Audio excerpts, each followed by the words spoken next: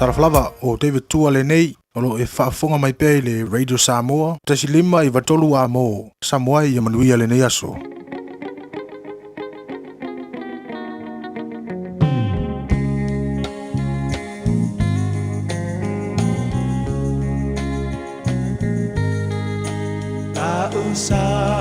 Samoa e matalasi Ua sio mia ele sami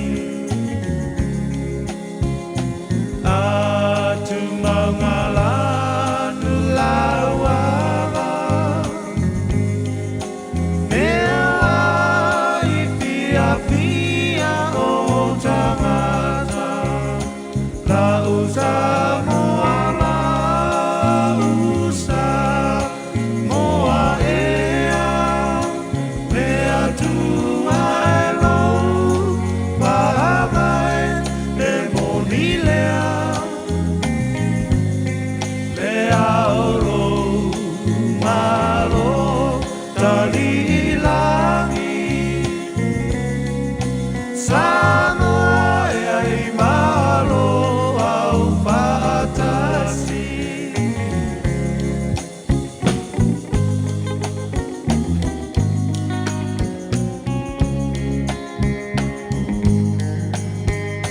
La tau e ile e kueta E mawhana po ile vevela So se mea aua le popole E mawulu mai le pamole mole La usa moa la usa moa ea Mea tu aero Pahamai e monilea Lea oro malo tali ilangi Samoa e ai malo au fatasi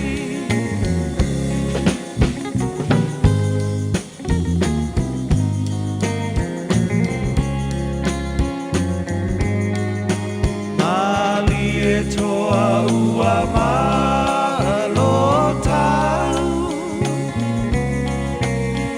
O nai upu whaala e au Se mane so tae au Samoa lo tawa I asau La usa moa la usa moa ea Mea tu aero Pahamai e monilea Lea oro malo tali ilangi Samoa e ai malo au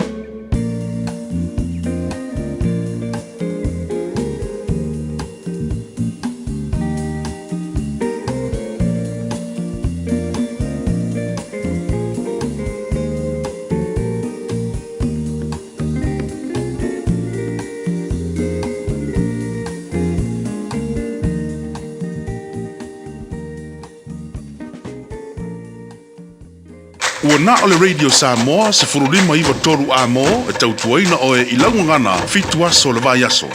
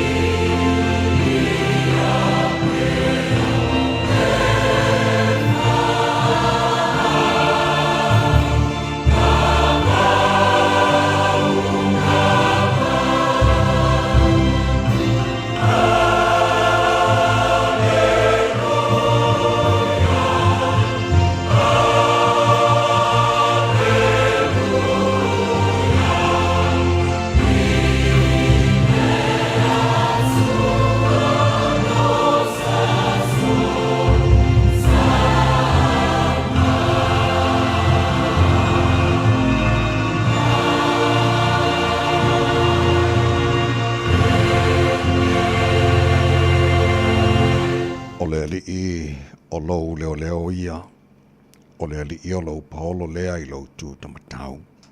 E le teia oe, e le la i le ao, po le masina le pō. E leo leo i le li i ante oe i mea leanga o malava.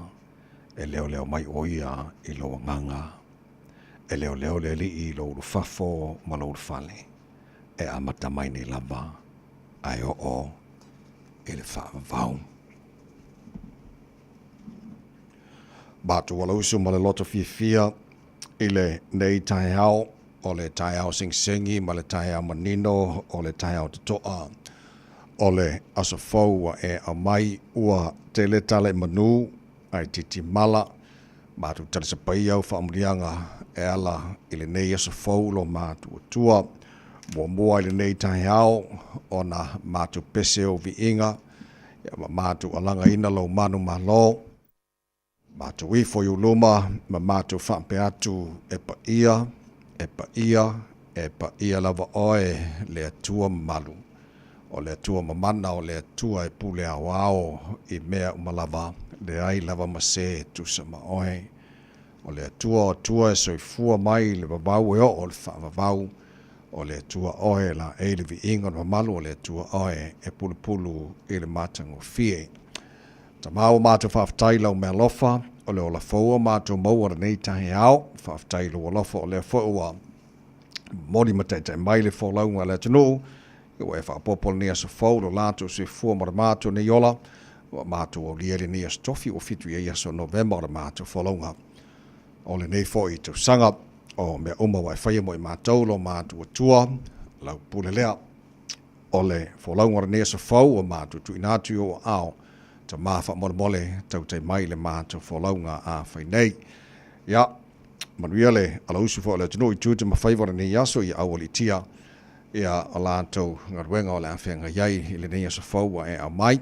Ia alo whangia fo ina i mātou whanau i awa onga alo whenga i lātou masuenga re nei vai taimi. Whamonia i lātou sa i li fo i poto e ala i awa onga. Whamonia fo i lātou whenga i masuenga o le nei asa whaua e au mai. Ia i fo i le manuia o lau fio. I li mata matai whaia onga lo ngafa ma le awa oina. Ona ia mātou whanau. O mātou whaalongo le tala. Wai o maruia le whainga pālota le mālo tele o Amerika. Ia vi ia lo suafa lo mātou. Tua tu maule file mō, tu maule no whawhal whani o tangata. Ia malātou sa paia leo e whiliwhilia. E a vea ma presidente o le mālo tele o Amerika mo le si whātau sanga o lo manai. Manuia whaile tanu pele i Samoa. Iona taitai mana yo mātu ainga umo mana yo mātu tangata le ngate Samoa. Au le alala mana papa awai iso se tafa o le nei kelope. Whapena fore nia tunu o New Zealand o mātu nofo mama wai. Ia o le nā fore te talo mo hatunu umalava o le nei lalolangi. Ta maa whamuria le tampo inga. Ma le tui mail mulpanga na i mātu mātua tu asin sino le tunu i malu maunta malaura ne yaso. Ma ua pera lātu si fua laure le tino sili le nganga e alai lau whaantasi mai. O mea umala ang whana mātou whaia rea sa fau e mai, ia mātou whaia lava, ina ia fhoi le vi inga i ate oe.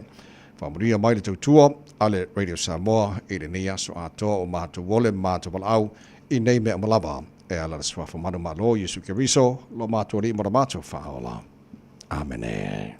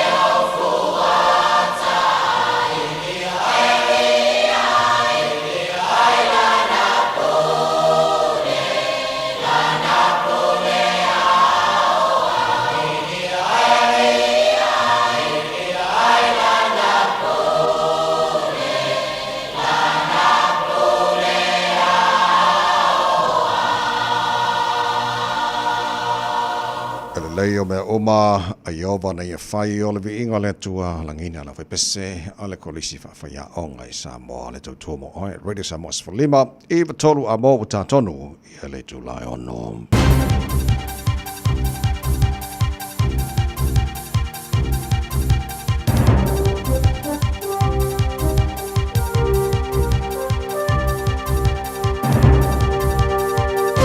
In this update, Donald Trump says he will fight for Americans every day. Trump is set to return to the White House after securing more than 270 Electoral College votes needed to secure the presidency. CNN projects Trump will secure 276 votes, while Harris will secure 223. Trump survived an assassination attempt on the campaign trail and says many people have told him God spared his life for a reason. That reason was to save our country and to restore America to greatness, and now we are going to fulfill that mission together. While 78-year-old Trump will become the oldest president in US history, his 40-year-old running mate, J.D. Vance, will become one of the youngest vice presidents. Vance says their victory will lead to the greatest economic comeback in American history. I think that we just witnessed the greatest political comeback in the history of the United States of America. Harris is yet to formally accept defeat. In other news, the controversial Treaty Principles Bill will be made public for the first time today. It's being introduced to the House this afternoon ahead of its first reading next week. Political editor Jason Walls has more. The proposed legislation was originally meant to be unveiled on November 18th, but that was brought forward to today. The bill's architect, David Seymour, says it's common for the introduction of bills to move around, but Te Pāti Māori and Labour say it's a more sinister move, aimed at disrupting the hikoi, which was meant to arrive at Parliament the day before the bill's parliamentary introduction. 3 Chinese nationals have been arrested trying to leave New Zealand with large sums of cash from alleged scam victims. They're charged with running a blessing scam involving deceiving immigrant or elderly communities into believing they or loved ones are cursed or in spiritual danger. That's news. In sport, the All Blacks side has a similar look to the one that sneaked past England for Saturday's match against Ireland. Elliot Smith reports from Dublin. Asafa Omua and Damien McKenzie predictably replaced the HIA protocol duo of Cody Taylor and Beauden Barrett. Otherwise, the run-on side is unchanged from Twickenham. Having found a bench that got the required impact, coach Scott Robertson stuck with those same faces, barring the 2 elevated to the run-on side, with George Bell and Stephen Petafeta included. There's still no room for loose head prop Ethan de Groot in the 23, despite serving his 1-week stand-down. In Dublin with the All Blacks, Elliot Smith. Formula One drivers Valtteri Bottas and Zhou Guanyu will leave sober at the end of the season. Neither has scored a point in 2024. That's sport. I'm Jodie Gill. 24 hours a day, 7 days a week. Radio Samoa streaming live on www.radiosamoa.co.nz.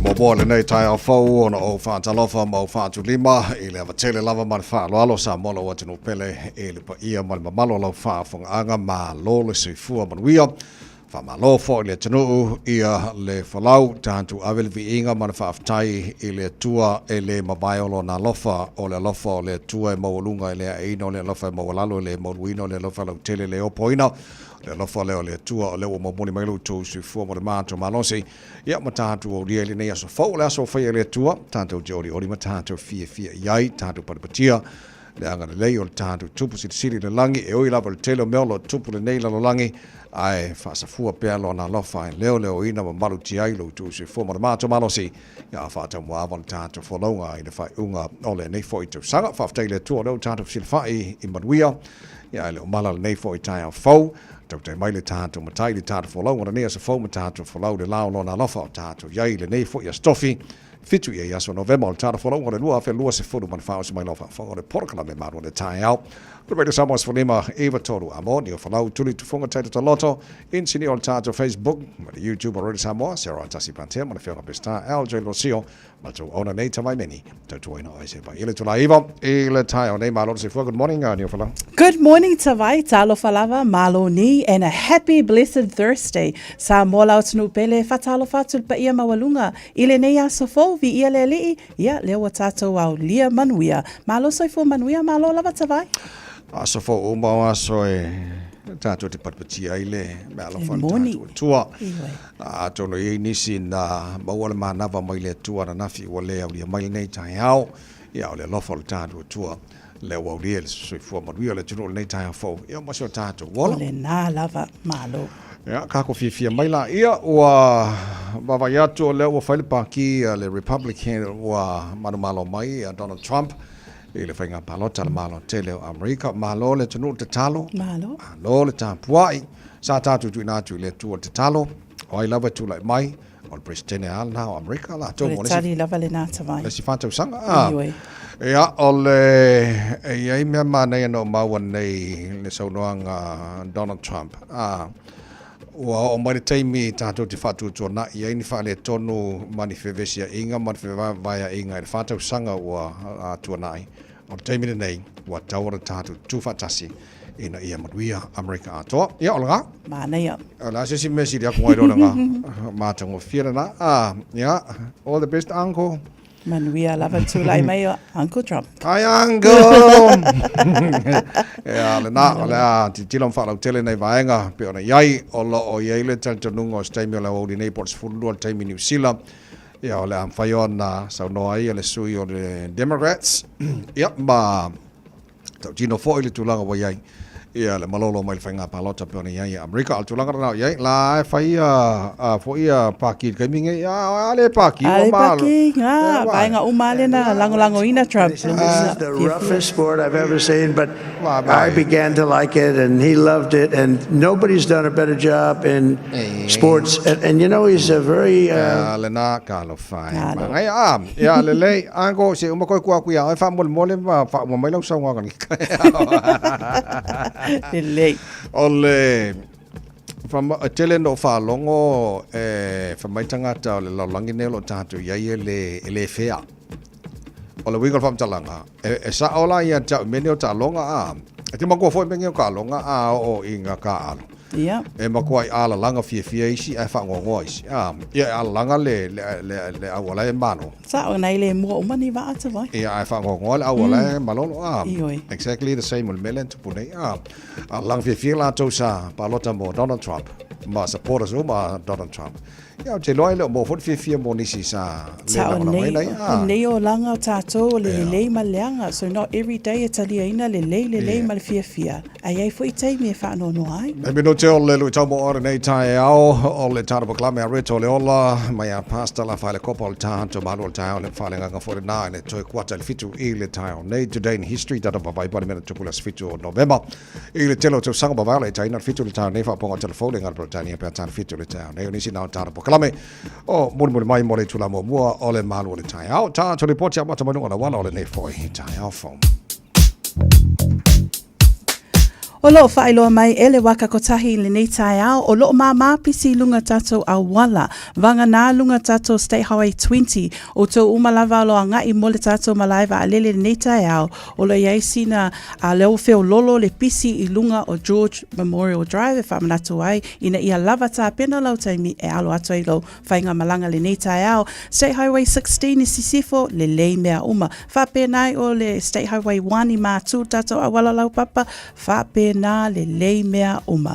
O le tātou urua ili potile na ilunga o le awala le nei taimi o le tae au. Tautua Radio Samoa ta sili mai watolu a mo. Le awa iwa minute te ai leono.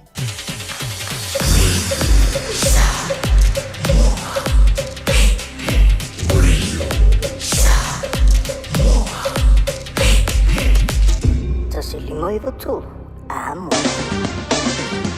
Ua mawhai ana au ina atu le tala o le tau i aso taitasi ona o le lango mai a le Pacific Finance Limited. Telefoni o Varselau fitu whawha lua fitu. Se forma fala i le malu o le ea le nevanga o le tae au i le lipoti a manta o le tala o le tau o le Radio Samoa. Tamaki makaurau o le se forma i le malu lua le nevanga o le tae au. Fawinga wha mawina o le tau le so. O la fasola na awa awalang le leile tau le aso a toa lua se fulu ma le lua le maurunga na mawhana whana le emo tātou le so se fultolu lona mawalalo tae au pe au lia. O lau te vavai atu tutusa le leia wingo le tau le so ma le aso a tae au e tutusa fo i le mawhana whana wha mawina o neima tae au lua se fulu lona mawalunga. Bainga yon tuatu la fasola fo na awa awalang le leile sto nai lua se fultolu maurunga le mawhana whana le ela sto nai fasola lang le leile aso sa. Para song fora na vai aso luma na i fa song pa uti mula solua mala solulu o le vai aso luma na yatu fa mamonga mana la vai tau ile nei foi taimi ole tai au wa lo le tau le Pacific Finance in nonga tupe mo so se fa mo maliu fai ponga aso fa nau sa fa I fainga balo longa ba so se fa la bela ve apa lai nei lo Pacific Finance .co.nz pe bala au le over se lau fitu fa lo fitu e talo sanga sa no nonga tupe ile ba le lima se lau tala ma le lo se furu ha fetala e lo minuto whailau talusanga online www.pacificfinance.co.nz ai tasile tu lai whaatali e se tali e iai ai inga whapitoa pala au lo le Pacific Finance Limited ile over se lau fitu whawha lua fitu over se lau fitu whawha lua fitu. Se follow maltasi watele tu lai ono o le lui tau moe.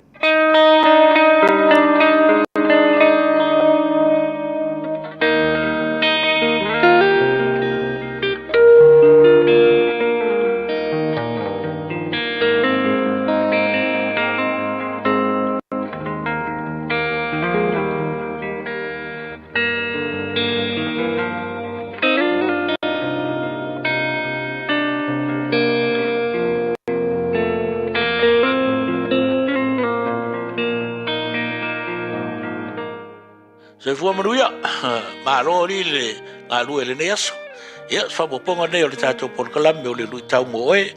E fia whaitawina ai mo oe le tūsia la apostolo. Paulo le Kalesia Roma, a lona mtau pula suman wha. Adu whai upu mua mua. Wha pelon whaitawina. Iau tau talia le ua vai ile whātua tua. Ai le ina whamasino ina o māsalo salonga. Ia except the one whose faith is weak without quarreling. Talia le ua vai ile whātua tua. Ai le ina whamasino ina o māsalo salonga. Ia, langa yeile anga le a kākou ao in kākou ngau i se mea ia le lei. O ngā vele ma mea kākou ke le wha kua o iai. Le me mo le ika. Wa velo kākou ngau i se mea ia vavenga kau nguu ia le lei o ngā whaia. Ma mea kākou ke so ngā lalafo ingi upu kuia mungi upu mamafa whaia. O ngā kākou mga o wha uma kuia. Au le whautua ina ia le apostolo, le Kalesia Roma, malu le anga, vai maalie, whakongkongu maalie, ka lia vai ngā siuso, ma ia whau kua iei, au ole so o ngā whakere wawelo ngā mawhau, ma ia whai maalie, whai malesi mea, o la whakua kau whamalama kuiei, le winga o le o langa whakeusiano, kalu mai le kaimi ngola le pongisa, o le ala ele levanga li liu mai. Pele levanga ngau molonga loko. A leo kako mga. Ngau ngakua pe o le kofe fonga le instant coffee. Al kua ti sav. Mai loa le ele va pega. Fai pe o kofe le sisi cake. E fa punga le. Ku uia e kong. Kua sa veu le. Se longa maka ale le. Iang fa kua ale le. Fa penala le mele ta o le anga malu. Ia ka lia lo loko. Ia le mea ua iele situation ua iesi o uso po sko fingi. Ia ngā mairola ia omi whaangi o ale ma whai maalie ma mili. Se ia o inga makua. O ngā whako a whai rori e kere o le maupu le whai. Lono winga. Ia malu le anga. E ala i lea o onga, lea o inga ma le whautuanga. Ia whapena voila lo loto nere aso i le whianga e malau o nanga. Ai mai se le tautua ina o le atunu. Ile matata ua whaamanuia ile atua e te tengaru e. Le soa fo Yesu. Amen. Oh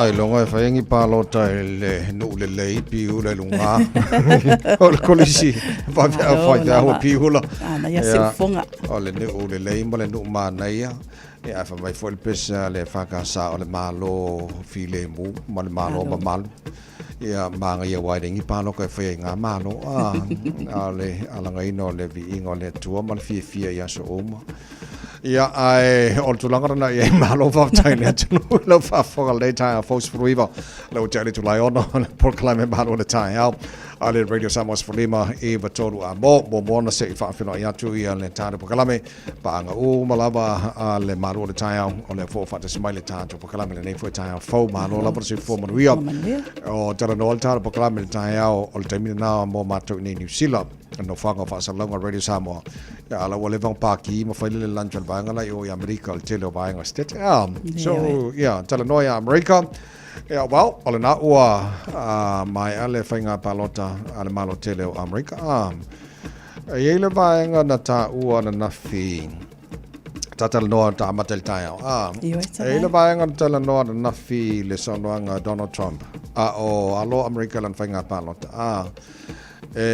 O le laina whaperatania le sa whai tawina le taimio ta por kalame. There will be nowhere near.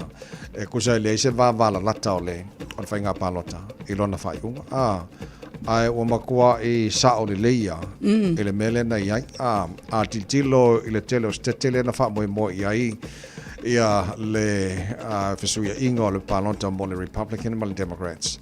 Ia ngā kua malo uma Donald Trump i ngā pasitete uma. Ia o le maenga na wai neil tai au. Ia a o le unga ma le taulunga o le whainga palota Amerika. Ia nau mana malo mai ia Donald Trump. Ia le sunga ia Donald Trump. O le nāta vai, mantua foi, o le numera le na whaapea e aosia, ina ia manu malo ma mautinoa ai, o le lua se lau fitu se fulu. O Harris le e tūlai mai i le lua se lau lua se fulu. A le tūlanga le nā o lo iai, le na tā ua foi le tā polo kalame ana nafi, ai o le talalata mai foi le nā, o lo o tele pea, o lo o whaitawina pea ia pālota, mai atunu ui mamao. Ia e meise foi o lo o whaangai oi pea, e a mai ai official numbers, o le pālota lea sa whaataunuina i le aso ana nafi. Mai le tae ao e o lava ana pō o le tala fia le nā mō e la tau lango ina le sasunga ia Donald Trump le la vea fo i ma presidente o Amerika mo le lumanai e isi tau sanga ia tawai. O le lipoti la tamai nei tae ao ni o whalau lua se lau fitu su male ono Donald Trump lua se lau dosu tolu i Kamala Harris. So o le mena wa langa lua se lau fitu su furu numero le na titilo na college votes. O sia lo numero na lo wingo le tangata na malo so le ua over mamao lua se lau fitu su furu on Donald Trump. O le mela na le ua declare le malo i le whainga palota nei le tae ao o le tae ao kako ala ua o li le vaenga lai o i Amerika i niso stete. So o le tūlanga rana o iai o le tau le tūla se fulu ma le lua nei le o uli o le wha moe e maua i saunanga mai le sui o Democrats Kamala Harris i le tūlanga o le tino ua malolori e le Democrats mo le whainga palota Amerika. So le history le sa tala noil po kalame mai le neiva yaso a toa o le mawhai ona toi tula mai i se sui se presidente e le i mawhai ona whaawau ni term se lua. Sara po le awhi vata lau i vese fulu te muli. Na hepe ana i tono e Amerika na vaenga i a lefta toi tupu i Donald Trump. O le matua fo i wai ai Donald Trump. I o le tasi na vaenga o le fo au sia. Te lo o le presidente pitusilina matua o Amerika le wai nei o lana vice president o se tasi o tangata silin talavou. I tono o talaanga o whainga palota Amerika. So o le tūlanga na nama tono Amerika, to tele tātou paanga o le fōua ua makuai la langa fia i a supporters Donald Trump. I runga o le tātou Facebook, mari YouTube o le Samoa malo whaafatai, malo, ia. Peona o ta ua nei le tai au, o le vaenga na o sau noanga Donald Trump, le na whai nei le tai au, ua o maltaimi. Whātua na i ni whesesia inga, ia mani vaenga sa whaale tonu mai le whātau sanga ua tōna i wa o maltaimi. Ia wa tau tu whaatasi umatangata Amerika. Se yo wa maaya kua ke roinga lena Libertia le media New Zealand le staff. Le se vaenga o le saunanga Donald Trump. Well, I want to thank you all very much. This is great. These are our friends. We have thousands of friends on this incredible movement. This was a movement like nobody's ever seen before. And frankly, this was, I believe, the greatest political movement of all time. There's never been anything like this in this country, and maybe beyond. And now it's going to reach a new level of importance because we're going to help our country heal. We're going to help our country heal. We have a country that needs help, and it needs help very badly. We're going to fix our borders. We're going to fix everything about our country. And we made history for a reason tonight, and the reason is going to be just that. We overcame obstacles that nobody thought possible, and it is now clear that we've achieved the most incredible political thing. Look what happened. Is this crazy?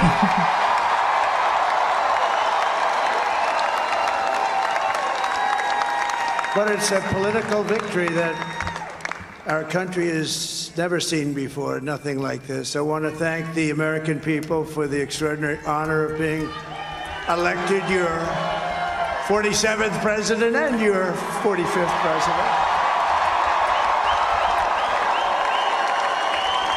And every citizen, I will fight for you, for your family, and your future.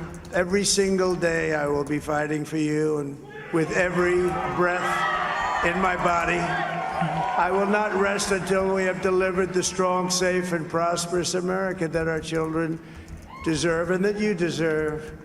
This will truly be the golden age of America. That's what we have to have.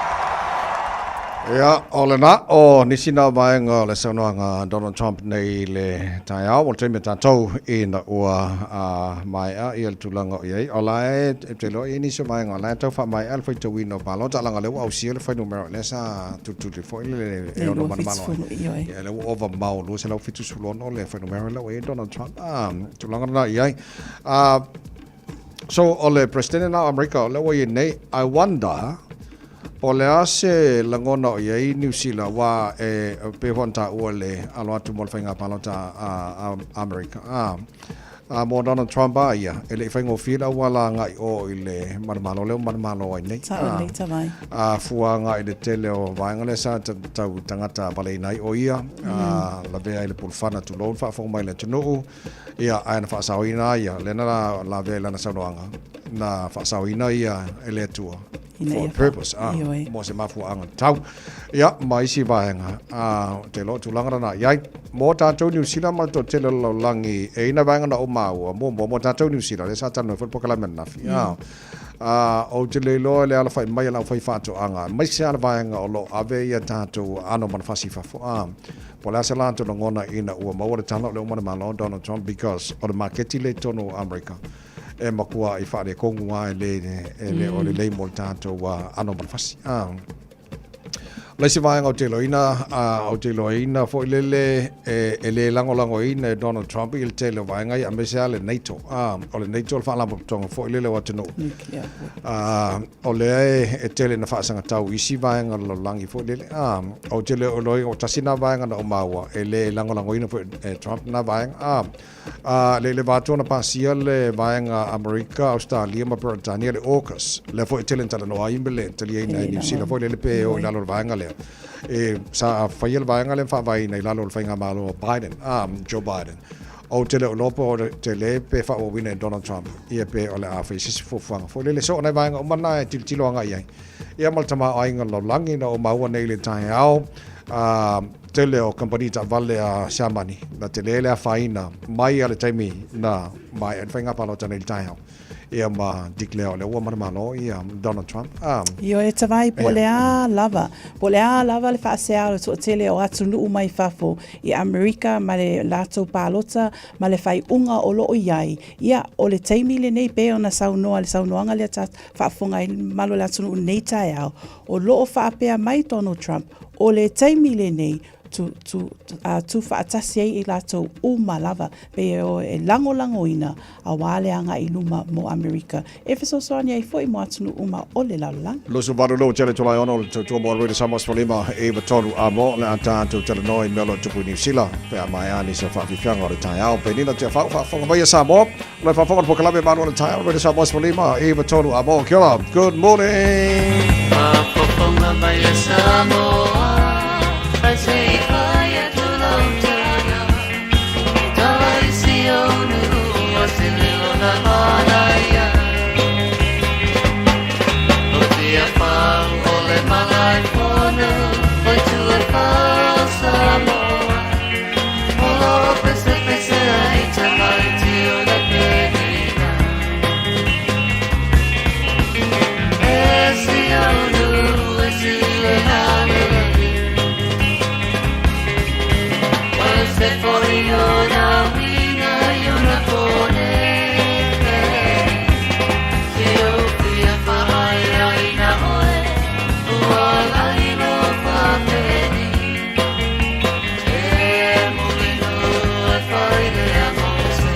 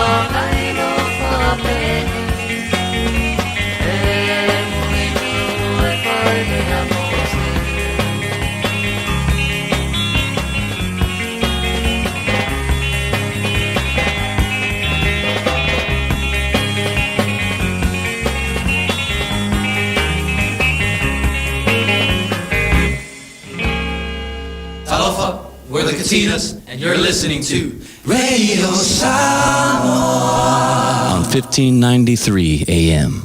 Finau mo so manuia le Unitec. O le alango malosi le Unitec mo oe. Awasau ngā luenga le leile lumanai. Fatupla ia lo to mai le architecture, engineering ma le social work.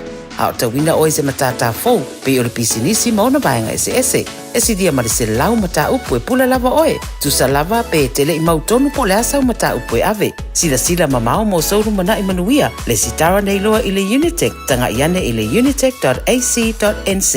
O le A1A Tree Care Limited, lātou te whaia au onanga nei. Teu, whamama, whangata, pe ave sea ni la au mapongati mai lo whanua. E ma whai fo na lātou te wina lau tonga la au matoi tatou. Wasilia mar se fulu tau sanga o lana tautua. Wala au loa le A1A Tree Care Limited, le olua tasi o lua o tolu ono o. Olua tasi o lua o tolu ono o. So lua se folo malavalu minuto no tōna tā leo leitu la fitu le porkalame maro le tai hao. Rede Samos Falima Eva tolu amo ne fo tai on fau. Tāra whate tali le se fulu lua o te lo temina New Zealand ta whaiana mau I saunanga mai le Suil Democrats. Malolo I whainga palata Amerika Kamala Harris. Ia po a vaenga le a iai o te le o I loa Pe ye sa vaenga ma fai on lui na ye le Democrats le malo le Republican na auto mo ni so li potja na nafi. O e ono ye nei vaenga fa pena talo sia. Ia ona hepel na tulanga fo lele I mean le wing on fam talanga. O ia o tusi au ye le majority of America. O le president na ia mene tu pe fo ka ko finga pa lo kai Samoa. O ia finga malo o tusi au le tunu ave il kalo marka ko sapo so torsia ia o tulanga na ala fa te tali po ava ngole ala afia ia ma so no ye le te tai o le Democrats Kamala Harris te los fullo la o le termini sila le ma wis so nga mai le te tai o le Democrats tulanga ia once again malole le tino malo tele America malo te talo e fa penga fu ko umo le sa ba ko kalo ko mo ko ia mo yol to fainga palot le lei tono New Zealand to tele ni solo fainga wenga le TV and said lo te va to ono men fa mutaina la tonga o le alava tawai o lo failo mai lunga le RNZ News le tūlanga le nā o le a fa mutaina fa pe 5 ngaluenga I le taimi le nei ona o le tūlanga lea o le vaai mamao lea le TV NZ mo le fa sauina o le seleni o lo mo mia mo le anga I luma mo le fa apolo kala meina foi o ngaluenga I tutonu o le TV NZ o le numera po le e tolu se fulu miliona tāla o ina le e wha moe moe e wha asawina I le se leni lea ia le ala awa iei le wha atatau lea a le TVNZ moe o le a wha amutaina la tonga luenga o lea folfolanga wha taunuina aso anafi a o neila le wha anga io e ita vai ia lato consultation ia ma le wha iloa foi I le au whainga luenga I le teimi le nei ina ia mai e se a lato feedback I to tonu pulenga le TVNZ o le tūlanga o lo iai whaapea o le a disestablish le iwa se fulu roles mai nā a ngaluenga o le iai fo inisi ngaluenga fo o le a mawhai ona mau mai o le a vai le numera le a wha se fulu maletasi lea lai whaapea Taimi le nei o le 5 se fulu lea e mautinoa o le AVSA. Ia o mantua foi le nei tausanga ma le whaangaioinga o le palimene o le coalition o lo o whaamutaina le tele o public servants ngā luenga. Pea tūlanga foi nā tutonu o le TVNZ mo le anga ilu mo lato boloka lame. Sa lato vai foi ta vai le tūlea ina ia whaataunu ina nisi o lato ngā luenga I le platform lea online. A le taimi le nā o le tala. Pea te tala whaano no o le taimi le nei lewa lata le Christmas. Ai longa winga la whaamuta ngā luenga lea talo whai. I le vaenga lea o te talitonu o lo iei foi nisi me malo lea tunu o lo ngā lulu e tutonu o le TVNZ. So o le tulangana e ma le tala la tamai fofanga le TVNZ mo tangata whaingaruenga e leo mautinope a fi e manisi o lo front line po o lanto fo le lo fatinoina te lo lanto po kalame on air I le mai moa le tunu e leo manina mai o te lo pa wale vaenga o ngaruenga a le TVNZ e te le po e a fi e manisi o ngaruenga so far I lanto po kalame mai lam tanga netu sanga o le tue fataunuina pe o le Sunday po a sa masana mai ai ia mai si o lato po kalame foi lele. Ia o te lora tūlanga na e fua ngā e le tupe o laimo ia mo le tupe alu tongina tangata ma ngā ruenga fua o lo whatino I tono TVNZ New Zealand le lei o le tala I le tūlanga o ia e le unemployment tono New Zealand mo le silfio le tonu o le mai mai Australia mai si vaenga laulangi e le o alu lano e alu lunga o te le lopo le mafuanga o le vaenga o le alu lunga o le unemployment rate tono o New Zealand Tono lava New Zealand tawai pena e tā ua nita au unemployment has risen to 4.8%. Sai I le mai walu I lunga, mai le whātesi ma le ono pasene le sai ai. Longa winga e le alu I lalo ai anga I lunga o e o lo o le ngā lue le taimi le nei e whaapea o le tele o le ngaioinga o le taimi le nei o le tamau ainga po le inflation a New Zealand o le si mafua anga le nā o le si tu o le taimi le nei ia o tele a o company po pisinisi o lo o lato they're feeling i nei teimi i le whaingatā, male taungata o le soifuanga o lo i le teimi le nei, o le isi tu a tawai o lo vai i ai, ona o le financial market o lo alu i lalo i le teimi le nei, pe o i nā le slide ai, le unemployment rate e alu i lunga i le teimi le nei, tele fo i o pisi nisi o lo vai i lato au whaingaluenga o lo whaamuta le teimi le nei, pe o tu langa le nā, wa alu i lunga le unemployment a New Zealand lava lea. O le taimi talanoi nei le pili le David Seymour Treaty Principles Bill. O le taimi wale whetau mo fufuanga vaenga Māori e soltate. I le vaenga le rahi koi le na wha moe te tau no o i le paramene le vasa fo. Wa o le taimi na le na wha moe wha talanoi nei le pili. O le o tu ina mai o nei. O le talanoi nei. O le lava mai David Seymour e o le mea ai oa. Wa malili e mol talanoi no pili. O tulanga na e ele fuainga ngai o solo te ele fuanga ngai. Pa ke le o lola i ai. Ele fuanga vaenga Māori. Pe fa tonu ina pe la tu solo te. Ya pe ko wala ngole fa moe o kai mea kala ngoi ngai pili o kai fuanga ka ngoi ko ngol parliament. Which is o le 2 weeks time.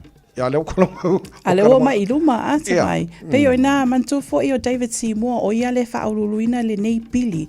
The Treaty of Principles Bill debate i le teimi le nei. Pe o tūlanga le nei. Leo o mai iluma. O lo ia i le whaasea. A whaasea o tangata Māori. Ia ai meise fo i o lātou o lo whiangai ma lea pili. Ona o le a mai iluma la e whaapea. E le o follow lātou processes i lea tūlanga. Ona o nei le whaailoa mai. A o le vai aso fou, le whape whailoa e le public. Ai, o le teimi le whape next week le e whaitawina e for the first time of reading o le pili. E le iei I nei le pale mia, ona e malanga atu mo le APEC Summit I Peru I le vai aso fou, o le situ langa le nā. E tatau lava na iei le pale mia tutonu I, ai lo o saunoa I a David Seymour, mo le teimi le nei o le a iei talanoanga I le nei aso, ia ma le taitai fo'i po o nisi fo'i a Māori, mo le whaataunuina o le apili. O le tantanunga le co-leader le Te Pāti Māori, Debbie Ngarawa Paka. E te tauna I le palemia I tono le teimi e whaitawina I le pili lon whaitonga mua. O le, so o le atatu wawai walanga I le whtawila ma le whono le malanga I le palemia New Zealand.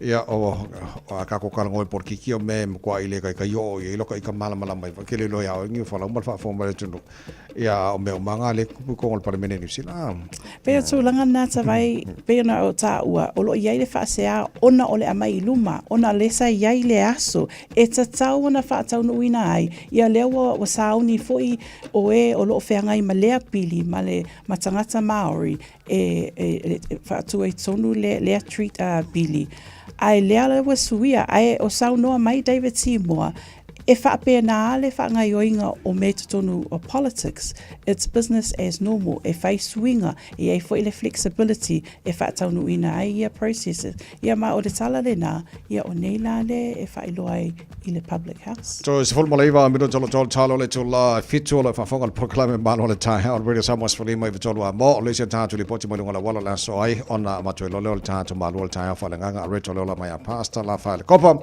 ai se pese ka mai kio mai le lau mua wurin kongi waino Samo ai la le vasa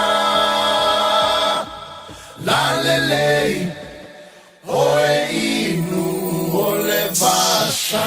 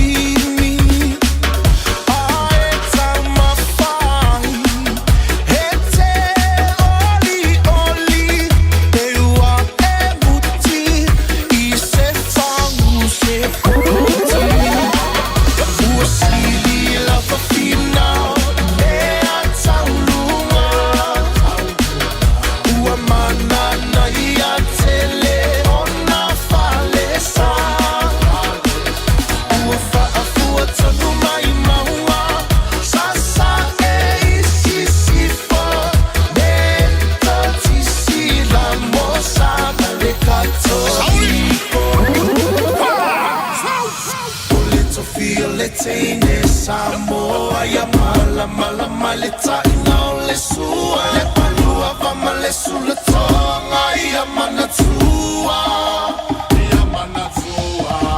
Tupula ngatala voine ya so Kasemana ufa ali ali malu Ayoti le fa Samoa wana ole nanu Fa amole mole so te fi filo malu Ole tu feel le teine Samoa ya mala mala male taina le sua Le palua vama le sula tonga ya manatua Ya manatua Ao tupula ngatala voine ya so Kasemana ufa ali ali malu Ayoti le fa Samoa wana ole nanu Fa amole mole so te fi filo malu Now ya e mawale poto sili Sili sili Awane ya oa ona olo Lua ia sili sili lo loto Sole, eva mali pese, malo fa fonga Samoa, malo fo ile va ile musika. Radio Samoa #1 New Zealand akoa. Sipso. O loo solonga lelei masaunga le mu mea uma I vaenga uma lava tato awala le nei taimi o le tae au. Vanganal State Highway 1 I mātu I le vālea o Pine Hill ma Sunnyside anga I tato taulanga le nā ua amata o na mamafa le pisi. Le se whaalave lave o loo whaailoa mai. Li poti rata mai le nai lunga o le awala. Tautua Radio Samoa, tasini mai watolu a mō. Lea ua toe se fulu wha minute o na tā lea o le fitu. Talo falava o a o Lapi Marina, mau belo li tio. I le Radio Samoa, tasini mai watolu a mō. Bread of life sent down from glory. Many things you were on earth, a holy king, a carpenter, but you are the living word. Come on.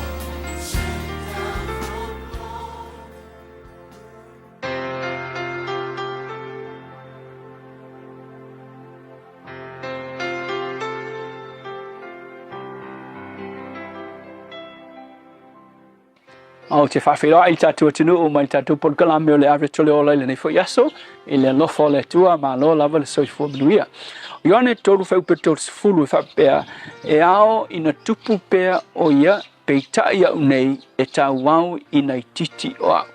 O le upu mo I le aso le nei ia tupu pea Yesu ai titi oe minga ia tupu a ele I longa ma le vi inga o Yesu I logo langa ai titi le vi inga ia ti oe pele ai hui se mea oe. Ina o le tangata leo Ioane no whai tau iai o se tangata tā ua male ai e leo se tangata fia I loa o ia. Ina o mai tangata fesili ia Ioane I le taimi lau I loa Ioane lana ministry wa whai mai tala mareko wa well known Ioane lea taimi wa foi wa lewa na leini perfecta na ngata ia malaki. Ai ina umawai fase lau tausanga o se tangata po se perfecta I longa le na toi tula I mai ua to sina uma iai ia loto tangata Israelu ona le whiaua le tua na tautala iei o ia. O le nuu atola ua to sina ia Ioane ma umanatu ni sole pe o le Mesia e hele nei. Ai te watu tangata e fesili a Ioane I le taimi lau I loa o Ioane. Whai Ioane oi e se perfecta po oi o le Mesia le e valo ia a whe mai Ioane le ai o au e le o le Keriso e le o foi o Elia whe mai o au o le leo o le alanga I le vao I nā teu ie o tau le ala o le ali ia koe o le siasu koe o mai tangata whe mai Ioane e ili tangata la e whailanga papisonga I le spiko le vai ua tumu I tangata o Yesu la le ua uma I tangata ma muli I to tele tangata anga o seise kako whapea ai o ili ngaka o o I tangata ai leo mai o nga mua ai ke lo Ioane e o mai I tangata e whai aku yong ka ngaka konga o whai atu ai e siri atu o ia I loa o a unga sau e teu le ala mo le tangata le na whai mai lo ma le tala Ioane e ao ina tupu pea o ia ringa e tau au ina tupu le lau iloa ma le a vi ingo le tamata lea pe tai au nei e tā wau i nei titi o e lola le songa o ngā mo o le aso ngai ia e maua le loto yoani mea umai ke whaia mea le lei ma mea matau tia ni whaongaanga ma ni mea alofa ua tu matilai oe mai longai oe ia whai o se mea e tupu ai Yesu i lau langa mai loa e tangata Yesu ma popular ai Yesu ai anga ai oi lano wa tele tangata wa tele nga tupu i lantou ai alua nga i lano Yesu ai ke lol me na o ia le tua o mea umai ke whaia mea lelei umai te whaia mea lofa mataleni o whaatufunanga ese maua lunga i lau langa ia whai o ni mea e si itia ai le lawi loa o Yesu mai loa Yesu ai titi oi e la u whanau sa i lat grup la whanau whalenga ngai lot o wai lunga le YouTube o le me fo yo TikTok ai o le misi vai asaitas fai mai latu grupu ngai tau le fale o grup ya tunu e mata fo tele tangat au tama tala vou fo e la whanau tala vou le ya te luas furmang tupus fur valu a le grup la tama yang a pese fo ile o pese tama i tini ia ma pese atini we love song fo ia pese mai le tama se tama fo ona ma faunga a faiva vale tini o pese o mata le fai mo makaves fai nga o pese ai ke nge me la fana ule fai la fanga ule tele vo o fa ku le sia sul matulo ia ka ko grupu le fale o group ia ma ai mau le ava no ke le ma le platform manga ia ku ke mo tele tanga tena mata ia auto al fala velave ele ai ma se me o ka ua Yesu ai ngal ko fia faia vale mele ka ua olea ki pi ko ben a fai le ko ka ua Yesu ko kala men ngamal ko group ngai fai male ko page nga ka ofinge pe a fai ku ke le lo o nga fa ala wi lo ai Yesu winga so se ava no ai ke maua pe ke maua le media pe ke maua fea a wale faia mo o e mani o langone winga ia te oi ai faia ina ia fa ala wi lo Yesu ma tupu ai le wow no Yesu e tangat mai lo e tangat le fa o tanga e winga na faia e Yesu ai le se me ai longa i tatou ia e so ani le tu a fai wa tele lo tupu ai kikira a Yesu ave se me mai Yesu ai aweke ave uma me e le fia ai le tu e le tua fa fitai lava ia tupu pe o yo matugolanga me uma matu te faia ia longa ai oi ai titi pe matu fa fitai Yesu. Amen.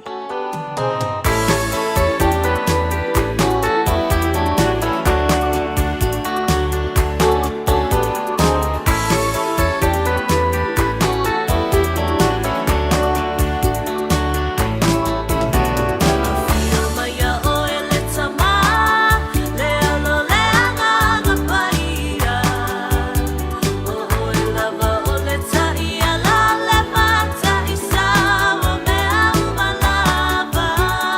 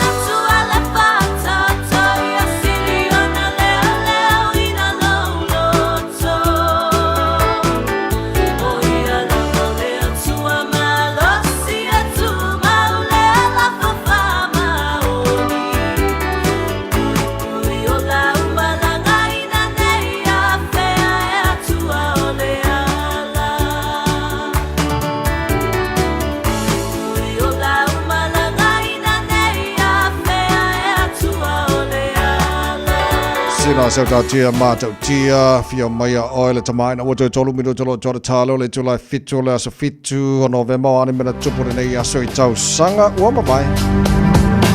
I le tausanga tasiva tasitolu o le aso le nei, I le aso lava le nei, le aso fito Novema, na soifua mai ai le susunga ia Albert Camus. O Albert Camus o ia tauta ua, malawi loa le atunu leo Farani, I le tusia lea o le tele o tala, ia ai meise fo o tusi I to tonu lava o Farani, o ia lava lea o tusi ia na mawhai o na whaonga I tele o a onga o universite, ia meise fo I matanga luenga tele, na o ngā lava le susunga lea ia Albert Camus. Au le tausanga tasiva fitu o, I le aso le nei fitu o Novema, na avea ai le susunga ia John Glasgow ma Peter Golf. O la ua ia, ua avea maulu wa I tangata, wa lato o bea e ina le maunga lea o Mount Cook. O Mount Cook o le maunga lea e sililo na mawalunga I maunga uma o lo istotonu o New Zealand. To tele na tau mawhai o sia lea wha moe moe ua o ai Glasgow ma Gulf. Ai o le tala whaanoa noa, o to tele o I lato na whano ai le o I le maunga. Ia se vaenga le nā I mea na tutupu I tau sanga ua mawai. Tau tua Radio Samoa tasilima I watolu a mo. Tai milunga le wati le watoe 2 minute o Natalia o le fitu. Radio Samoa tasilima I watolu a mo. The journey to the FIFA World Cup 2026 is on. Join the All Whites as they face Vanuatu in Hamilton on November 15th and Samoa at Go Media Stadium on November 18th. Witness them battle for their place on football's biggest stage. Bring the whole whānau along and be part of the excitement. Adult tickets start at just $20 and kids tickets are only $5. Don't miss the action. Get your tickets now at Ticketek. O e mawhauwhau po le ale isi la asanga fau e tatawana e a ngai I ai. Mawhauwhau e toi fo I lea o ngā pesu e sau ngā luenga ai le I lava lo te apena. E mawhai le OCA o na whesoa soani a te oe e a matalau la asanga fau ma le mauti noa. O le mātou polo kalame fau e au fie le whāwa iaso suenga ma e o atu I le sefulu lua vaiaso o whesoa soani wha au popo. Mō nisi whaamtalanga le sitale le go.oca.nz/ignition Oceania Career Academy o Loulu Manai e a mata I nei. O e sauni malanga I Samoa, mana tualola moana rentals o lo o maua ai sosi tu ai ngā taavale mautotongi mo sose mana onga. E mawhaiona piki le taavale I le malaiva lele I whale olo, po le tātou ofisa au tu I ala fua. Pe mo moli anto foi I le whale tari malo o lo o e wha mautua ai ngā whaabitoa. O lo o iai le insurance cover e te fili mai ai. Nei tupu se whaalawelawe ai o lo o iai le wha mama avenga, male puipuinga mo oe. Mori se whaamtalanga wala au le tātou paanga le Pacific Easy I le ovalu se lau o tasionono. Pea siasi le tātou apia fōlinga o le Moana Rentals o le upenga te whailangi o le moanarentals.com. Hey, hey!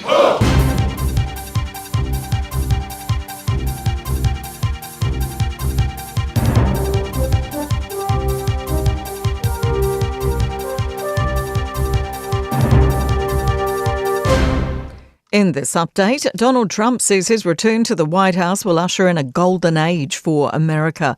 He's projected to win the presidency after securing more than the 270 electoral college votes needed. Kamala Harris is yet to declare defeat, but CNN has Trump on 276 votes and Harris on 223. The president-elect says the country has never seen a political victory like this before. Every citizen, I will fight for you, for your family, and your future. Every single day I will be fighting for you, and with every breath in my body. Kamala Harris is expected to address the result in a speech at Howard University in Washington, D.C. later this morning. Correspondent Mitch McCann has been spending the night with Democrat supporters. There was no one on the dance floor and people were leaving early. We actually had to go outside to do some work because they shut the event down and turned off the lights because everyone was going home. In other news, unions are concerned young people and Māori in Pacifica are being particularly affected by rising unemployment. The unemployment rate has risen to 4.8% in the September quarter. That's below forecast and isn't historically high, but is the highest unemployment rate since December 2020. Council of Trade Unions economist Craig Rennie says some communities are being increasingly left behind. With 20% of 15 to 19-year-olds unemployed, nearly 9% of 20 to 24-year-olds unemployed, and Māori and Pacifica unemployment running nearly double the rate of general unemployment. Patched members of the Mongols gang have been blocked entry to New Zealand ahead of their 5th anniversary event in Christchurch this weekend. Immigration New Zealand and police have been monitoring their attempts to come into the country. Police have raided a fortified property in the Christchurch suburb of Wainoni and have arrested 3 people on stolen property charges. That's news. In sport, loosehead prop Ethan de Groot has missed the All Blacks 23 to face Ireland on Saturday morning, with Timothy Williams preferred. De Groot served a 1-week stand down last week for failing to meet team standards. His behavioural breach remains a mystery. Tributes have been delivered by the sports community for New Zealand's only female Olympic track medalist who has died, aged 88. Maurice Chamberlain secured the 800 metres bronze at the 1964 Tokyo Games. Her teammate, shot and discus thrower Val Young, was present at the historic occasion. I remember when she was standing on the dais, rolling her engagement ring on her finger, rolling it around. So I think she was pretty happy. Chamberlain got married the following month. That's sport. I'm Jodie Gill. 24 hours a day, 7 days a week. Radio Samoa streaming live on www.radiosamoa.co.nz. Se vaenga ilunga awala nei taimi al tae ao o loo ki lia le tele o vaenga ilunga o tato awala nei au ki lani Vanganal State Highway 1 o loo tu maule ma mafa o le pisi le vale na o Pine Hill ma sani no ke anga i tato taulanga. State Highway 16 au e malanga mai le vaenga le au Kumeu le vana o Kumeu ma whenua Pai West ia le na fo i ua a mata o na ma mafa le pisi le na vaenga o le awala o le State Highway 16 lava i le ECC4 o lo whape nā foi o na amata o na poloka le vālea o Point Chevalier ma Newton Road. Ia, o le tātou li poti la tamaile nā ilunga o le awala, ma lo lava le ono sa i tātou ave tāwale uma, tau tua Radio Samoa ta silima iwa tolu a mō. Taimi lunga le wati le wa 5 minute te ai le fitu. Nā lova Samoa, waule nei o kāsputi alu, awale sui ale ngila ua le ki o. Aeva eva mai ina se fulu lima iwa kolu a mo Radio Samoa Vevela a Ua mawhai ona au ina atu le tala o le tau Yaso Taitasi ona o le lango mai a le Pacific Finance Limited. Telefoni o Varselau fitu whawha lua lua fitu. Tātua matamai i le tulanga i le tau i Samoa mo le maingala tamai nei i le tala o le tau lua se fulu ma le tasi o le i le mawhanawhana le e Samoa. Ile nei vaenga o le taia o le tupa vatu lai mana i mai le langi le leo le tau i Samoa o le awha solo na awa o il teimi e moi wile Samoa nisi o teimi o le so fa solo ni pa utimu nisi o vaenga o le tino ile nei aso tofi wa tātu iai o le tupa vaiatu en whaina o ile lua se fulu ma le balu le maurunga le vevelo le e Samoa le so lua se marwhai lona maualalo au na whamnatu na tino o le whata fiti o tātu tala mai Samoa le nei vaiaso o le tala valu i le taio nei se mai le tala o le tau i New Zealand nei i le vavai atu le motu i saute whaatalawa good morning paanga uma le maru le taio au so se vaenga le motu i saute lo whaafonga mai ai Alexandra waisi vela le ea mo tau le so luas fuma le ono i lona maulunga le asusulu matang o fia fo le la luas fuma lua maulunga o le mawhanwhana le ea i Blenheim la whaasoro na awa olang le leifo le tau mo tau i le tele vaenga o Kaikoura, ala pasoro fo ina langi le leili tau le so, be vela fo i le ea lusu whaino na maulunga. Nelson ala langi le leifo le tau mo tau sifuru iwa maulunga le malu o le ea, le sulu matang o Fila Lai, Queenstown. Ma nei fo le mawhanwhana, lusu malua i lona maulunga. Ma danine na halau te papeato la whaasoro na awa oa, pua oa ni so teimi langi le leifo i le tau le so, be vela i o le ea lusu toru lona maulunga. Ia ma le aio funga la au, kada stete, ma lor si fo manuia le neitai au fau. Pasoro na awa o le tau langi le lei fo le tau whailasi vevela tele o tau le so luas furuano i lona maulunga i le motu i mātou Pito lunga moto matu I kai taya lo su tasi mo lunga ma fana la fasolo na awao pa uti mo ni so taimi lo mo Wellington ma lo se fo manuia pa anga ma ro tai au to te tata le va vai tu fata fa mai lunga tata Facebook le nei tai au o la fasolo na awao pa una wanga ni so taimi lang le foi ni so taimi le tai au nei e fasolo I nangi malo si ma savili mai matu le fia na nei sful valu mo lunga ma ro le emo to ile nei stofi o le telo isi mai ngo New Zealand la fasoro lang le tau I tauranga le so fasoro na awa pa utimu ni so vai ngo tau pau rotorua la fasoro na awa pa utimu lang le fo mo to le so telo vai ngo Palmerston North la lang le fo le tau fasoro na awa pa utimu lang le tau I New Plymouth fasolo ina pa o fo timu ni so taimi ma ne fo lang le tau nei pia le so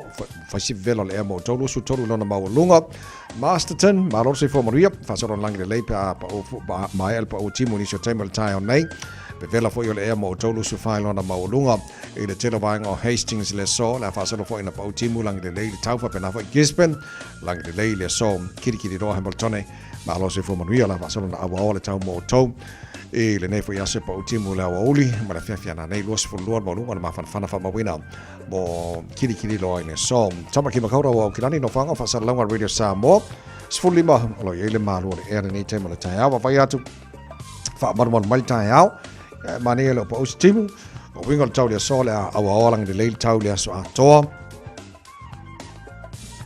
ole maulunga yo ile ma fana pol de vela mo ta los for lord e lona maulunga fa solo fona awalang de leita ya los fu lona maulunga de vela fa solo na awalang de leila sto nai mana sama so fua o timu la solo mara solulu ola fa yaso no mana yato fa mamonga o mai la vai tau o tu na mai ile nei fo I tai ya fo ya mola tunu ala papa au ni so vai ngor kilope fa moi o manu ya mari tau mo tau ni so fo ta cho wo Ua loa le tautua le Pacific Finance I nonga tupe mo so se wha moe maliu, whai puiponga, aso whanau, sa whai whainga balononga, ba so se wha lawe lawe. Apa laine loa le pacificfinance.co.nz, pe bala au le oval se lau fitu whawha, lua fitu, e talo sanga sauna nonga tupe I le bao le 5 se lau tala, ma le lua se furu hafe tala. E lua minute whai lau talo sanga online, www.pacificfinance.co.nz, ai tasi le tulai whatali e se tali, e iai inga whapitoa, bala au loa le Pacific Finance Limited ile oval salau fitu fafa lua fitu oval salau fitu fafa lua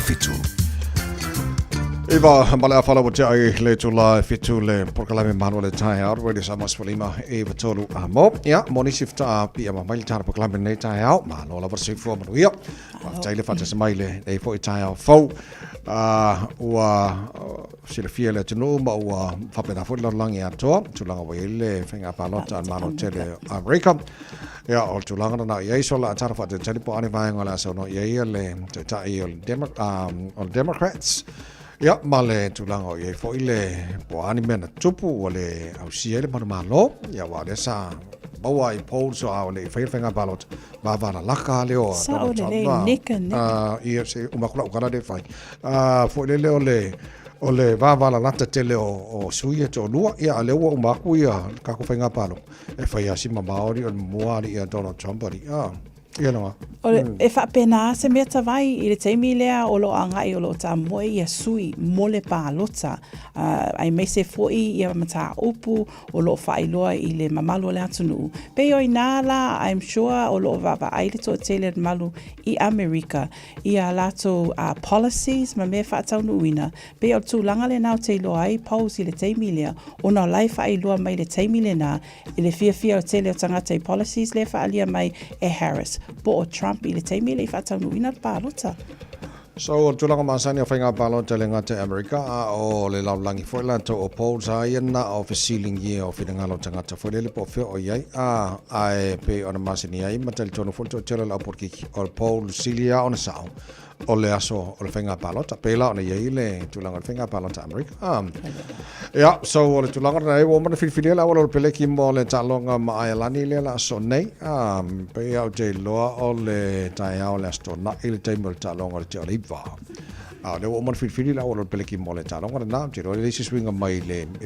swinga mai le aule na marmalo ya ngana ia i tawai atu no lo mai pea le tatou ele o iloa le i le tū lea le tatou i le taimi le nei au te iloa le taimi nei tawai o lo tala noa ina o na o lo iai nisi o le vaenga le tatou au ele ta aalo le aso tō na i peila o le vaenga le masani o na ta ina le tatou haka pe o Cody Taylor ma TJ Penanara o lo iai la le tala noanga le au taimi nei po wai la la ta ia e ai mnatu whapea e tatawana ta le haka a le aule a tatou le All Blacks e le susunga lava o le kapiteni i le taimi le Scott Barrett po le isi ngoa po isi swafa le tu ina mai tonu i lea taimi o Adi Savea ma le susunga le a Rico Ioane o i lātou ia o ingoa ia leo tu ina mai le taimi le nei mo le taʻitaʻina o le tatou haka mo le taʻaloga lea le vao aelani i le aso tonaʻi o le aua peleki lau man filifilia mo le silifio le atunuu numele tasi ta Mighty Williams Safo Amua numele lua Terrell Lomax numele tolu Scott Barrett numele 4 Tupo Ba'i numele 5 Wallace Titi numele 1 Sam Kane numele 7 Adi Savea numele 8 numele 5 Cortez Ratima numele 10 Damian McKenzie Caleb Clark numele 10 Jody Barrett numele 2 Rico Ioannis Futolu Mark Telea numele 4 Will Jordan numele 5 all reserves George Bell o Tungafasi, Basilio Tosi, Patrick Tipulotu, Sampeni Finau, Cam Roycard, Anton Lynette Brown, and Stephen Perafeta. So, kako au ngala umo fifini mo le break. Mana ia tatou au. Ia. Ia se ka mo ka me kong vai le pore la ka ia kako haka le talonga mai alani. O le talonga le o le o mai engelani ai alani le la mai ai. E o mai to langa to ilalo langa le isaho le peleki le quarter finals or World Cup. O le foi ina la male malolo. Ai alani na le peleki. Le la ko ka foi la ai alani ko o mai. Ya la fa ia o la ko malai. So taulana lista alo alani foi le mai foi nga wala nga le karia vai ka mauri ya la ko maros ya le na ole peleki nga marka ko au mane le to telefon ya no sa mole ba ba to lo filia ile ole fitele ole tamale o Ethan Decroot o leo te lona le taalo le tatu nei ona onisi o tula fonu mai inga tono le au na solia foi le sa fa pela ai tauna toi fitfili le talonga le mai alani ia le ole toi fitfili foi ia ia o se fa salanga moi ia le na o tanto talonga na le nei taia manu ia le la tu All Blacks pale au le ailani le astona o le te oliva le astona nei pe se furu te liva i le taia o le termina o le talonga le ole alo ia le tanto talonga fo i male o brekia ia o nei le te oliva nei le taia o le o ia le taina liva le taia nei o le mai ia sui o le tanto Monsina o le mongsinga le mangi ke le au ke ngele sampingi lo sao le pololo ya se karkalangola e po ani la tu langona foi mang la ko ka penga ngole ai mo le pololo la ngile la ka penga ku ye le nga ka sango le ma ya mana e tele la to talonga tavai fa tau nuina le na to man malo ya fiti le la mana ya le la so mai le au i tona tato studio nei tai au mana e mau mai se la to tala tano ina mai ai me se foi tau fa tau ina talonga ni si foi fasili e me faina fasili atu iai ia na sa no mai le ia ole ale maru le tai mana ile la se ki manga yo la skofi aso tofi tavai kokolesa mana faz kokolesa mole nei aso e na nga mole malu le tai au ia me se foi le aso ato mana va mai se foi kokolesa Ja, lena ole tanto maluna le taia mo le nei stofi o tanto ia ina was full on all over tani to live fito le fata feature le neva yaso le proclame le ngara por tani think a minute to last oi da mai fa fianga mai aswa na le tanga mo fele se mai Mikaele Tama Samoa Oh,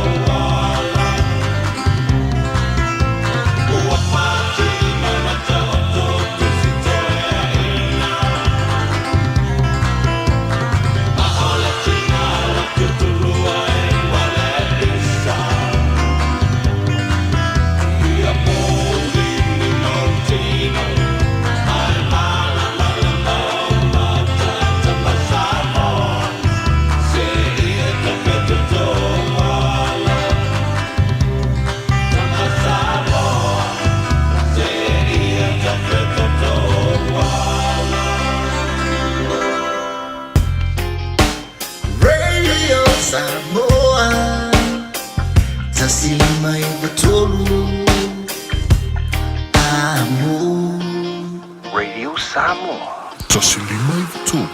Amo. Just think a minute. It could change everything.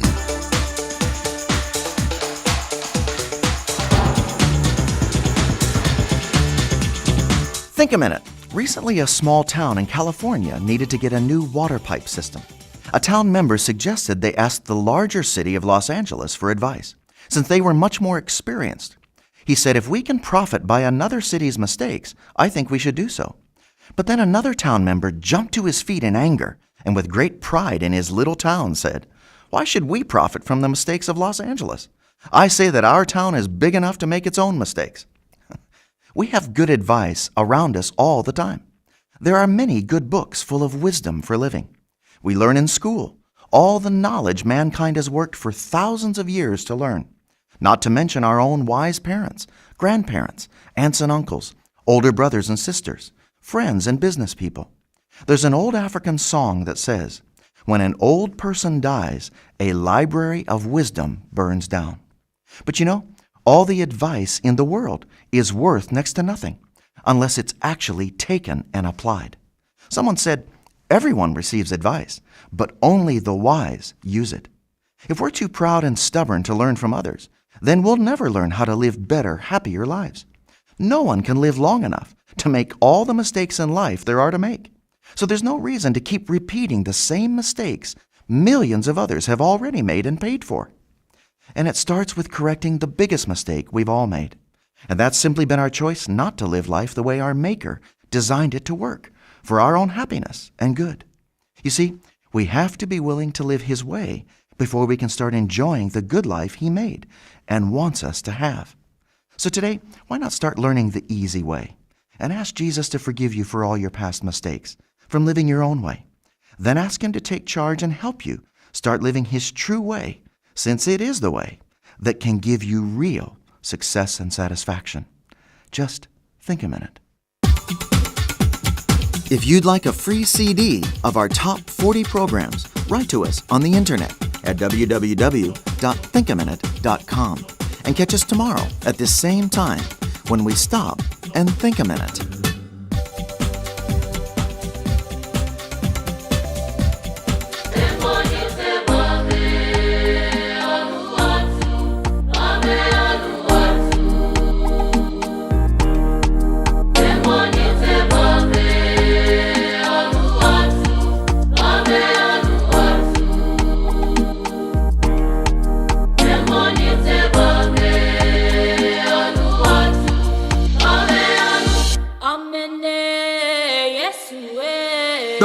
Noise.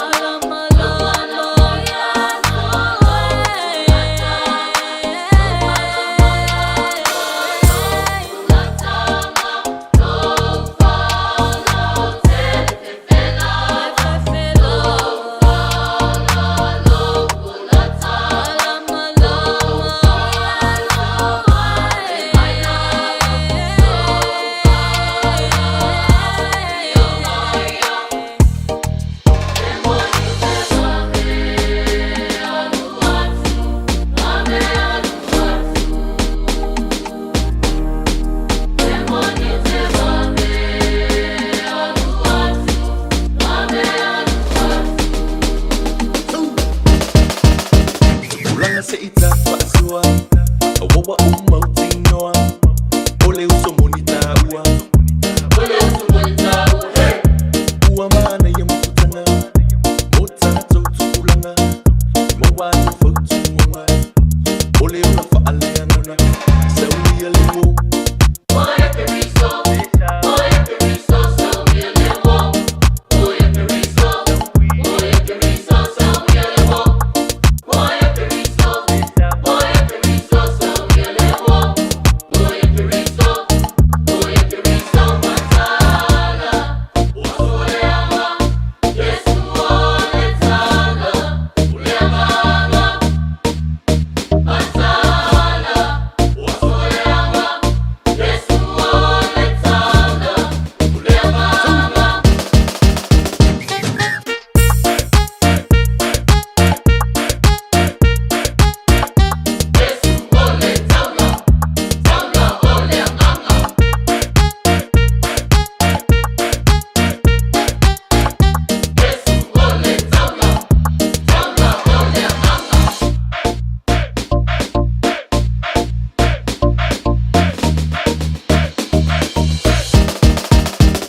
Ulanga se ita asua.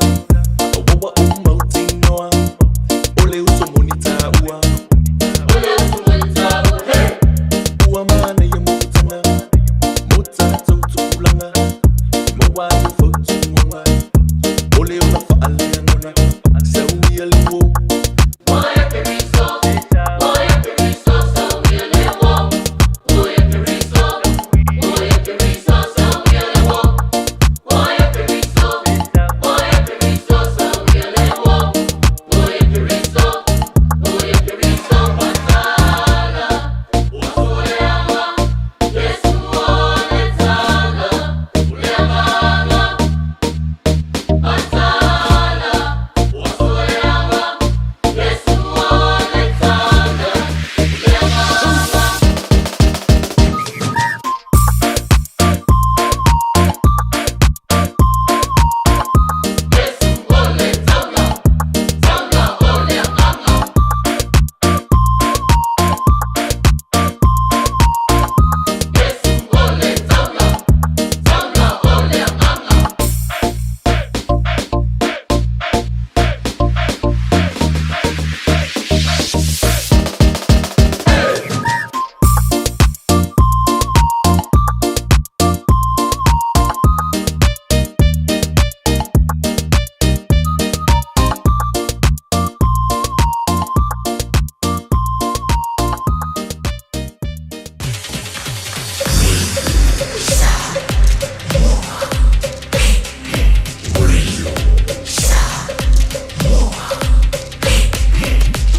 Tasilimoivo tu, amo. Manuelo Asafano, Manuelo Asafano, Famanuya, Leatua, Molo Asafano. Afatonu le tula fitu famria gos fanau mo la stofine nei la so fitu November ua matala ia le telefoni pe am fa pe e ma fa ona fa ngai le telefoni mo moli e la famria ngor nei tai au tolu fitu tasilima e tolu ole email lo mo fa le no Ile on air at radiosamoa.co.nz. Pamena po Facebook mari YouTube Radio Samoa e pure kamera lo matua. Sole. Po pe ba na mo na famria nei tai au amata lo fitu famone. Le leita vai lunga tato YouTube channel o lo iele whamanuianga lea mai a Dorothy Yopu Waso. Whamanuia aso le aso soifua mato tina ia fuiono mayama ua ono se fulu a tausanga lona soifua le nei aso. Alofa tele atu lau whanau ma mato whanau mo oe mom ai meise dad salapo. God bless you mom manuia tele le aso soifua. Lunga tato apia folinga from Ruta Saipele o lo iai whamanuianga mo le aso whanau o sia granddaughter Libliana a Mosa o Hastings o le aso le nei wa atoa iai lona se fulu tolu tau sanga. Vi ia le atua whaftai I lona anga le lei ua aulia mai ai le awhawhine pele le nei aso ua whaupopoina mai ai e le atua le nei tau sanga I tau sanga lona o langa manuia lona ola ia Ao ngalo na ola mo le atua malona fina ngalo ia tausia lava i le atua i mea umai ai. Manuia le aonga le nei aso le afifine pele is it LJ Bliana or Lai Bliana. Manuia lau aso whanau. Tawai lunga tato i meli o lo iaia tato whamanuianga. Lo wanga ngai ia whamanu atu i le alii o mea o mafoi o te tonu ia te au ia whamanu atu i lona swafapa ia. Whaftai le atua wa aulia mai ele grandson ia Noah Kaisala le 5 le nei o ona tausanga. O le tatalo i le atua ia so uma ia fwa i pea ia te oele maalosi. Whaopopo nisi tausanga e tele i lo soifua. Tama lelei, husita i o mātua. Noah, you're such a blessing in our lives. We love you and we shall see you soon to celebrate. O alofa angai le mavae, mai lo nena, ia Paulina Pulu Kaisala, Auntie Tulili, Auntie Seu, also all the cousins, Tinoi, Telesia, Nive, Maxine, and your favourite Prince Bene. Se watole walau le whamal mole ni o whalau. Fiufi mālora suifua. Ia, tā lofa suifua manuia ta vai. Nau stunga le au au whaperni. No vāti lua le ni tae au. Suifua manuia. Na olo whaanga wha mole. Siau whanau le au vaenga le au le. O le māsanga o le tama ma le teine. O le aso fitu na suifua mai ai ma o lai la ua. Ine nei la langi o saia ma o feila. Na nai mai u ya lo fangia le tua ya mo pe o duale le ola tupu ai to anga da onga sa o le lotu ya awole ai tele lo faanga fa manyanga na vatu i le lua anko ya kan potoma ma pola ma la fa now ya Eriaisa sa on ya sente support ya fapia foilo lua anti papir pere ya otila la fanau ya konen na tipi e mai se lua kasen la titi ya Michael ya tama ya lo fangia fo ye tua ya mau pe o duale le fia e o la onga ya mau ai le lua poto mai ya neli ya lo faanga fo ye fa manianga ma mole lo kwen pa ya nanai kili ta le papa male lo nena ya o feila fa si ya lo faanga le lo nena le lo ngal telefoni ya fiu fi de malu mayu ya manu ya le aso ta vai pa tai mole amanoa Tai na matina mo ni fo le nei tai out na is from yang na. Yo it's vai lunga tato emaili. God is good, God is great all the time and every day. Amen. Happy 28th birthday to Daniel Sefo. All glory to the Almighty God for adding another year to your life. May the Lord continue to bless you with many more birthdays to come. Thank you for everything you have done for me and Dad. We pray for God's peace and comfort over you as you heal from losing a very close friend. May the Lord guide you and keep you always. Hope you have a joyful and blessed day. Love from your siblings, your in-laws, nieces and nephews, especially from your parents. Taula Mango and Siolo. Happy birthday and God bless you, Daniel Sefo. Lesita whamilianga tawai lunga tato I meli. Happy 2nd birthday, my darling Saofina. Every day with you is an adventure filled with laughter and love. As you turn 2 today, may you feel the warmth of God's love enveloping you, dear Saofina. You are cherished beyond measure, and we pray that each day brings you closer to Him. Lots of love from your grandparents, Sosefina, Sao and Paulo, and your aunties and uncles, cousins, and especially your parents, Aiken and La, and siblings Lanuola and AJ. Manuia lava le aso whanau, ya dear Saofina. Tawai. Wale na pesta wala au tutoi fa mole mole. Va kule sika ko wala au le fa mole mole. Ei ken talo fa so. Ja wala sunga ya nga soile solite o ya biele solite fo tai. Ia mo na fo dinga ma fasta ile tua. Na lona lo mo na tau singa fo ta so fa na ula filia ta fina. Ula so wa so na lo tau sanga ia le fa ti tele ile tua. Ona lo tai mi te lo so fina la fina ba tindo ai te tulu ia. Ula lo fo le tua fa na ula me la fina no lo tau sanga ia so. O ma to fa mo la fina ia. Tu ma pero mata ata lo fa società ma tu talo le tua ia. Papopon te usanga tele ya tole afile wa tatu mafutara ile olanga le tuma olofanga mayo matua maya Paulo atso ina ya sa ngatso yo antismo anko ya sio o Chris o Richard atso le tole ya Miriam Matan Maruta atso tina me sango ya Josefina munis fanga munis bafelo fanga so fanga ya sami atso le maya Steven Malis Sofina Miriam Mafuta atso le o matua ya Tinaya fala nga tfolo tama ke lu telefoni so la pola olo ngana ya na to talo fotel mo o la fini mo fola fana lu so ya sa fa mo taba yu o ya so nga so fu to talo fo mo o le so nga so le fa to ya vetu ma fana hasta ila mo la mo taba manuel so lo fa Tana vai ken maria fore nei tai fo ja o is from the young lopico ne fola Ja, o mat tawai fatai. Oi sole. Episi mo i foi di la so fico no ve mala ko ia ria kana fa lele maria fai botol nei aso ne fola. Fatai tawai Samoa manuia tele le fa fonga le nei aso feiloa ile alofa le atu mo le nei taimi alofa tele atu. Soifua ma ia manuia. Saya Frank Sola malpese family 12 pulenga mana finga benga ready Samoa. Malpaklame manual tai o towa sa fana manuia tele lava fuyono manuia le onos futa sanga lo soifua ni aso lo fatu asafina happy birthday manuia lo to sanga le so.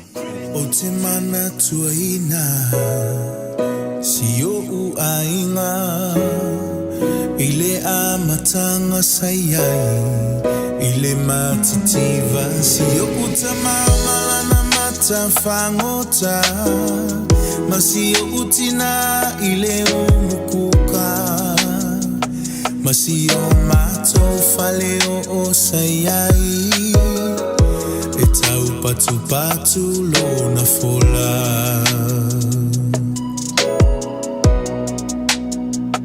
ai atu la ua onga o faatali le faiva ma utau fui paelo mala uamu o te savali le nu atoa e faataua o fangusia se tupe mola upili a onga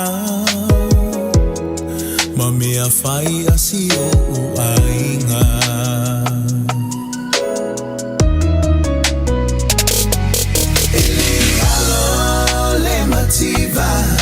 Lele tango lima sia uai a tele ifia ai pe o te falo lona o la sa o lo to ile fale o na mativa ile tino ai sama o la maya ke riso fa fitai ile luanga le salo fa o mato ai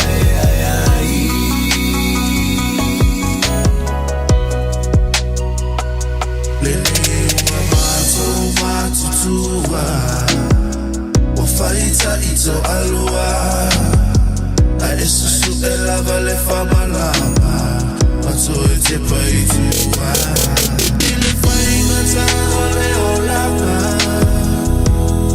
Nata uasa baye na imatua Ele kalulua manuenda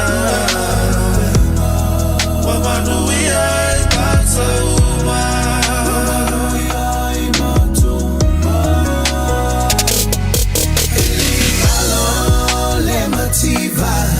Lele tango lima sia uai a tele ifia ai pe o te falo lona o la sa o lo to ile fale o na mativa ile tino ai sama o la maya ke riso fa fitai ile luenga le salo fa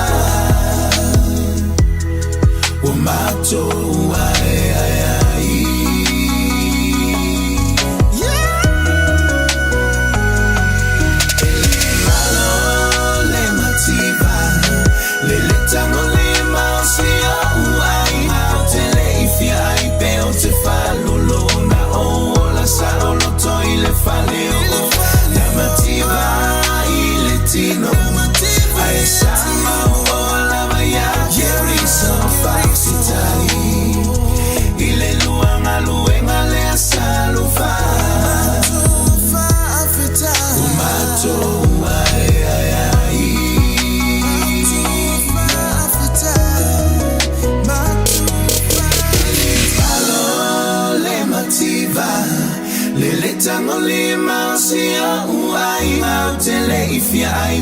te whalolo na o la sa o loto i le whale o na mativa i le tino ai sa mau o la maya ke riso whawhitai i le luanga luenga le salufa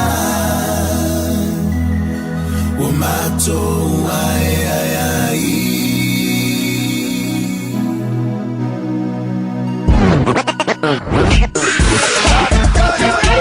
Malo soy fua, ol si fufonga Samoa, Radio Samoa, tasilima ivatolu amo, se kia Radio Samoa.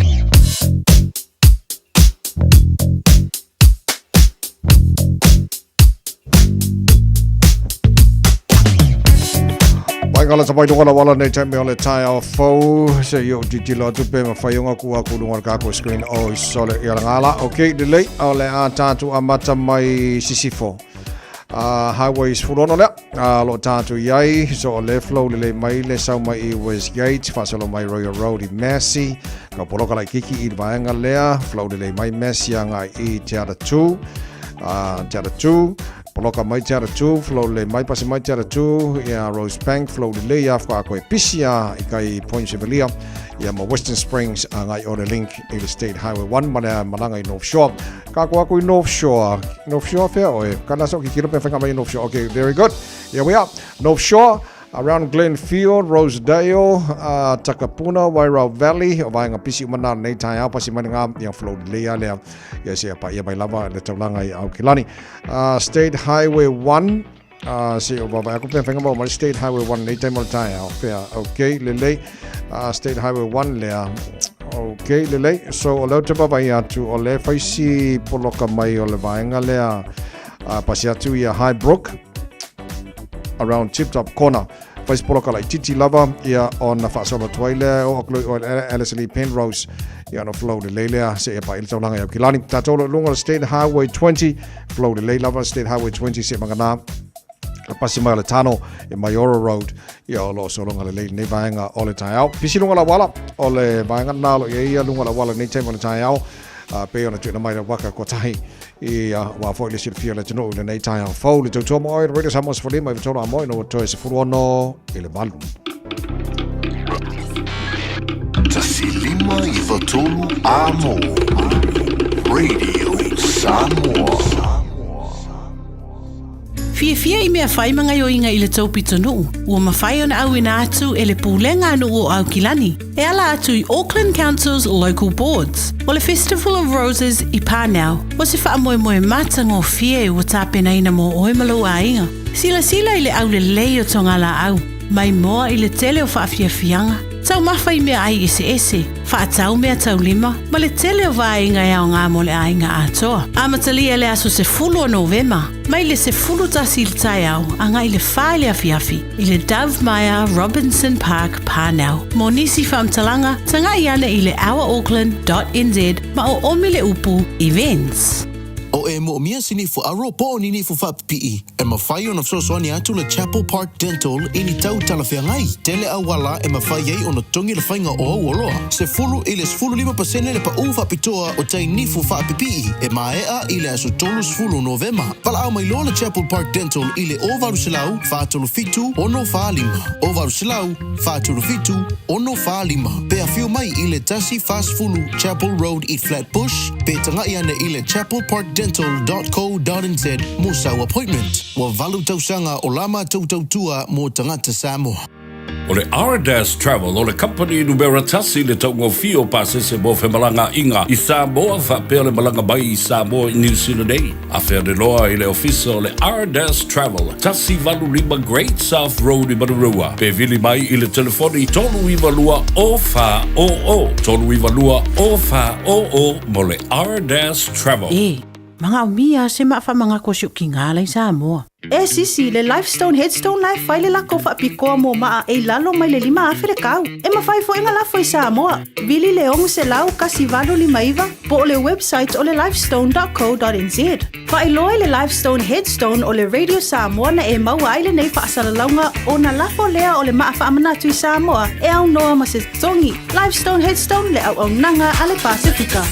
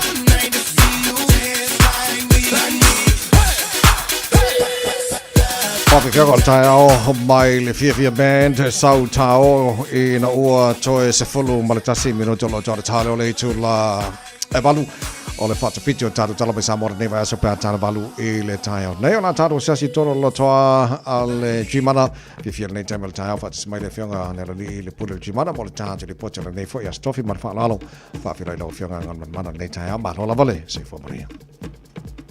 Ia, lea wa mal whaawalo e whawhele ia tuai fōi lau sunga leo tawai le nei tai au, ma lo lava le soi pomanuia, ma lo fōi le us whai me fōi whainunga le nei tai au le alofa le li, ma lo tau tai, ma lo tau tua, ma lo lava le unsai. Ia, ae ringa tai lea, tulanga mātani lava fōi pēlevi inga I le li I lo tau soi fua tau tua, le tātou mālu tai au, a pia fōi soi fua lau leo le tunu. Ia, sio ola vai tawai, a le fie māmalama, mai upol pese, Sautao ia tawai te whapena whai leu sulusul moku kosa. Sawa, ia, vi ele lo fole tua le fua, mor se fua lau leo le tino, le ngate leo lo se fua manuia, ia, o se o mata wala foi, ia, wala tau tuina le tino, nei tai, o kako whakawhiki na wala fosot. Whakawhiki tawai, a wala wane ingalo, tato atunu, a binoi lou, a o le tai au, o buan whaptai Yesu mo le asupou, muli mai lava what, fai tau ia lo tamau a inga le aso ia e tau lava mo mua pa po I di vini gai ledi. Sa lei.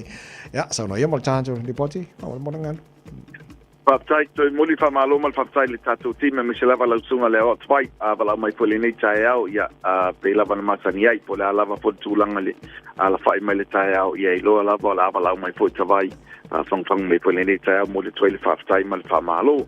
Ta molo tulu pele malo le soi pomanuia malo le folau le ngatai lea au na tofia le toa so spata pai taulanga. Ai o tātou tamama tina mātua o sina o le tunu pa pia poi pa ia malu pa al malo fui leu sul mei tai au malo lava le tau tua tunu. Lunga la tele tonu falfaina renga mai foi lau mauta tau tinga o tātou mātua malo lava le on sai le nei foi bai tau malo le tau si a inga. Tulanga pio nei le tātou nanga vai a lava le whapespisi wo po I vai tau o tulanga o whainga mea alofa ai le ngata I lea ia o le vai tau lava fu nei e sui e fo ia tele o tāwale a inga se tāsio a inga lea sainia nafila to tausanga mai a inga le sainia tasi ne a inga mai le no puanga tua I sa amata mai ele tātou nanga I nai Christopher Road I nai Papatoetoe na mātou māputa mai e o mai lava le taimi le te masalo o le lātou tāwale lo na whālea.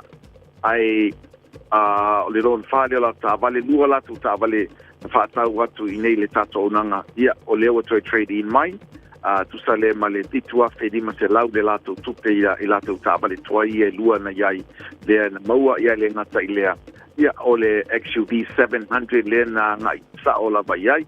La tu tabale uma lava tasi le tabale twaila ia ma le tabale fou leu fatawina tu lona winga tele a inga pe lava no ta ual ba ia so tona I po tasi foio ole tasi ne a inga ole sunga put papenga inga malona fatua papena po ia tasi a inga le no ta ua le la alo le sa fatawina tabale vai titi tasi fo na a inga te mtalo ole fali lima po tabale o le tōtele lavo I lātou tatonuina le au onanga oba ma le luas fumon tupu tausanga o ngā lue lava I le tātou au onanga ia ele ngata I lea.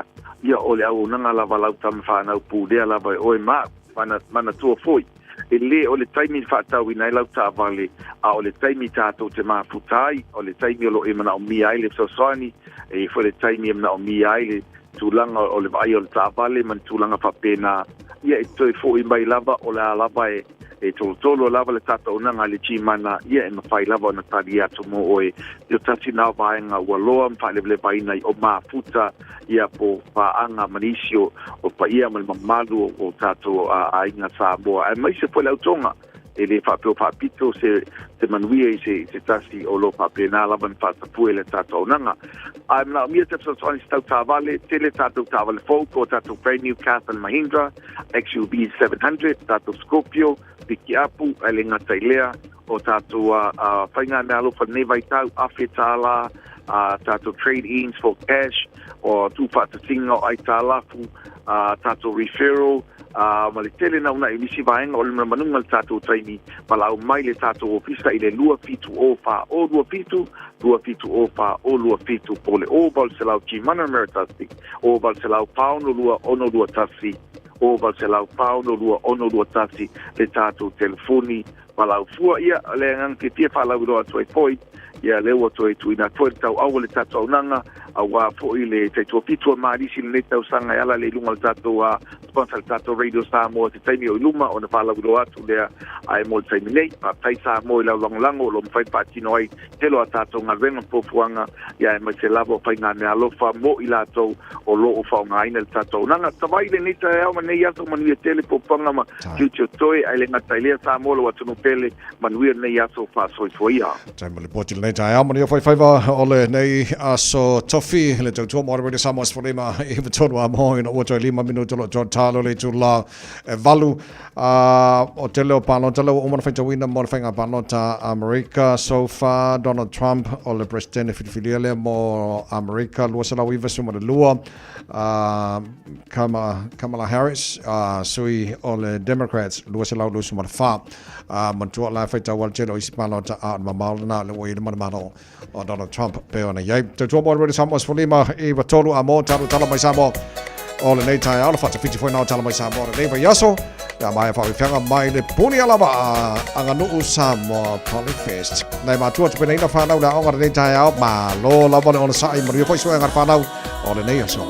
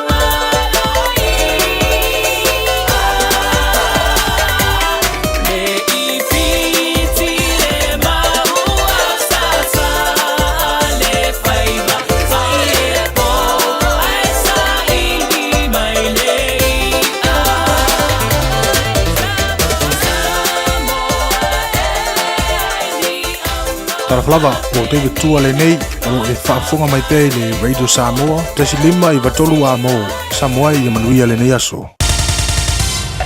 Usi mai alau whaafonga talafo mai Samoa i aso taitasi ua au mai amo oe ona o le langlango mai a le talofa voucher. O te whatalofa no tātu o te ruu nei fo i aso fau i usi mai alau whaafonga o tala mai lo tātu o te ruu. E lei mamau atu ni masina sa aveira wala upasese o le Lady Samoa tonu. E whaale leia o na afi maisi vaenga o na ua iai whaale tonu. Ma sa umi ni masina o le to e wheanua iai lea sa. E tere ta avale ma pasese malangai. O whaale tonu wa afi iai lea waa o whaalaptonga o waa le tonu. Wa sila i neide malo e sa ili se isi wala upasese fau. E ave ai ta avale mauta ina ia suia i lea waa. O siria le lua se furu tau sanga o lana tau tua. O le mafuanga leo le tu ua o le tātu utanu. E le minstao ngā luenga te tele ma whela ua inga ua au fia ima le whaalaptonga o waa a Samoa. Le tō whaolo a fōwhiti wa ai le wha moe moe. E sa iri se isi wa fau. O lo umalanga ai whaurulunga le pūlenga o wafu ma whaurulunga o le company wa a le tanu. Ma le whaalaptonga o waa. Ma ua whaalia ai e le minstao le tō whaolo i upenga te whailangi. O awala o whaasana launga le malo. O ngā luenga le toi whaale le iaire Lady Samoa tolu moni masina. Nei lo ai, wa vai le fola o lea vai le vaenga a veita vale mauta ma mafa. Ma ua te taua i loa na whaia seisi sa i linga i seisi sa. E whaatautaia malanga i le ngata o pasese a veai. A o uta ma mafa e peo ta vale. O Brisbane ma Adelaide Australia lo anga i ere min stamala na au malanga. I le wha moe moe sila i nisi o waa o iai pe tāla whea ngai. A o le tau o se tasi o ia waa e pe o na whaero ai le min star, e a wala o whaasara launga le malo, e tu sama le 5 miliona tāla Amerika. O lo sa i dia nei e leo se ali i tonga o lona suafa o Niki Funaki i tōrus furuvalu tau sanga le matua. O na sua suenga i se tua inga e wha pea na ave wha soli tū la fono, pea nga o i e lea tau le lea se manu papalangi po se povi, a se ainga i sare de longa i savai. O le nuu fo i lea e whapea mai leo o lo mau polo ai. O sa i ringa o lo whaia, wa talo sanga ai leo i le fisoa soani a lea tunuu. I ni wha matalanga i se no fuanga i se nuu o iai lea li o Niki, ma ua whailo ai leo lo i ai pea i Samoa lea tau le lea, o na ua whailo antu e le vaenga o ngā luenga wha leo i sori tū la fono wha vā malo.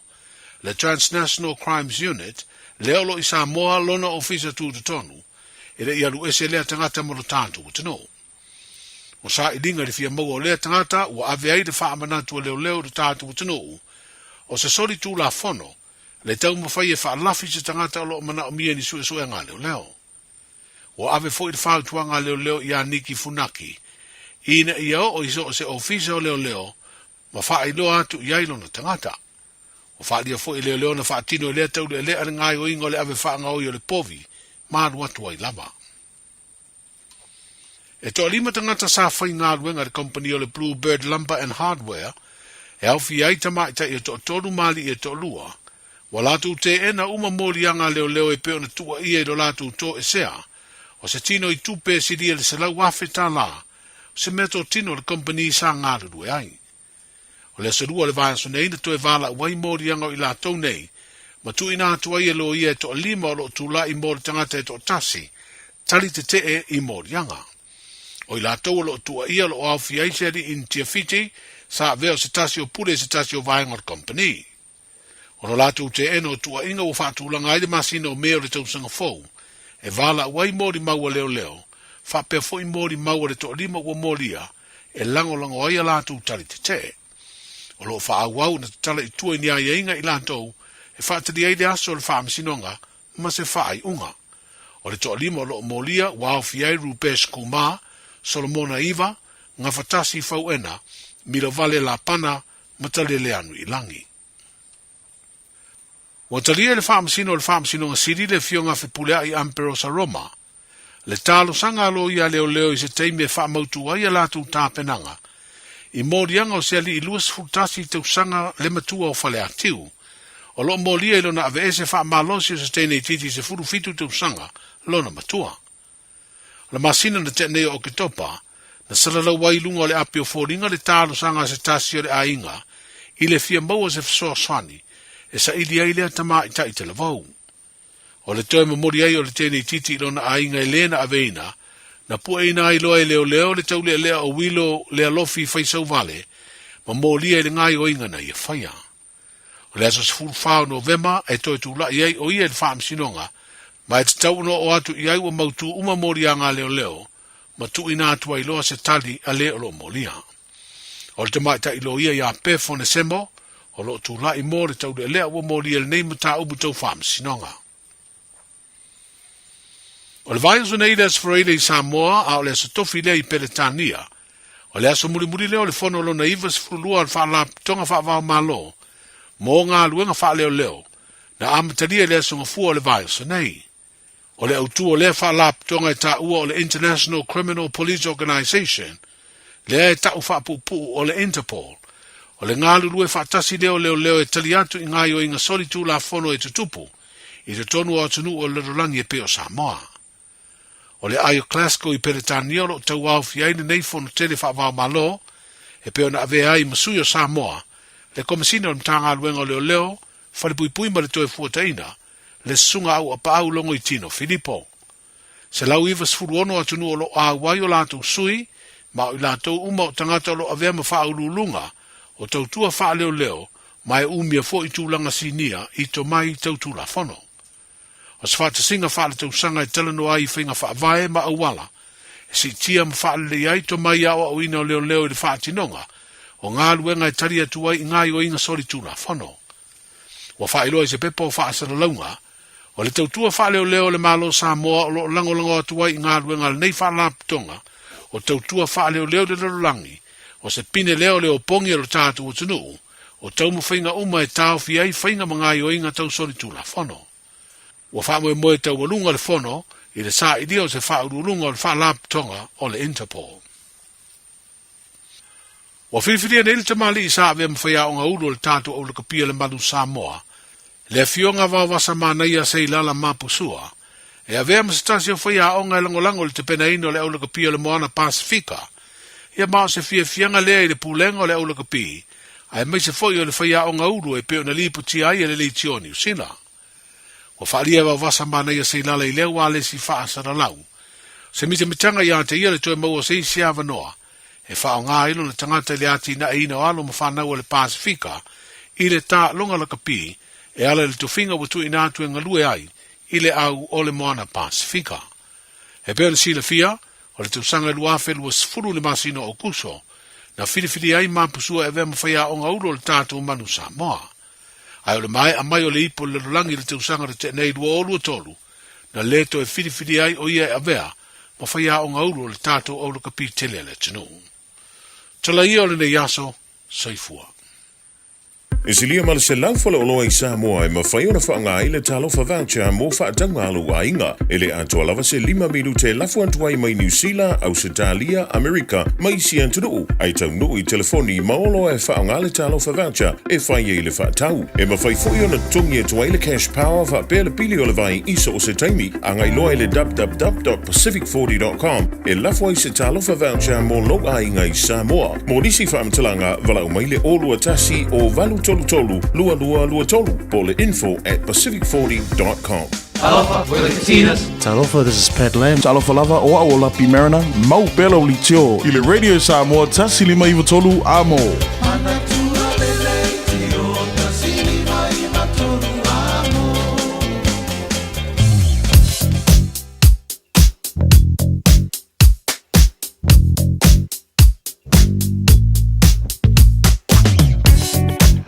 Se whamria le tunu nei, Jamie o le tai au, o le lipoti lata mailunga le awala o le makwai poroka o Taro Highways nei taimo le tai au.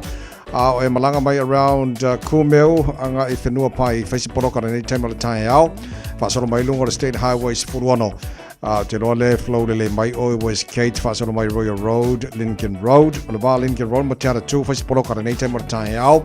Whiorolo mai le wā te ara tū, anga Rose Bank anga I Point Sevelia, ma Western Springs, kwa poroka nei taimo le tai au fau. Tātou nā lo malanga mai o Sifo nei taimo le tai au. Poroka I o le southbound o le State Highway 20, around Rainbow's End, o le link le anga I o State Highway 1, a fa pe o le te yel te min no taiao o Facebook ka nei te mi o le taiao ya mo tatou lunga southbound o le State Highway 20 poloka mai fo lunga State Highway 1 city bound nei te mo le taiao pasi atu East Tamaki High Brook poloka fa solo atu na Tip Top Corner Mount Wellington on ramp Ellerslie Penrose on ramp pasi atu na ngai Green Lane New Market flow delay se pa ile tolanga ya kilani o le tele na baenga lo fasipisi nei te mo le taiao le telo isiva baenga awale tour Massive Road my Middle Moor ngai or mala valele Facebook ka nei te mo le taiao Rochester Street oi New Lynn ya baenga mana lo te va to Facebook ka nei te mo le taiao Mount Wellington Highway ngai ile on ramp ile State Highway 1 Facebook ka umala vala nei te mo le taiao ya wala ngo sala poloka o le ngata le ngai le tunu tu te manga ruenga ya ona matua foi ngai monitor mai tina o ngara nei taiao lava mai on sai to ora tai Maustai tu la fona lunga wala ta tu le poti lota mai nai lunga wala nei taiao Na lova Samoa wa ule nei o kasputi alu a wale suia le ngila wa ule kio a eva mai ina se fudu lima iwa kolu a mo Radio Samoa vevela a Ua mawhai ana au ina atu le tala o le tau Iaso Taitasi ona o le lango mai a le Pacific Finance Limited. Telefoni o Valselau fitu whawha lua fitu. Lua sumbar tolu leo te wapai atua i ele vevela le Samoa nei vaenga o le tai au o lo o whaima awa mai e teimi e moe wile i Samoa i fori teimi pa ui timu ni se vaenga o le tunu o winga whama wina na o le tau ia mo le nea stofi le atunu pele i Samoa. Tu maure lua se funma le baru lua summa le iwa le maurunga le vevela o le ea lua se fufa i lona maulalo tano wapai atu le tau i le vaenga atu i oi Australia ma lor se fo manuia so te la tatou na mai mo mai lava le tai au pe ka kia er kasi po le lua i oi Perth len fata lofa mai nisi ai i le la mo i Canberra se funma le ono se funma ono o le malu o le ea ne vaenga o le tai au o winga fa mo wina le tau mo le la mo i Canberra na fasolo na awa oi pa o timu ni so taimi Faisip velo le mo tau lo su fitu lona maulunga sfuli mai lona maulalo fata lo fai pa angal tara bakalame i sini Australia ma lo la verse fo mo io fa sona vela le mo tau lo su tasio yel nei time le tai hao o wingal tau le sola fa sona awa pa o fo timu ni so timing lo su mai va maulunga na vela mo tau le so merpone ma lo se fo mo yel nei tai hao fo su falo yel ma lo le ea le va ngol tai hao fa sona fo na awa el time pa o timu la o uri mana fia na nei lua suma lua maulunga na le vela faina o ye merpone ile so telo i sivaenga ho ba te lua suma maulunga le mafan fana ma tele na awa le tau mo to le so lua suma lua maulunga le mafan fana le e Adelaide la fa solo ina awa lang di lane so taimi ma ne sul mate o fila lai Perth Australia len fata lo fa mai ni so pa angal tar pa nei tai au lua suma lua maulunga le vela le mo to le so fulu lona maulalo Brisbane ma ro se fo manuia oka ka fe ke fa ko su suru ma ngai le la o ko a le vela sori tolu su tolu i lona maulunga le nei fo yaso ia mar su suru ma tengo fila lai awa ni so taimi o i Darwin tolu su fan maulunga le vela fa mawina mo le nei stofi o vaenga se o mana o stadium ma le tulanga o ye le tau ile no fanga fa salanga Radio Samoa tama ki makaurau Sifun fitu wa yele malu o le ere ni vaenga o le tai au to mawinga langi de lei o le tau awa o foi o le vaia kunu ngai fafu mai le ofisa i manu kau nei o le awa o mai ale mangai fai amata mai langi de lei o winga na o le tau le aso atoa to mau le losu malua maulunga o le mawhanwhana mo tatou le sos futoru lona mawalalo tai au pe au dia tusa le mawhanwhana nei ma tai au losu fulua lona maulunga fa son foi na awa lang de lei tai au fa son awa lang de lei le asto nai ma la sa ma la son fua pa o timu la so lua ma la so lulu o le vai so no ma na yato fa mamonga ia la mai tau o tu ina mai le nei tai au tala le tau Radio Samoa so son mai taro company le Ua loa le tautua le Pacific Finance in nonga tupe mo so se wha moe moe. Maliu, whai puiponga, aso whanau, sa whai whainga malolonga, ba so se wha lawe lawe. Apa lai nei loa le pacificfinance.co.nz. Pea bala au le oval se lau fitu whawha, lua fitu. E talo sanga sauna nonga tupe ile bao le 5 se lau tala, ma le lua se furu hawhi tala. E lua minute whai lau talo sanga online, www.pacificfinance.co.nz. Ai tasi le tu lai whatali e se tali. E iai, ai inga whabitoa. Bala au loa le Pacific Finance Limited ile oval se lau fitu whawha lua fitu. Oval se lau fitu whawha lua fitu. Awhai nei mesia tātou tala mai Samoa ni taia awa ki papole la atu e whasalawina mo hempea tale tu lai se fulu ma le lua le ole le so ma le fitu le poa na nei o le tawalunga o tātou tala mai Samoa ni vai aso le tāle walu e le taia o taia o na wai whaafonga mo whanongalonga foi o e silifia o loa o tātou o tele nā vaenga lo tupu Samoa e le peona le patira ni fwea stofi o tātou iai mukau kia li le povile alu mara konga le ni tōni e kōkasi ke ofo pia mwhainga lunga e kōkasi mara povi ni mara ngei povi a koa ia le lei karsia ia maua tamasi i tonga ka fefe makau kia o la whanawanu tau nei e Yesu i o le tātou au laka pi e tamai tae ni Monsina o la whanawhata samali tāna pakalame ia tata no fo i tūlanga i ei le mātango fiefo o la tu tau whainga le neitau sanga ia mai se o la tu tāpenanga mo le ipo la langi le nāsu tau sanga lo manai so nisi nao tāna pakalame o muri mai i le awhanawanu i le tāo nei tau tōma le Samoa Sifalima i watoru a mo o se mai la whaafonga o le whatawhita nei mai aso tātou ma whasamo.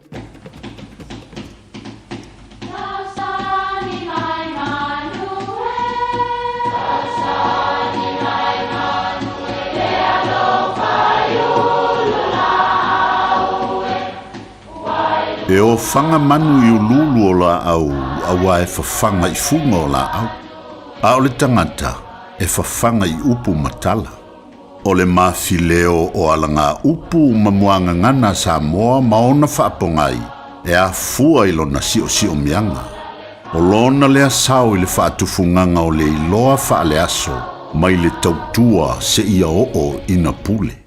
O alanga upu mamuanga ngana, ua lanto mamanuina le tō whamanino a Samoa, mana tua foi, e tāo fitau muli le atunu. E le lei o na moe le toa. E whapele tala i le tele o tausanga o nofo polonga Samoa i tangata tonga. Nā e ai se manatu i le auso o tuna mawhata ma le tamalo lanto fine le li i o uru masui. O le ao so whaia tonga e whasiotia, ia pēturi ese ma Samoa. Wa le lava vapolonga. O le tāpenanga o la au e tau aile taua na lantou whawhai ese mai aile la au o le toa sa whai mataula po se isi foi mau o le tila o le waa o talai fei. E umi se taimi o whela folafoa i tama pe tofi whau umi pe tofi whaala lava la au. O nei u leo le nā aso e le i maua se tonu, o na manatua i lea e sili o na toe wha moe pēr le toa i le sami. Se ia toe o i le isi aso, na so ai. O i tonu na mafua i le upule nei, ina ua wha pēr tuna i na uso mai na poto iai. E le lei o na moe le toa, o lona winga toe tolo pō le tonu, se ia au lia tae ao. Ona toi tala noa fo ilea. Fai maile tala e malama ane le isi aso e langa ane le la au. Ua tumu i pule o le sami na pipi ia i le po. E maasani o na whao ngā i ni fono tanga e kalesia ia po nuu ia po so se maftanga lava. A tolo po loa o na whapele au tai po matai.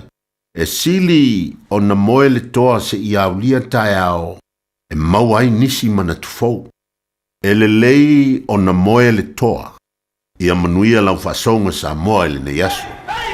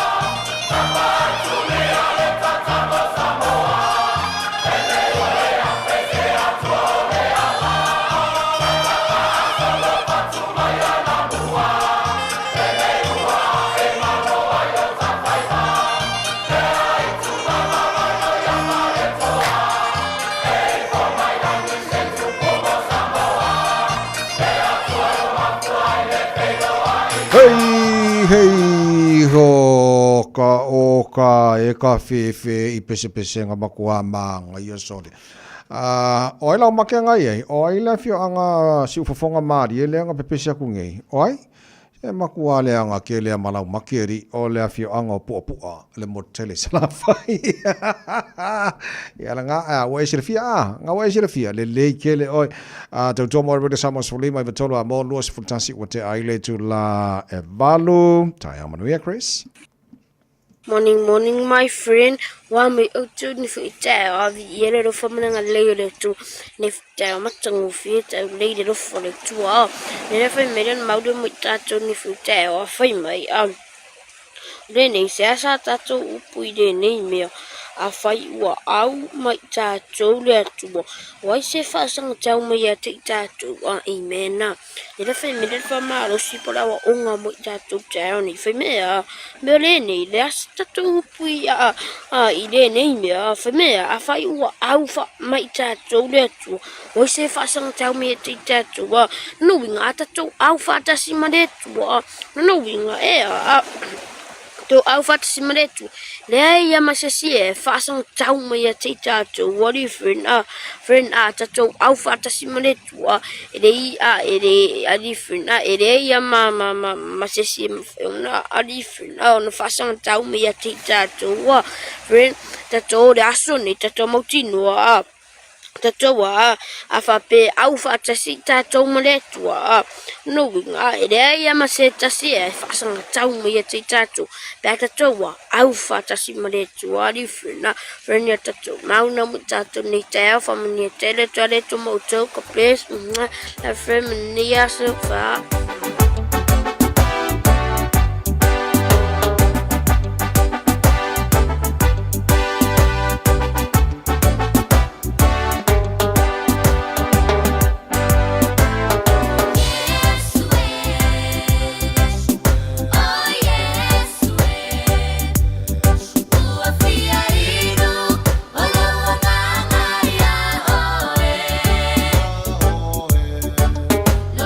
Time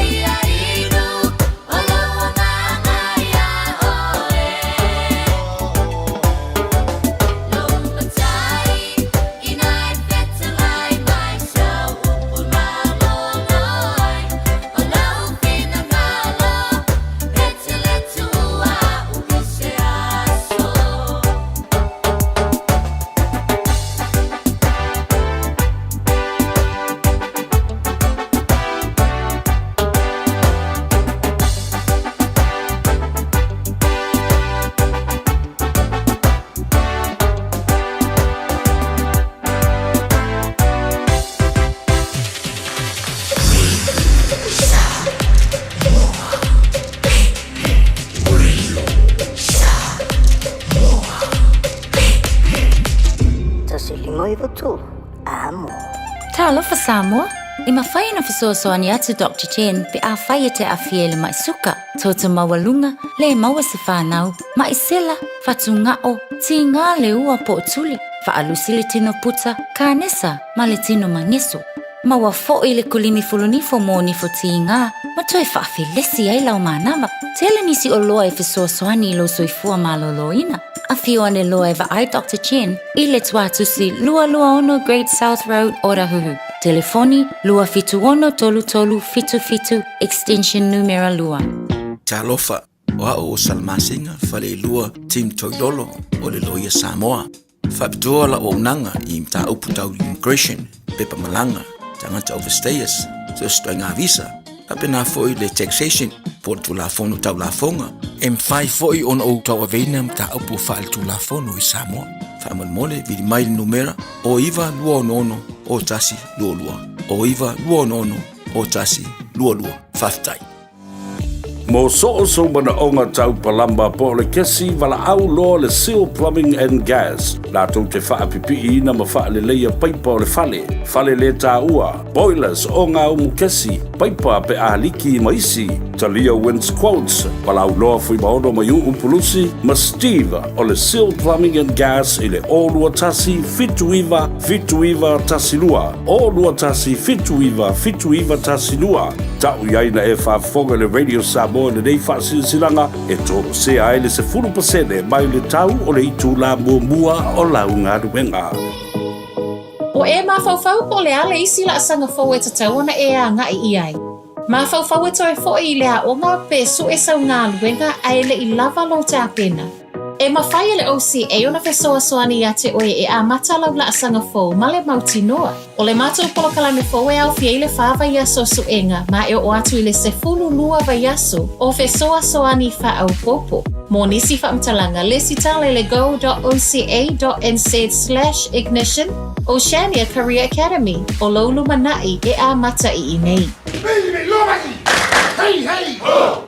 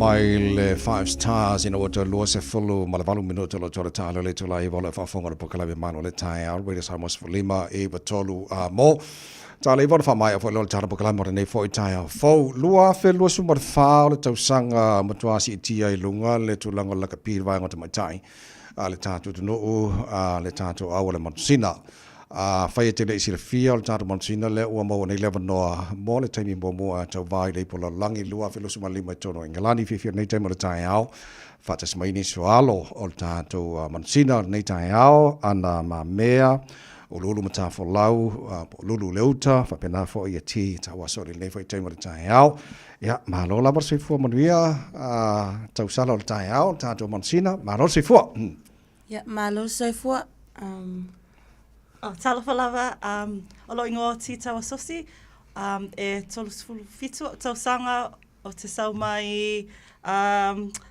te whanga manu i le whanga sale amu ale pata ma sapali it's right malo ti le lei o la tuatu le vanoa introduce a nga kai longa po lo swafa ma le fi anga ke fi mai ai ia ka mai makau sanga mangai foi ale ai le se me pole ai ia okay la o mati so mai le si fa mon mole ia talo falava o lo ingoa o Kathy ulu matafu lau leuta o te sau mai le nuu o salangi whalea lili ma whalea siu. E luas fulu tolu neo o tausanga. Talofa lava o lo ingoa ana ma mea. E loa talo tausanga o te sau mai le nuu o matau tilifanga. Vai ala, le visa le moa, vai loa le pata ma sa matai tai. Pe whakore ma mao ko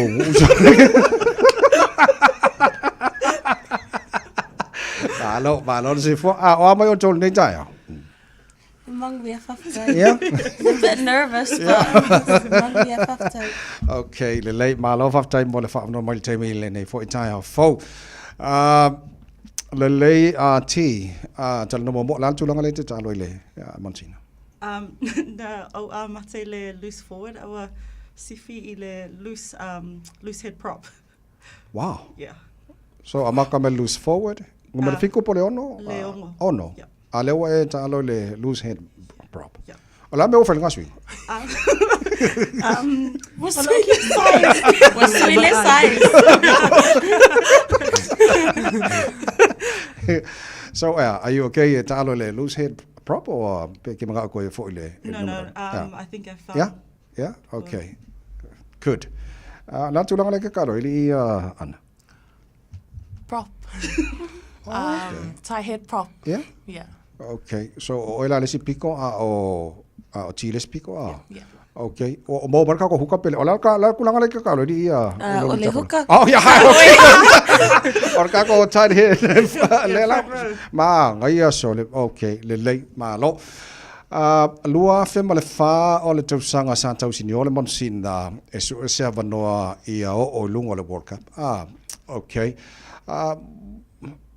Olea foi, olea se highlight to finger because you've done it. I mean, olea to sound in more World Cup for lele. Olea se highlight to neto sanga to Michelle telo ta longa sa to ta aloi. Do you want to go first? A highlight for me is seeing not only us, not only the Manusina, but I may see for isi auia Kenge. O le league Fitu Samoa kele o au hockey it's good to see a lot of women bringing our country up on the maps. But soccer for ya. Malay soccer. Yes, asa manai. Okay. Aya oili ulun mutafula. I mean yeti. On the highlight I think just being together. This is our second campaign this year. Yeah. We all come from different areas of the country, so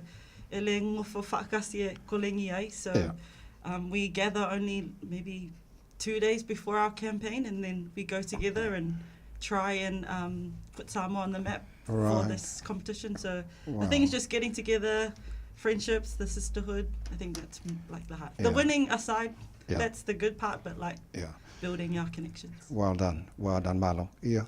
A highlight for me would probably be qualifying, actually winning the that spot for World Cup, and just all like the background training of how we got to where we were. in Dubai, and yeah. Okay, let's talk about your training because this is all part of your preparations. Hard training? Was it hard? Oh, Training's nothing's easy. Nothing's easy. It's always good to push yourself, especially with us Islander teams. We love to eat, but we have to sacrifice our eating in order to play the sport really well. And I think that's a big part of rugby that no one really talks about as well. Just the nutrition side of things. But other than that, no. Even in the lead up, we all play for counties. So we play for the FPC team.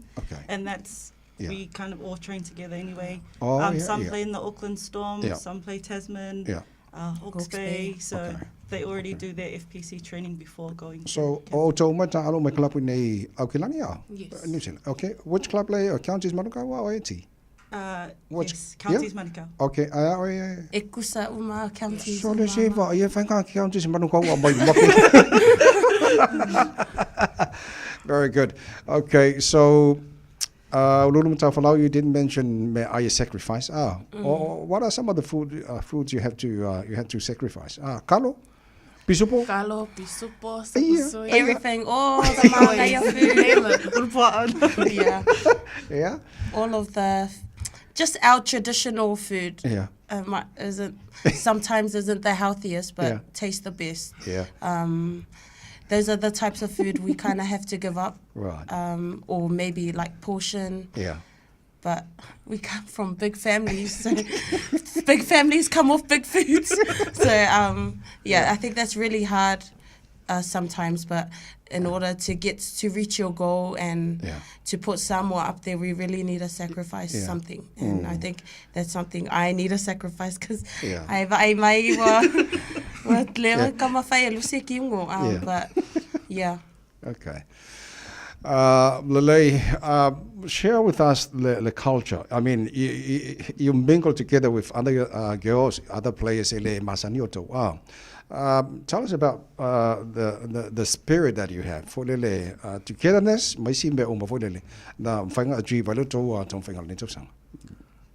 Okay. I think. Thanks for the question. Every campaign is different. Yeah. There's different girls that come along to every campaign we have, and because we've been in the campaign for like quite some time now, like it's normalized to us that whatever, like whoever the new girls are, we kind of make them feel like this is their second home, because we don't want girls coming into an environment where they don't feel like they don't belong. And okay.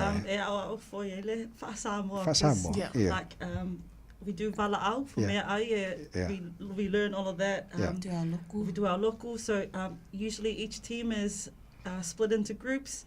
On a specific day, your team is going to be doing the local, the vala'au, and timekeeping, because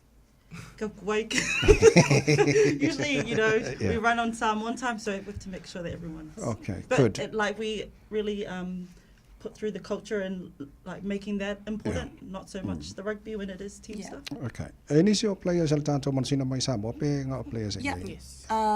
Mole campaign nga fai Dubai Kolu. Male whaiaunga. Male whaiaunga of Sophie Lui and Linda Fia, Sailua and Lucia. Right, yeah. Those were our local girls. Ol vai ngalanga le se song here al ko fa Samoa.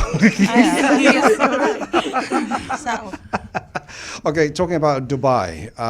Was that your first time ko in Dubai? Tell us about the country and male talong na faima. Fijiana, was it Fijiana or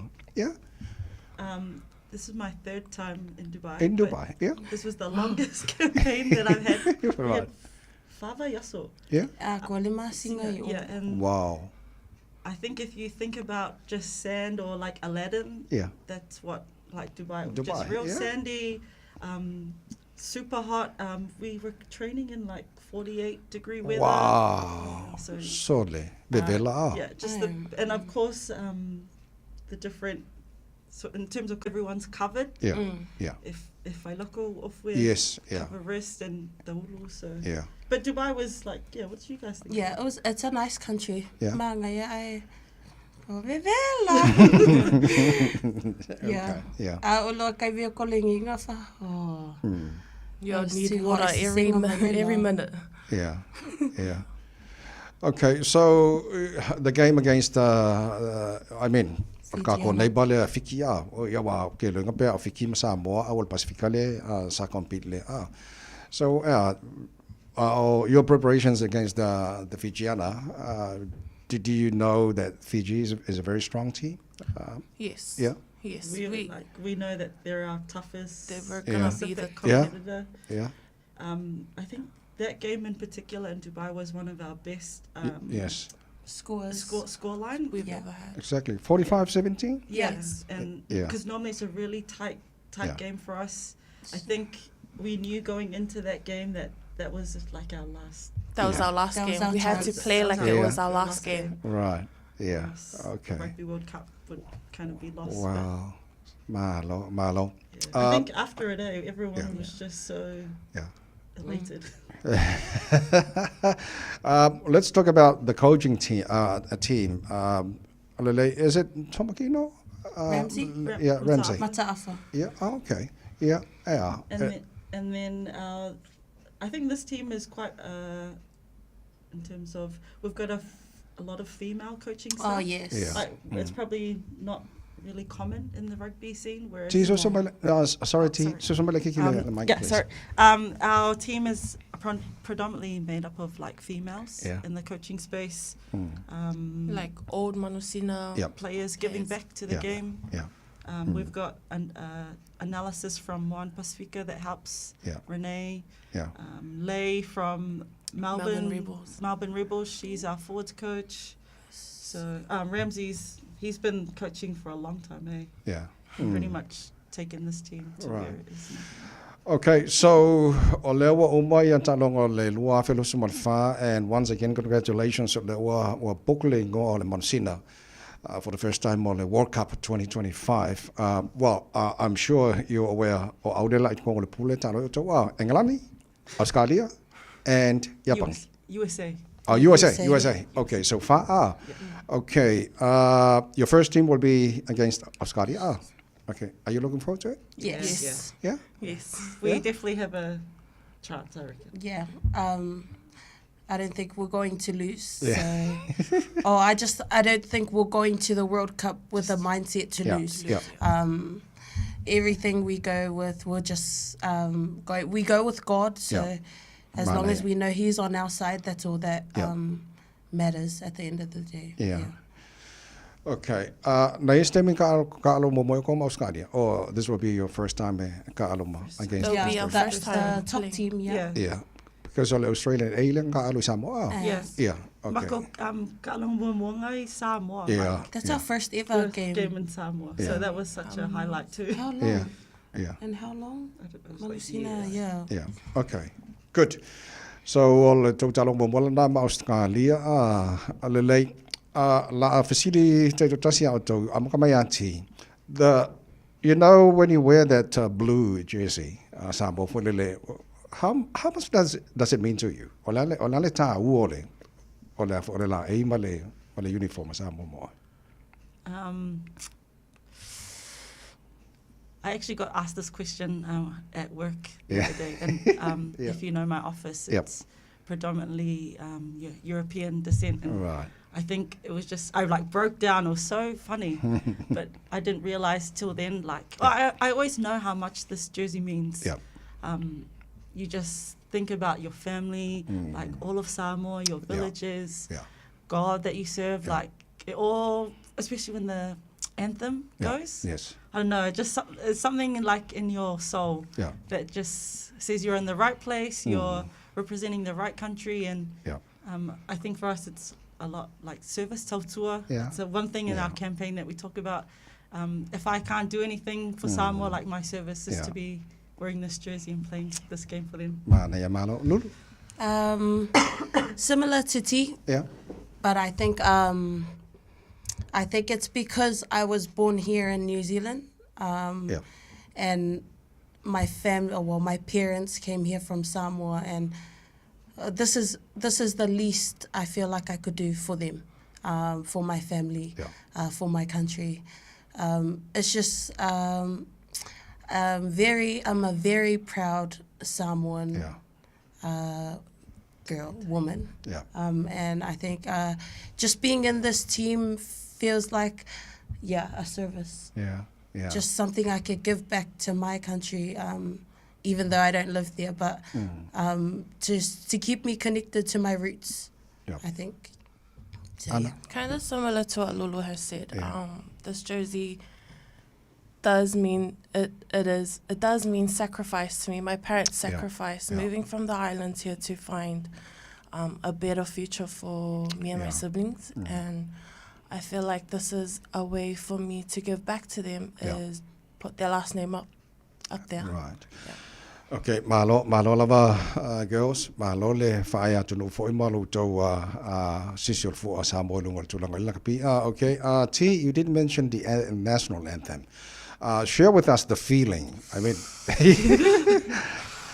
I mean, you stand there singing the Samoan national anthem.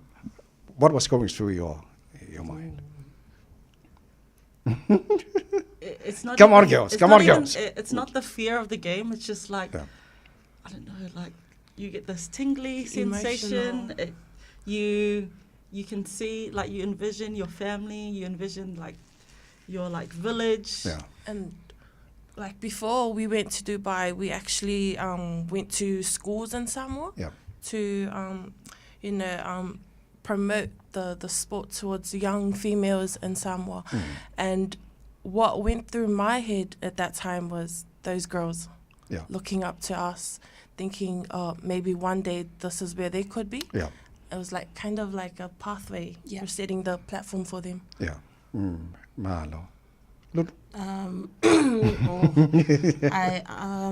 So this campaign, I missed out on 2 of our qualifying games. I missed out on Fiji and our last game against who was our last? Oh my gosh. Or Netherlands, Fiji, Madagascar, sorry.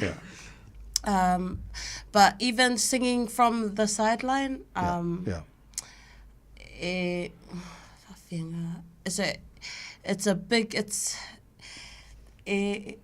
like your chest, you can feel it in your chest. You just you know how proud everyone back at home is watching, especially your family that live there. They're just very, very proud of your achievements and your accomplishments. But it's a different feeling being on that field, wearing the jersey, and it's also a different feeling being on the side, watching your girls about to take the field on. I think it's an emotional roller coaster. I think everyone in our island feels it when you sing the VE, especially. So the words in the VE as well, they connect with you so well. And I think everyone can just relate to it a lot. Okay. Malo lava girls. Okay, Lele, I'm sure your parents, uncles, aunties, families, whānau, and they're very proud of you. Whapengawhai mako umara Radio Samoa. Okay, Lele, for ole whasine muli. Mō tupulanga teine talavou o lea for e tuptupua ma whiawhia lakapi. What advice will give to them? Ina I am whainga ajib, le maulunga le fōtau iai, and maybe ngiso la koe ma ngā o ka alabong New Zealand, po Australia, po e lava. Ia ai te loto tela nātou, e ma ngā ai o sisil fo Samoa. What advice that you will give to them? Train hard and stay disciplined. Yeah, simple as that. Discipline in your training and discipline in your eating. Yes, yeah. I mean, to listen, you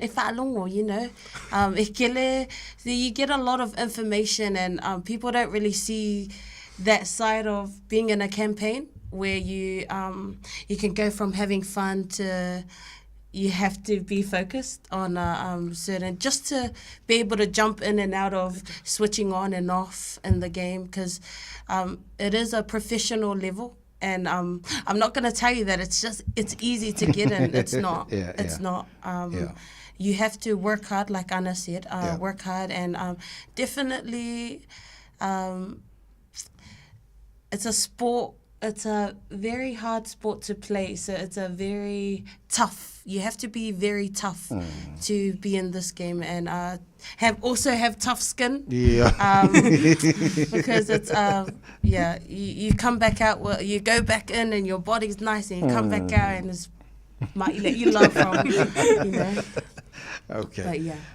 Just to listen and stay disciplined and focused. Sacrifice la ingol kalo mo le. And sacrifice, please. Okay, T? I think because my job at Counties Manukau Rugby is to be a development officer. I think just for the young girls coming through, play lots of different codes. Soccer, netball, like you learn different skills from each of those sports, and then it just allows you to be better in terms of the skills that you can provide. When you focus, you choose to focus on one, but as you're coming through, play all the sports, learn all the different skills, and that's something.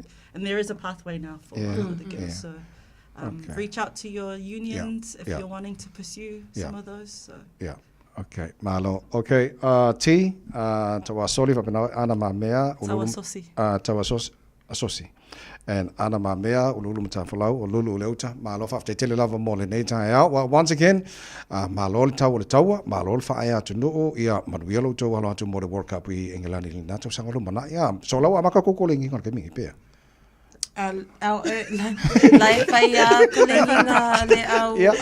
me here. So everyone that's based in Auckland will probably train. But right now we have our own individual trainings.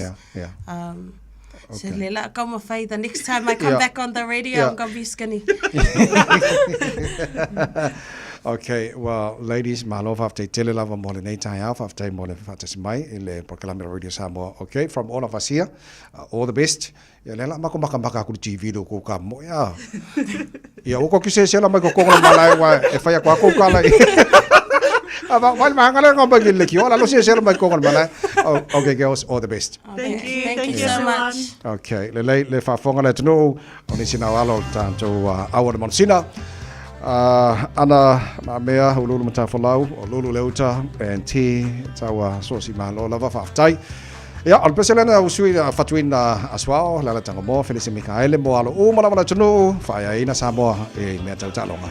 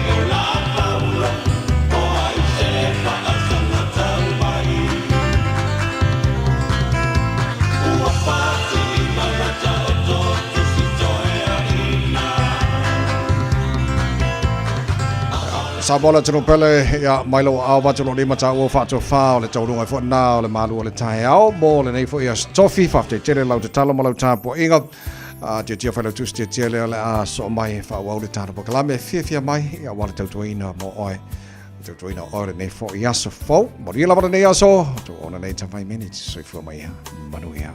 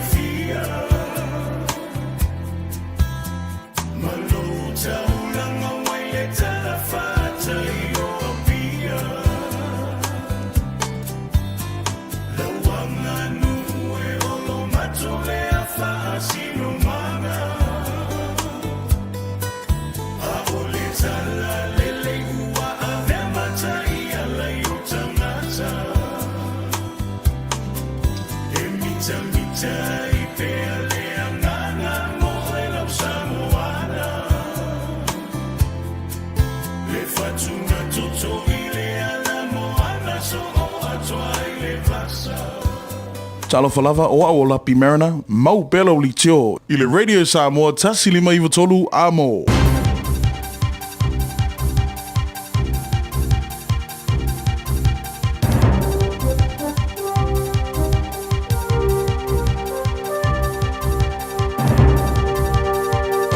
O te whaatalo whātu I lau whaafonga anga I le nei fo I tae au, mā lole soifua manuia, alo mai o tālala Radio Samoa. Tō mua atu I tālo le aso tofi, ona o le taunga tāte lo le whaatu pei no whai ngā malanga I aluanga I tau po le Sounds Air, o le ua whaamuta ai. Whai ngā malanga nei le wā Wellington e matau po e le I whai ngō fie le pule sili a Andrew Crawford o na whaamuta. Ma e ui le to a tele o tangata whewa ai, o le olo o alu ai fo I lunga ma le tau e whaatu pe ai. Wasa wai le mai a whaamuta o whai ngā malanga le kamupani wa lele le wā Wellington e ma Westport. Whai mai e le pule sili, e le ma whai ona to e lafo atu I tangata whewa I le tau e whaatu pe ai au nanga nei, po o le totongi fo e le au whai sea le kamupani. Ta Ue Crawford, e le na o le Sounds Air, o le afo ia whai e isi kamupani e pe o le Air New Zealand, ma le Jetstar, le whai mai ilo whai ngā malanga I totonu o New Zealand, ona o le tau ngata tele o le nei au nanga. To atolu tangata anu usaina o lea na tau fia I le malai vaalele au kilani e leo masalo mia I whainga tau whaavalea. O le tama 5 tau sanga, whaapea tina to alua I 5 ma le 5 tolu le mātutua. Lea na sai mai a o whaasa uni e pu ele vaa e toe o ese atu ai e malanga I saina I le asolua. O I lato nei whai mai leo sa whaia le blessing scam a o iai tutono New Zealand. Ma ele I atoa se masina, talo na iai totono le atunu. O le blessing scam le nei na taula I tangata whai mai totono le atunu. Whaapea tangata mātutua. Ma tele I na ngā wai tupe a I lato nei ma o lea na sai mai e leo. Ma le tino I tupe tele. I ata na toe whaailo mai e leo lo o ilo ai e le tasi se tu ai ngā tupe sai I lato nei. Ma e iai nisi o tangata ni usila na ngā wai leo o atu I le 15 afe tā la. Na ole to alua tangata na ngau I scam nei wa maue leo ma o loo wala au mai I isi tangata e whaafeso o ta iatu le ofiso leo. E tu whaatasia talo tae au lo tau fia pia I lalo wa ai ngā leo tangata saina nei e to o tolu, whaatali lea so e tutu la iai I lumol whaamsinonga I au kilani.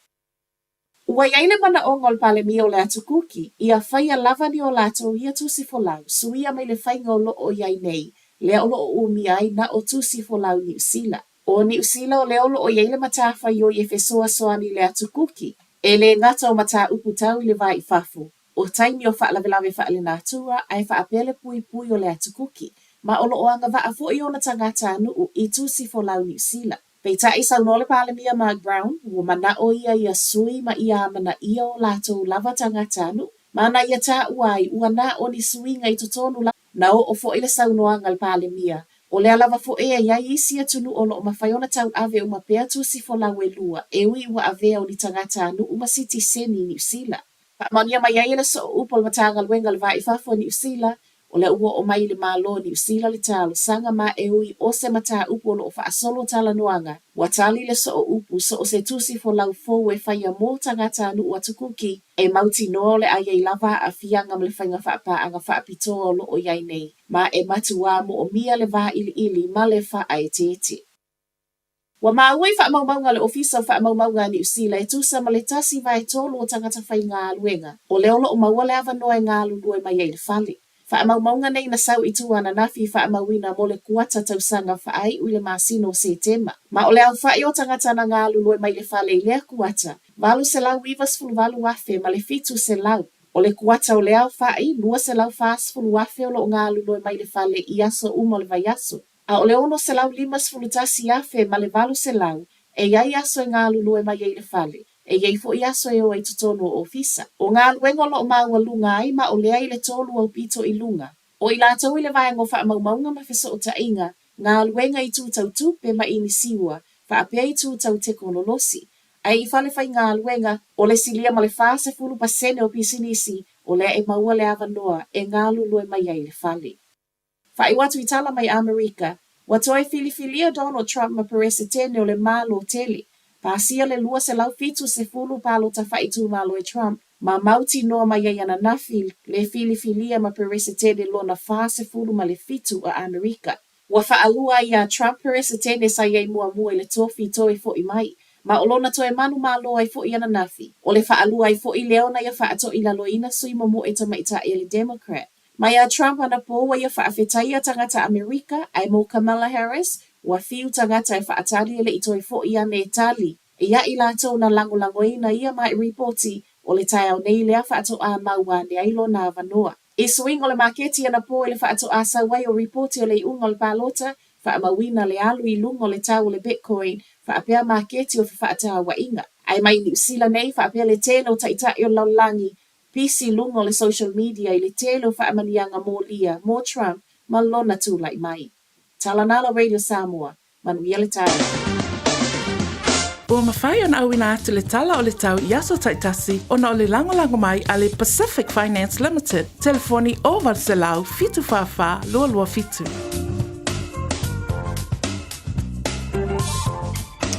Ia le marea leo se mai le te belo wati le vaenga le tai au le ua ono minuto te eneli tu lai wa whawhong bali tātu wa tinu. Ia se whapapoko fo nao tātu tale vai whanua le tau tubra rangan whantua sa le vama semino whaata fiti bole nei vai aso. Tātu watu le vaenga le tātu tala le tau le nei tai au pe ona li piti amai le whasawa ai tau mo tātu awa ia nisi o vaenga le atinu le tai au nei. O le atu ulu whainai wanga pe ona iei whasolatu o le a langi lei ia leuli whasolatu lea i le a fiafi. Papawilo le fisawa ai tau le tau nei luas fumalua o lo iei tātou, luas fumalua tikeria lo iei tātou lan mawhanwhana ha i le nei tai au. Se e mai lona malu lupo lona malu le tai au nei i le se funu mo le tolu. Le asa tai au te wawai atu mo le asa tai au winga whamawina le fisawa ai tau, luas fumalua fo ila iei le vevela whamawina mo le asa tai au le sfalile lea. Fata se ai malona malu se fulu mo le fa tikeri leo whamawina le fisawa ai vai tau. O le aso la stofil nei, walu te ele tula ono i le tai au nei le nao soa ele la. O le angoto atu le tasi minute te ele tula walu i le afiafiana nei. O se tato li poti amata nalpa kalame fifia mai. Nei fu table tai au le mafutu bale tato watunu ino se maribal table watu fitu minute le te ele tula iwa.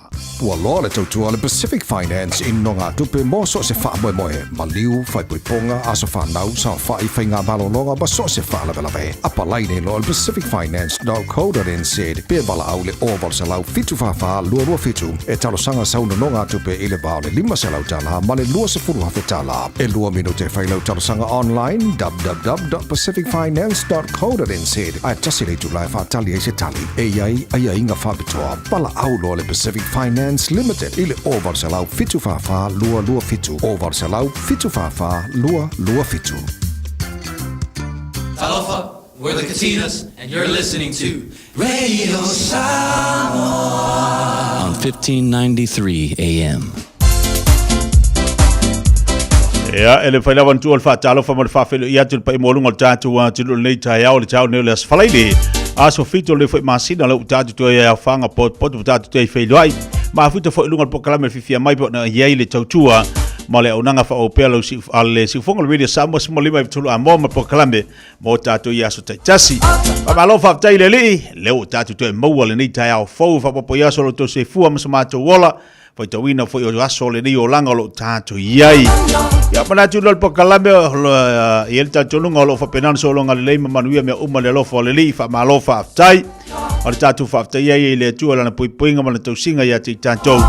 Fa tai fo ile tua ia so fa penano fa popoina mo tatou me se fo le tatu fenga io tatu tito mo tatu fai valo filimba le aso fa pelia tamam tira ma tu mo malao la to fo lo mafuto mai moto tangata matua niso la to lo mafuto mai moto ngase fa felo ia tu pokalame ia te otou awani ngalo pokalame fo ia tu asin sinal tau nei pe mai ale upol poto mo tatou a fenga luanga tofi le tua aso tofile nei ia fatalo fatu pokalame ia te otou do finga luenga a lor se fo manuia malo fo lang matafi ia so fo manuia lo tatu watino le ho fatu se mai lunga o penga te failangi ni so la to farangolongo mai ala tu le tio i lungo tavale awa de avesele ngilo laula au le tautua bala udanga le si fonga le Samoa pokalame le fifia mai mo tatu so ta inga ma le sunga tu le epai America ne o mai ia le tatu palota yo te lola mo se o telenga ia ile tautua foi bala udanga le si fonga le tai fo mai America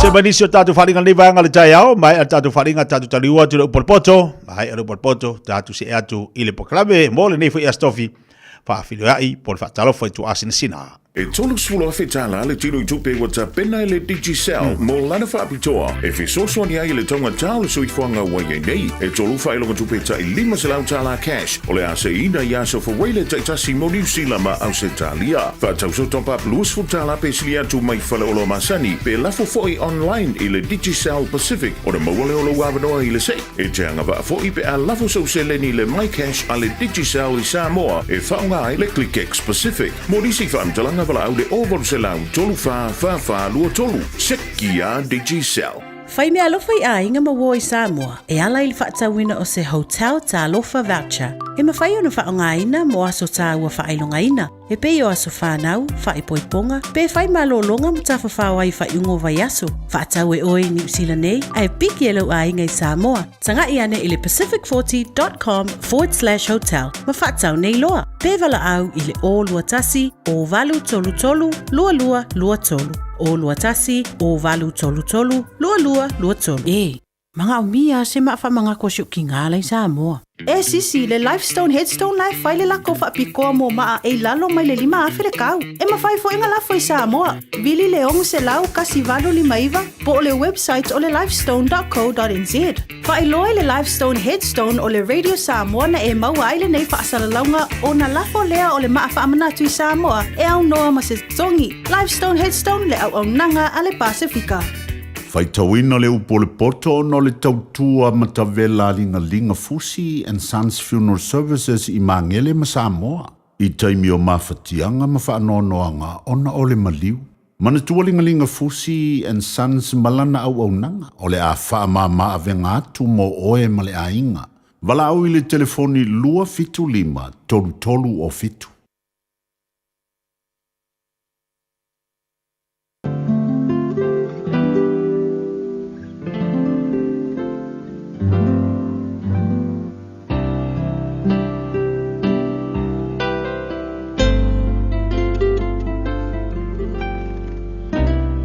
Watali e tausia upu ma e tewa polo inga ya te oe.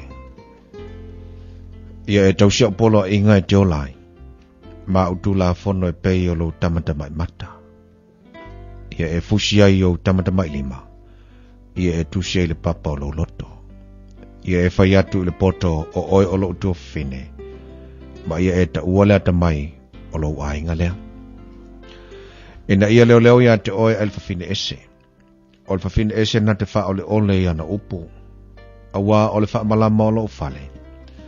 Na o baba aia tuai I le mea wha mata penga. O na o ba aia tuai lea I e whaingofi.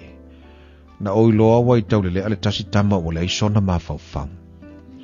Na uiane o ia i le ala e la tāne le whataula i ngā ala e nofo i le whawhine. Na ia aluane i le ala i lona whale. I le sengi, i le afiafi, i le tūlua opo, i le pō uliuli. Whauta fōi na whetaia i mai e le whawhine ua ofu i le ofu le whawhine tali tāne. Po ia te ia fōi le lota pepelo, ua leo leo a o ia ma le vaunga tā. Ua le nofo tū mau na vae i lona whale. Se tu waso wai fafo. Se tu waso wai malai. Na te lama fōi e la tāne i whataula i ngā ala o malava. Na ia pue atu fōi a teia. Masongi a teia ua mata whale mama ua whapea atu i a teia. Wai a te au taulanga whawhitai. O le aso nei, o au amatu ai mea na au tauto ai. O le mea lea na au sa wai e whawhitai a i a te oe. E sa ili lava i a te oe. Wa o maua fōi oe. Wa fofola lo moenga i ie afu. O le ie pule mai e kupito. Wa o lulu ina lo moenga i le muro. Ma a loe marikina momi. Sa wia, ina ta wha amari lie ile lofa. Se iau o le tae au. Ia ta fia lava le whea alfani. A wā, ele ia ila utane i lona fale. Walu o ia le malanga mamao. Walu mai ele tanga tupe. E sau o ia lona ainga le masina e whato awa aia. Na ia wha se ia te ia le tele o ana tong fiti. Na ia tō sina o ia iona lau ngutu wha ole ole. Wa muli loa o ia te ia. E pei o le povi walu a fasia. E pei o le vale walu ila o inga o nonoanga. Se ia ati le ui lo nate. E pei o na wha vave atu le manu le mailei. Na te leiloa o sau nia le mate ai o ia. O le nei le whanawe. Ia o tau wha longo mai e tau. Ia wai mai o tau talinga i upo lo ngutu. Aua ne ia whelo loto i o nala. Aua ne ese se atu i ona mga ala. Awa e to tele wala fatuina e ia ua manunua. O e marolosi lava o ila tu uma e o fasiotia e ia. O lona fale, o le ala i se oli lea, e alu i foai i ana, o le oti. Ua awina atu le upu o le poto i le nei aso o no le langolango mai a linga Fusi and Sons Funeral Services. Ua mawhai o na tu whātasia o au nanga tāla whea ngai i ni tautau ngō fia tele. E fsosoni atu ai, a o whea ngai oe ma le popole ma le wheme mea. E mori whātasia atu ai ma wha mai senga, ma wha mawhana whananga mai a linga Fusi and Sons mo a inga uma o Samoa ua whea le maliu ma le oti. Malau mai loa ia linga Philip Fusi linga. To ia whaapō linga, to ngia si ulavea, pesusu mai i le luas fulwalu Canning Crescent i Mangele. Talofa o au o leilani. Mātou tena nofo whaatasi malau to o lua, le mawha naumana i o mātua. O te pala au i le Healthline pe a whaia langona le tino mai, e se tasi o i mātou. E le ai se totongi o le nei au o nanga, mai mawhai ona o tala no e se tausima i mō fautuanga, tau soifua malonoina, ma whaamatalanga i mea te tau ona whai. O te wala au iai ai le tinga ina seisio i mātou. E awa noi te mi uma, lua sul whai tu lao le aso, mo aso uma o le vai aso. E maua fo i le fesosoani mo se whaamatala upu, pe a whai o e fiatala noa i lau lavanga ngana. E lea i fo i se tutongi, wala au loa le Healthline, i le o walu se lau, ono tasi tasi ono.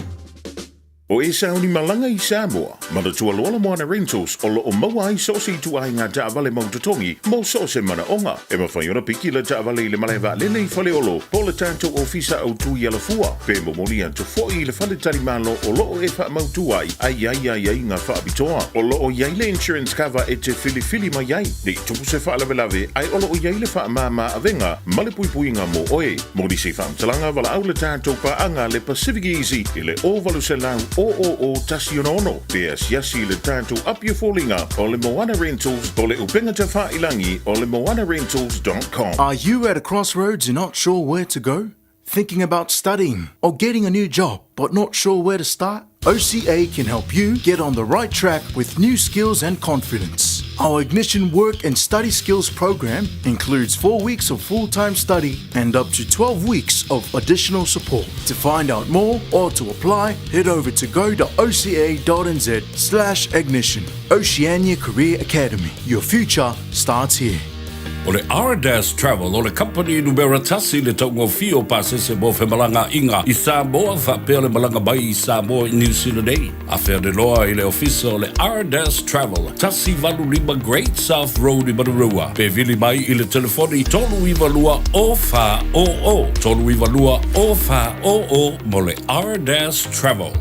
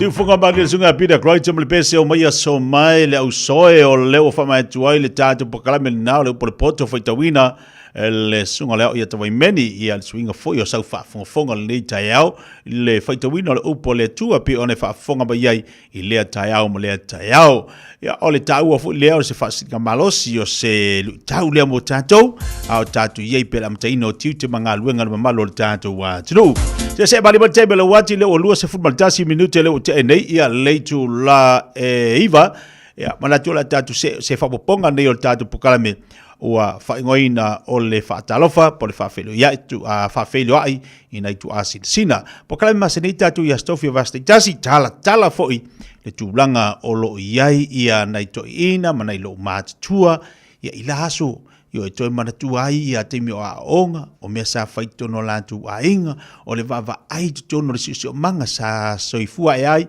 ia maola e ai tu tono o le latu ainga usimai fa fonga o le fa ponga nei o le tatu pokala me fa ngoina o le fa talo fa tu asin sina usimai le fa fonga ia o le fa ponga nei pokala me mo nei tatu tu asin sina pe ona ye fo nei taiao pokala me fa ngoina o le fa talo fa tu asin sina pe ona ile tautua mo nanga le fifia mai ia ile nei fo yaso lewa se mai le tatu pokala me nei taiao ile au na fo mo le tautua pe ona ia ile fa talo fa tu le tama matua ia vai pua noa maunga tai pe ona ia fo ia lona ia fo ia le ia tunu ia a o se whapoponga fo ile le whafonga le tātua tunu mai tāwhai fia laulangi.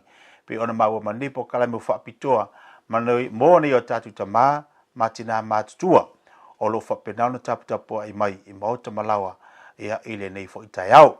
Manatu o se whaasoa le fo ile amo i lanto uma lava ma tātou uma tātu toi mana tu natu ma toi mawhau ia i tūlanga sa iei lava i teimi malaso a o tau asa mai le whainga tāo leo langa ma le seifuanga na i o tātu ta mamatina mātutua pe ona iai leo tātu ai manuia le nei taimi ona lea ona o le alofa tūlai ia ma le whaalongolongo ti ngā na i mātua sa iai ia le nei vaenga le tai au lunga le pokalame whaatalo whaatu malanganga whaalalo ia te o ta mamatua vaipua ma lo seifu manuia le nei tai au fau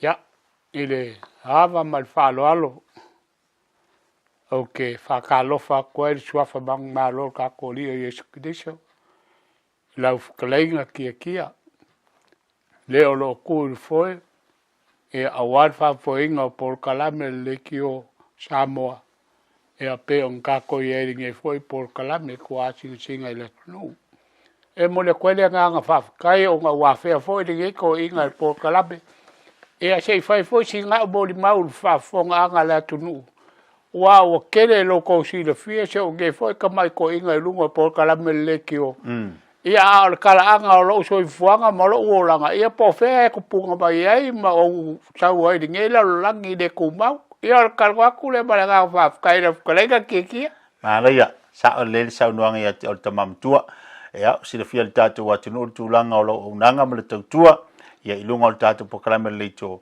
ia ai pe le o manino ma fa ma lama le tatu wa tunu ia po fe se to wa fi ia ala fo le tau sanga na e so i fuani ai a pola fo ba tu lo so fu wa le mo ia le wa matu e pele ki ko sang o me wa le ale tau sanga na e so fu pe na e fa na one ia a fo se to wa fi anga samo fa kai kia o por kala me fa pengi e ia si alo ia kala e muso ka ki ngol me sa o le pe va pa ya ko ba ku ala fi le kiki ia ma kuala olai e u por kusi foi le o be fa mo winga la longe la voi fa mau lange le tua to ska ko me fa la lange ia la si fanga le pongai o me uba pe ngo foi ka ko e de ava mal fa alo o lo ngo o vai pua o lo ngo nga pap ki so ia o noa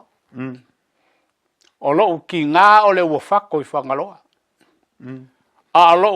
a lo ka ma o le vai e sa faka o ma kua sa o ngai pesenga le o ngale la LTS o nga mo le o lava ngo fa scholarship ai i le PYU Hawaii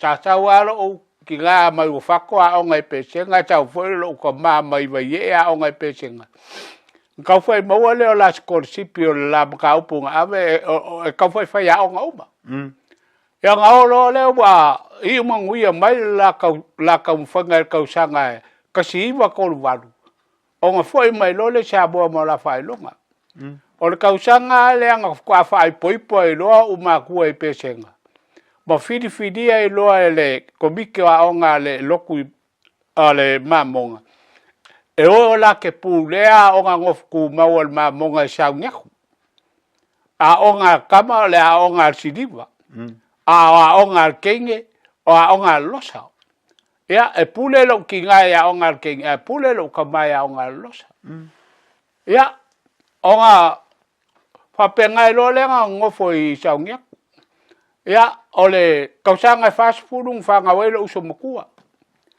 o ka usanga fa lua fa mailo ki nga ka kongu le ka ngu malingi i Samoa nga ufanga wai le ala ke mga kual ka mi nga ufanga ka mi kongu le ka usanga ka siwa fa lua o le kala lo ki nga e kolu masinga kalu nga ufanga ayo ki do ma maliu lo ka ma mo kwa ka nga ka kiki ma ko fo le awal vai le awal molipula ale au ska mai ki mai o fako le au el pusi ula o fe kaui le kenga o le molipula ma le kama o le molipula meet together fa ngau mai pua O longa lua ai leo, ai kolu masinga kalungu whangau, ai oki ka ma. O aku ro makua o lo kinga, makua o lo ka ma, kalchanga lo kinga, waku lo uso makua ave mala ue lese la kama. Ia, anga maolo le malo kinga o whako, mangofu ai. O le ongo masinga kalungu o makua, ai koe whae poipo lo kinga. Whae poipo le ka maari i o whako o i sama mea i whangarua tofa i a poipo e mai. Poipo e mai a petu. E ko lima lan whangau lo kinga i. Ia ma ua e ko lua. Ko fiku le whangau lo kinga. Ngo wola i whala i le i sama mea. Wo le ko anu whako a lewa mai au lo kinga i na ngofo ngā kangi. Wo wola i whala o laka whapea o lo ka maa lea. Lo ka ma mongi dia. Kau singa wau, pei at whainga wau o lo ka ma mongi. Ai ku so lewa e unu makua i. A lewa unu makua i. E le nganga mai whai lo kinga a kiau. O lo ka ma whai dia. Leo kau si o. Le ai ama, e o ai ngama liu lo kinga. E le nganga mai ase upu wapenga. E le kau kala mai whai ko inga le a kiau o lo ngā kalifai. Le ai. E o ai ngama liu ko inga. Le ai ama se nganga. Le a ke whaula lali a o lo ka ma mongi. Nga wola i whai ale i sa mea. O le manguia o lo wolanga. Nga o whai ngā ruenga i a mole si aso ia. Lima kausanga o whai ngā ruenga. Whale whunga whale lua lale ia i kai mole si. Kakalanga al whai whau ngā mole si. Nga o whai ngā ruenga i loe ngā supermarket. Whangaure lima kausanga. Ai ngā uwhai ngā ruenga, ngā ma ua o ngai la o ngā makaka e se. Sa awe la kos, mea kau palama. Ngā manguia lo kau mawhai e kolu o kusipasi o le grade 1, grade 2, ma grade 3. O ngā whatala lau le o le pule o le pule o le palama le eske kausi. O ua palai lo iai. O rakua o kakai o mawanga le pule le. Ke whaingalonga vai pua i a maulesi wa fianga o kausanga. O ke whainga luanga e a mo lese ua kusa wa sifulu bale iwa o kausanga. Sulu iwa lua fulu, lu fulu kasi, lu fulu lua, o whamba vai. Wa mawanga lea vangoa lei al eske kausi. Wa pule i ngai la whainga luanga ko sifulu malongo. Lai ko kele la ko, lai whafonga bauke batangi e nga. Ia, lu fulu wha, o le lusul wha o kausanga. Nga o makai ai. O wha makai ai au e lo ai. I risu wafa vai pua al makai ai nga lo kinga. Ia. Nga maka mai ngā ngo kuso le ongo o le kausanga e ongo. Nga o makai ai. Ia. I nga ua maliwa lo ka mawhai dea. Kwa wau ese mai loa i ko inga. Nga wa uma whai mea uma. Awa whai ma lo ko lua ma ngofo markenge lauri. O le kenge e sa maulanga scholarship e sa wea onga nge wa sa onga kolisi sa boa. Ai ke wala vea de makau le ka maiki wao fonki. Whai poipoi roma skama vai pua. Ia, e ko o fikun me whanga. E ko o ongo kamba. Kachi kenge. Kenge la le ke rua fio mange le mau ke ngofo. Lewa inge umara whanga o ko limba. Ko ongo i kenge. A ko kasi la ngofo mako ai ngai sa boa i uka whale lau ngiun mako whanguang whakau e ngā. Maa ngai e kere wanga. Ai ka kere i se mwere vai nga rea. Au lewa mangingo, lua su whautau sanga, ai whai rolo wai. I ko kongu la o lo a inga lea lewa i ko whiko o kou. Nga whawhawhea ngā kausi o kou e ngai o mākua ngā wakemi. O angi mea ngā kausi o kou, angi ngā ruenga ngai o mākua. Ngā wha o ngai o kou. Ia makausi ego ko ai nga vai kaimi. Afkai, e tel ba ai al fisidi kia. Engo o ke ola i fo i ai nga le sama mea le ai nga lo ngofo nga kanga lo kinga. O fai fa ko anga koko al ko inga le. O le fa ko anga al kwa ke le ko nga koko. O le beo le koko, o le fala pula. So se mea. Ba tenga la kulwa kal singyo koki kua. E au mai meo ka popo a whangaloa. E a mai e makanga koko kai se furu ku skolu. Ala ko inga le e mai e fua mai i a koki i a pia. O whakoanga kausi ai mako. Inga ua mali liu mako makua. O makua. O whakulo mako ainga. E lese kalu manga i e maua i kua iei. Inga o whai ngā runga nganga ua o pule leske kausi. Ka awel ka whangau i pia whaonga. Ia, sua e roma la ulisi i pia. Mako ulisi. O maua e ngofa kongo lo kwa leske kausi. Il fale palangi sa e leske kausi ngō mauanga. O ngā ole ka ua la o ngā ruenga. O le palama. E iei mea kupu whafose e fale o le pule. Ma fale rai renti ei kaka. O mea ngai mga obia le kaka palama. Ngā ngā lega mou. Fuala kanga koko ngā vai kaimi. E fia se kau se kanga koko. I ngā kaimi e ngā whai ikoa o ngā makau se rea inga i ngā. Whai meila uka mai aso ngā. A ke le se kupe mauele. I le kanga koko kusikolu. E lusul pauni. Kaimi ngā pauni. E lusul pauni. Al kanga koko kusikere wo roa ang whapeo aso kei. Wo lopol fasul pauni. Ave ngā lusul pauni. I al kaimi hoa ngā kaungo fia pisu pongo paunga. E se furu se lengi. Te mai e kau mea sa ia iaso ngā. E se kaungo fia. E la kike kupe maua. Ale kau o soifuanga. Sam kua kaungo fia. Ia, whaongan ma whangau ia pio wa iaku. E lea ia se lumanga. O whakun mako ainga. Whakaria. So walu e kofo New Zealand pea. O saulo kau sanga e fiku wha. Kasi iwa fiku wha. O sau gei. So le sau au le kafe gei de medi mersusu. Ia. O la kura o whakun mako ainga. Lumanga e ka ua mara ka whangau New Zealand. A wha mani mako ainga. Alu oe. Kere alu ke ngofo e kausi o makua. O whakure a kausi la o makua o whioke o makua. O whera e ui e ka ua. E u ka ua e kua e palulu. A wha le e madi e alu oe a ngofo e kausi o makua. Whakau sole. I o whea fo se me o whapega. E o le o la whailo lo. O saulo ba mailo wakari i makua. Saulo a palai mea vai. Le alofo le di. A palai a ea o mea. Raku suru. Ia o baua le avangoa e apalai e lo mako mea o lewa o siksengi no wakari. Whai e ia mako mea i apalai suru umar ko whalai sa moa. Suru umar. O ele alofo le, a whai ngungu ele lo se mea. Kasi ale kusi ngau whao ngai ngai aso nga le tiksin ri sa moa. Le fo e wha palangi upu koe wha sa moa koe wha palangi. O le kusi ngā ngā whangi a kia. Au kira ko fomo ke le marama sua tiksengi de upule. Ata ia ila kege sa igei sa boa ta whaiga ruenga le office of Malainga. O le kege le paka. O le alo o karaka ingo e ako o malaka i le paka i wailo. O kege ngā sa swangi ma whainga o me whai mai a wako e le pasia. Vidi mai a kia o ke laku. Ia laku whasing singo mai. O le iunga e iuiai. Manguia. Maka unga fu mauro iei. Ile ka koe foi dai kiki e Samoa. Awe poa. E sere manga i ole vai nga lea lewa i kalakalai. Inga o e whainga ruenga le a mōresi. E fia so ko kongi nga mōre ngā kaimi. O kaimi nga e a mōresi. O ka lafi kurima. E le kula. Ka lafi kurima e le kula.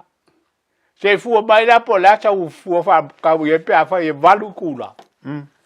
Ia, ele a kose, ia valu kula, a kala fi kulima valu, e por spulu mon kupu kala. Ia, o kupenga.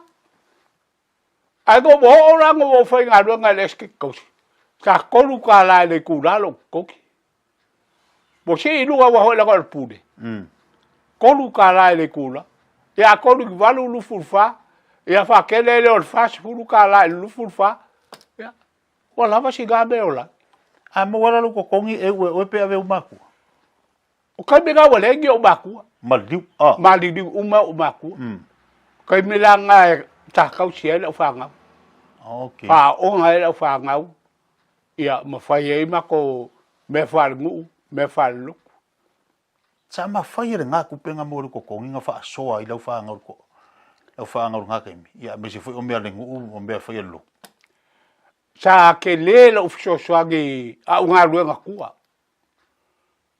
wa le me nga sa le le la nga luenga le palama ke le nga luenga kua fa nga luenga nga ai nga ka mo pua ke finga maria ke a ko che la ke fa yer ma ko nga luenga fa kulele mai ia fa mai le oka ia a uma fa mai malo ko ngi pe fia yo isia ke le pula au ku la che be mo mai a mai fo la mai lunga loko mali ka kele fa ka wa wa ele ka fa pe ba o lo cho le se pider ko igari ai luga ai fa ya pula au ku e mai lunga loko mali e mai la mai si bia la mai mas kanga kalo se au fai me fa pe nga pe le me nga ta fa ila ka nga luenga fa ma le lofa ta ka mo wa fa bunang la se me ke manga kuai ko kongor ko la se va ai ya mai sel fo inga mai ko kua ya nga kenen ka va nga vai ke mi nga in ka va nga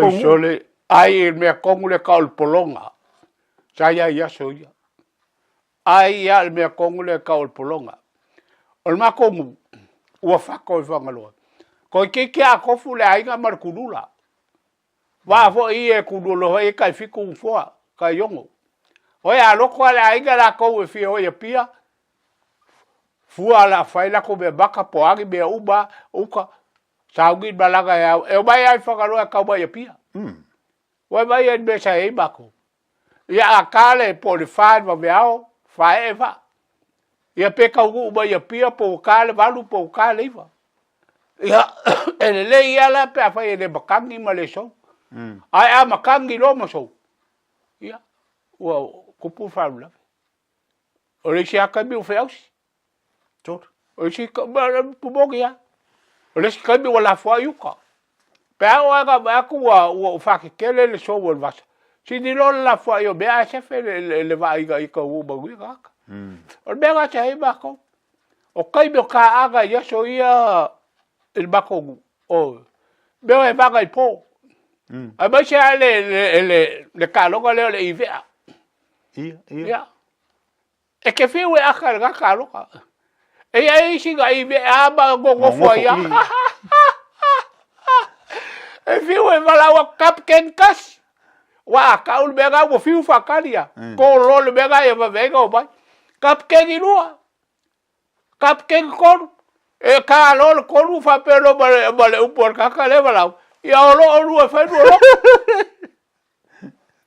al be ga ta ya so ya mon me fia es el bagaya pe la ba ko e lua me sa olai o le sabi malvao o foi vel sabi ko pa ai va ma moi u ka la maula la bakunga pa unga me sa olai eso a wa se upa pe sa egi suka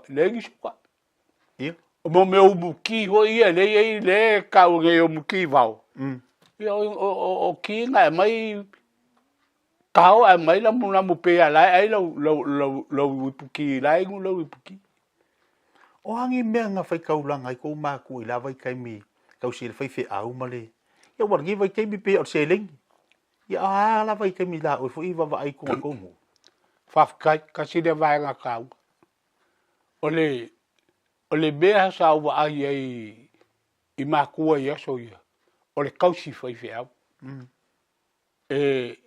po oangi mele le umarko inga malo makua e fa pele a e fa pele a e bua ke ale inga ke fai fi au pa o le ala ba gi me ai fo se kupe boar ko inga malo mo e fa ponga e ngongo e ke va ko la fa ponga le ya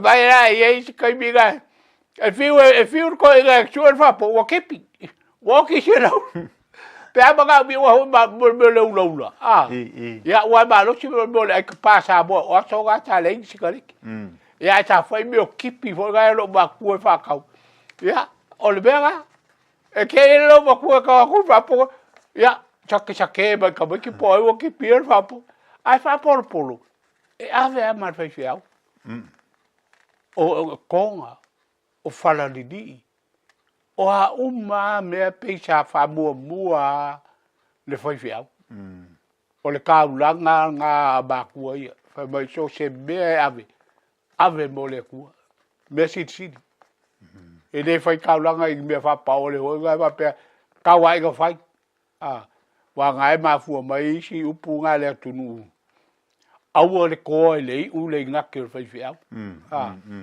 ia mua pule le nga ke fai fi au o lau fa e nga le tu mangai pe me nga sa ye so le ala wa ku malanga mai lola inge ma se fa ngau ia me se le kinga le ai nga vai kai na se la ku malanga mai o la la sa nga sa ro ngi si da e fa nga ngai ia fa kai o la nga luanga mua tau fa nga luanga fa le kiwi i o tau fa kiwi e ka o thon Chalo po alonga ko mo wole ko mo ya so ge ko nga ki wa T H O R N thorn ki vi nga chau fa nga lu nga ta ma fa nga lu nga Malaysia wo bao ya nga umia pe kau sanga o fa nga lu nga ya alu lo o ko fa nga lu nga fo le company fa pa lake me ho yo fa lo papa ya ba foi arua ya banguia anga olo le kai minga nga sawa yu ka me maka mai sa boa ale ske kausi ko sa palai mai awa ngei fa lo le ske kausi wa ngei male het quota le ske kausi o ella ko office fa ko anga sa i otara le cha ya yan fa lo sa ka o fa lo le ske kausi ya nga wala au baile ya ke au ya le kabalo sa pule o ke la ko ke o ke va ia la le fai ga sorting ga me maka wa fa ka wa ga me ba ya ga wa lo fai ga u be al kai be o fai ga lu le ya le pisigi sere ya ga ba ga ya lo ko ke be o be si ga be ko fi ai ya o fai ga lu ga le ile eske ko ya pe o le be ga u be o fai ga lu ga ya che ya lo lua wo ai ga wala kai ga li kaya ya ala bo wal balos ya bo aga ga lu ku ho ga e o foi ke a ka bi ke ga lu ke ki ele ka su sa wa lu o lo wo so ko ai e bu su de ga lu ga so ko i bo lo ga lu ke le ga lu ala ku lang ko kongi ga lu nga ka chi ga be ta fa le ko ele le ko pe el pau ga be ta sa lai ga su ga lu ga ka e su ga lu ga le si spek e wa fa pe a cha ga u su ga lu ga le si spek e le la fo e la fa so ya pe le si ga be ya u ya e cha ka a cha fe lo ho ka lo ga vai ka le pe ra ka bi ge ya o le se ra ka la le lu su ka la na so la ngai nga wa sa ngi e finga lu ngai fa kusa le ko kongi nga mo sa mo i de ya mo le simale mal me sa enga ru ai sa ngi wo i for swinga la ko pe fa che ia fa che ga la ki ba lu wa ku la ki da ya ko gi ge ye wa che ka ko ga ya sa le ba lo si ku la fo go ho i el fo go kongi sa le ye gi yugi pe le si ga be ga fa le ko ga so sa pu la ka pa gi la ko fo la ko e ya apal barol fai go ko sa pu de hol barol la ko fai go la ko ka fai ga lu a o ka chau la ge le e bo aku si pege ba ko ya fai ga ge ya ve la ku pe sa bo ke kwa lu u a pe a ve sa bo lo ku pe le si ga se ka sa ba sa fe lo ku pe bo ge bo ya la ki ai fa so e la ba le ya lo fa so pe lo vai ga ai le o la tulanga wa ia ila le fango ni ke makukua manguia ya o le vaenga le o fa kai de tua o fa tai de tua manguia u mala fanga ko ka se alo wa kali u baliu ya olonga ko o le o la umar ko lima kama ye ngei ko kachia o kali la ngo fol mak fangu ai vai e gai falau ngi Samoa kai minga mawai la ulisi ngai eske kausi fa kawe man mak fangu ai ngai falau ngi afa eka fik su wafi Ya, o mako mako me ngofo mau ngai. Fa mai lolo wa kali ngaro ngolua. Sidi mako mai ngofo I sa mo va mako fangu. Ia lala o ngofo lo wa kali ngai piko lo wa kali makua le ngi. La wa umanga fa fale koso mal pa o mele il fangu. Ia la wa ngofo le ia la ngalo makua nga le fa ngi. Kai dua va yaso. La forkupe. La forkupe la ala le ngalo wakali la fe ngalo ngal malo la ave ka vale malo lo wakali nga lo wakali lo ngalu ya pe el melanga le ye ala to solo mangu ya me wangi ka lo nga sa mo nga fi la boke ka lo nga le kiki mar ka lo nga le nga ye yo o fe el ka lo nga ye la fe nga ka lo oh ye le ye e fai au pe kai ko ngo le au ya o nga pu ngo le e sar ki ki lo lunga e sar ka le si au e ka bi lo nga le I e ku le si au e sa fo le nga au ka ngo ku aval au mai ro ya le I ka le e nga lu nga le I ma ke ya ma ke mai la ia ka ko le wa ka cha ka ma ke o le ia le ku ai ya su ku le ai e se chel bak ya bo le ai le piko e va pega ya pe wa lu fo ga be e wo ye fo mo wi ga le le o ro ka ko e ro ai bo si ko be fo ga le ya si ni ku ga ka ro ga ko fo ya bo ka ro ga le bo fa ka bo fa ho gale ai le si ka si ga ka ro gale ka o e o boy fo bo kwa le ga fo ya le si ka ile ale si ka ya pe o ka ro ga ba ga ya le I ve ma wo ya ma le I ve mo kwa mo ya ma lo fa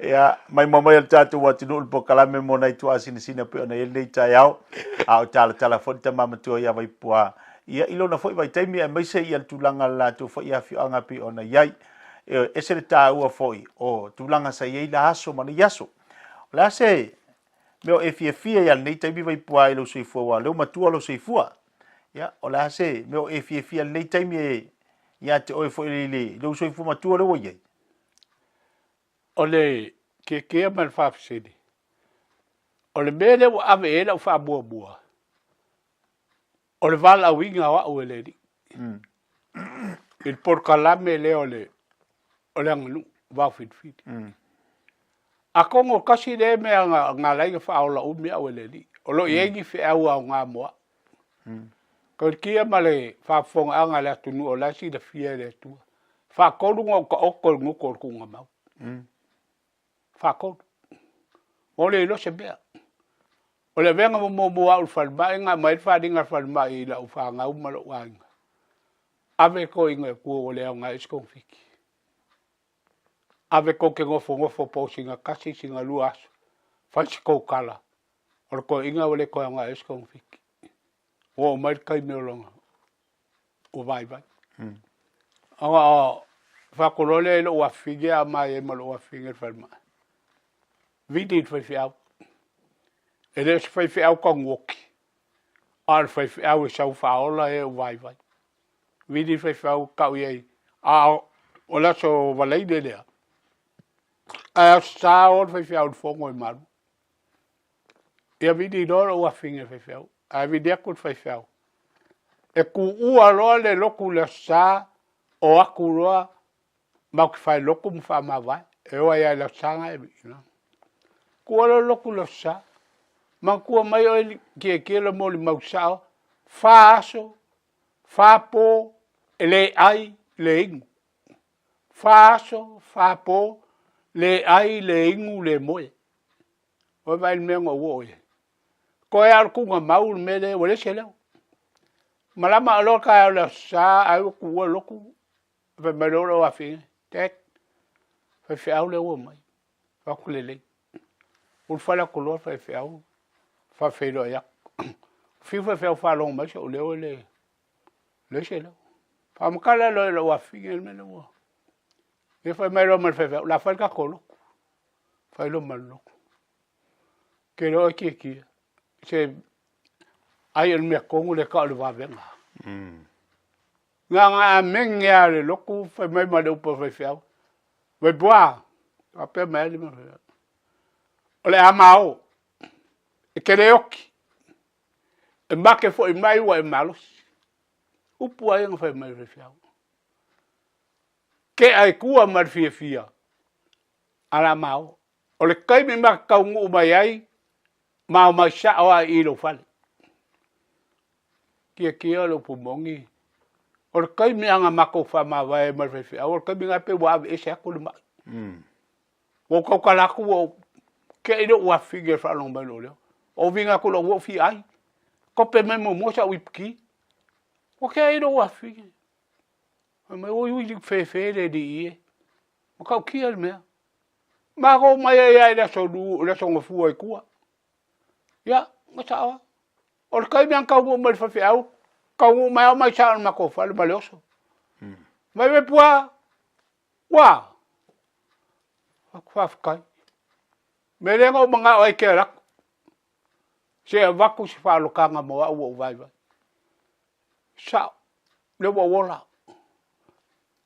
vai ko ya lo fo ko le wo fa lu le ma kipi lo vai le wo mok vai ka mu ka ko si kia wok foi mai fo mai anga e kuai mai vai pua wo o se solo si aba ho le infection ni po ai le usa anga kuai e kaulo fai ai de ai o maro foi mai pule oi ai fio la umi kipi lo vai ai le fio la umi pule oi fa kipi ai o male ola ai ok si di lo la va kasi per o por kuspai kipe ya o manga kipe o faro ko so ya va venga me fai de dia que o si dai be ma ka ki nga ba le la wo nga chau le bala au alle kio ya que mori que so ya culpo kala o pe o lo va la winga la le fa la ya le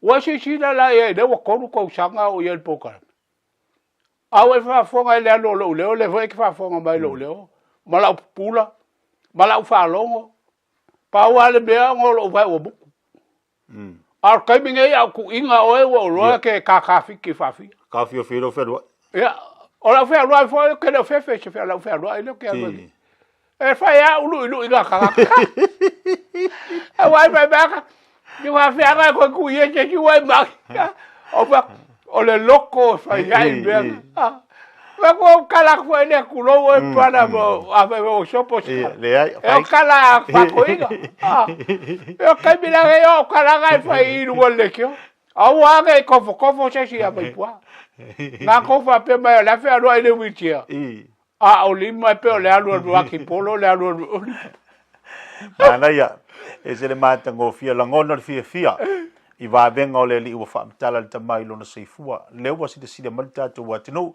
fa fonga fo nei mo ni mauta ua tala le mata ngo fio le tu lona fo soifua o na mo lona soifua ngalue tele nei tau sanga fo ele tu tamai vai pua pe nei fa ponga nei po kalame o le fa talo fo tu asina sina e se le mata ngo fi io o le ai fo ile mo tato ainga ya me si tato tu pulanga talvo pe ona yai ya vai pua la fatuia mo na lo faanga ya me si fo ia na yo fa mudianga na yo ainga umalava ya me si o paanga umalava o tama ya le mafuta bai lunga tato po kalame nei tayao fafkai na fkalainga kia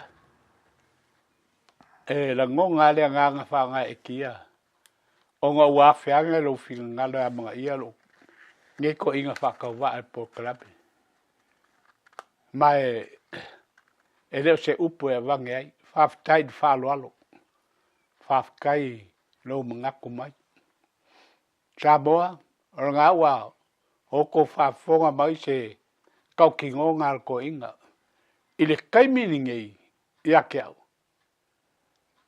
ole tua fa bo mo ya fu ngo ole tua lava fa bo ya fu ngo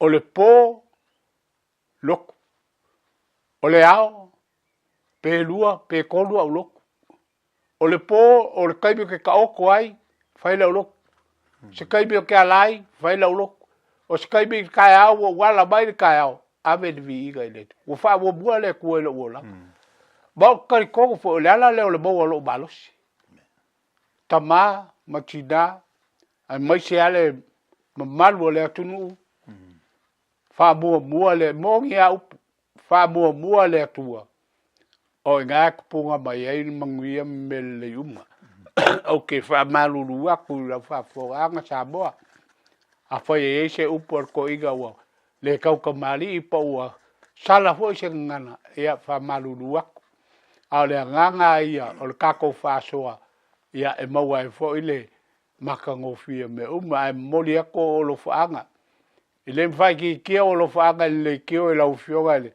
la usunga il fatonu la usunga lui por ni fasio mal faltua ya ane e fa pe foi la kalaiga makaio sangala ia ai mai se pulenga le au le au fatala lau ia fa pe foi le au foi ga ruenga atoa wo ko nga sia ma o ko fi kai kunga onga o loko mga ko kapua inga le tunu pauale o le bele fi ke dai le tunu o le falong longo o le falu a mai se anga ka mama ki nga ma ko pulpula la ngoko so fu mo le ola o lau ko galu nga fai o lo fa so mai ile aso ma le aso fa malonga lu fa baro ko ke le o si la fia mai le kakalo aka ba kua ko inga malo mako e fa manguia ya ke o ko malau ko ngaluenga o lo mako mau ai le fianga mal fa malu si au le aso male aso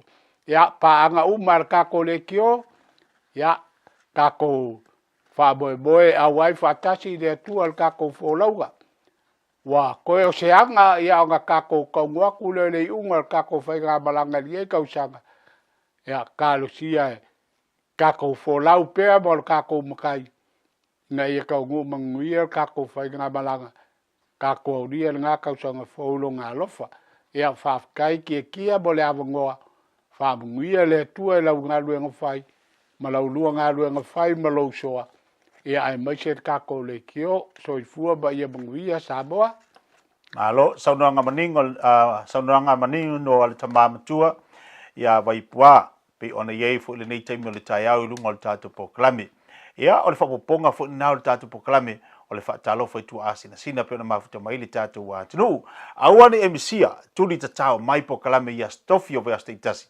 tala ai tu asina sina ilo latu foi soifua a o ia tu tonu latu ainga ia po afi anga foi Samoa manuti leina la fasa usanga Samoa ilo mafuta mai le taimi le tai au soifua mai manuia All I hear is Radio Samoa, Radio Samoa, Radio Samoa. Tasilima iwa tonu amo.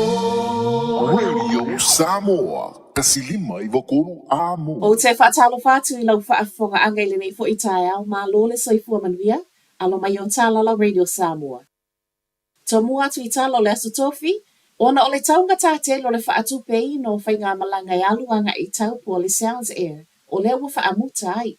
Whainga malanga nei le wā Wellington e matau po e le I whaingo fie le pule Celia Andrew Crawford o na whaamuta. Ma ewi le to atele o tangata whewa ai, o le olo o alu ai fo I lunga ma le tau e whaatupe ai. Wasa wai le mai a whaamuta o whainga malanga le kamupani waalele le wā Wellington e ma Westport. Fai mai ele pule sili, e le ma fai ona toe lafo atu I tangata whewa I le tau e whaatupe ai au nanga nei, po o le totongi fo ele au fai sea le kamupani. Ta Ue Crawford, e le na o le Sounds Air, o le afo ia fai e isi kamupani e pe o le Air New Zealand, ma le Jetstar, le fai mai ilo fai ngā malanga I totonu o New Zealand, ona o le tau ngata tele o le nei au nanga. To atolu tangata anu usaina o lea na tau fia I le malai waalele au kilani e leo, masalo mia I whainga tau whaavalea. O le tama 5 tau sanga, whaapea tina to alua I 5 ma le 5 tolu le mātutua. Lea na sai mai a o whaasauni e pu ele wa ai toe o ese atu ai, e malanga I saina I le asolua. O I lato nei whai mai leo sa whai ele blessing scam a o iai tutono New Zealand. Ma ele I atoa se masina, talo na iai tutono le atunu. O le blessing scam le nei na tau lai tangata whai mai tutono le atunu. Whaapea tangata mātutua. Ma tele ina ngā wai tupe a i lātou nei ma o lea na sai mai e leo leo. Ma le tino i tupe tele. I ata na toe whaailo mai e leo leo lo o ilo ai e le tasi se tu ai ngā tupe sa ia i lātou nei. Ma e ai nisi o tangata ni usila na ngā wai leo o atu i le 15 afe tā la. Na ole to alua tangata na ngau i scam nei wa maa ue leo leo ma olo wala au mai i isi tangata e whaafeso o ta i atu le ofiso leo leo. E tu whaatasia talo tae au lo tau fia pia i lalo wa ai ngā leo leo tangata saina nei e to o tolu, whaatali lea so e tutu la iai i lumol whaamasinonga i au kilani. Ua iaile mana o ngol pale mi o le atu kuki, ia whaia lava ni o lato ia tu sifolau, suia mai le whainga o lo o iai nei, lea o lo o umi ai na o tu sifolau ni usila. O ni usila o leo lo o iaile matafa yo i e fesoa soani le atu kuki, e le ngata o mata upu tau i le vai fafu. O taimi o whaalawe whaale nātua, ai whaapele pui pui o le atu kuki, ma o lo o anga vaa fo i o na tangata anu i tu sifolau ni usila. Pei ta isa unole pale mia Mark Brown, ua mana o ia sui ma ia mana ia o lato lava tangata anu. Mana ia ta uai, ua na o ni sui ngai totonu lava i o le atu kuki, e lea a fia i fua whainga whaapa anga mani usila.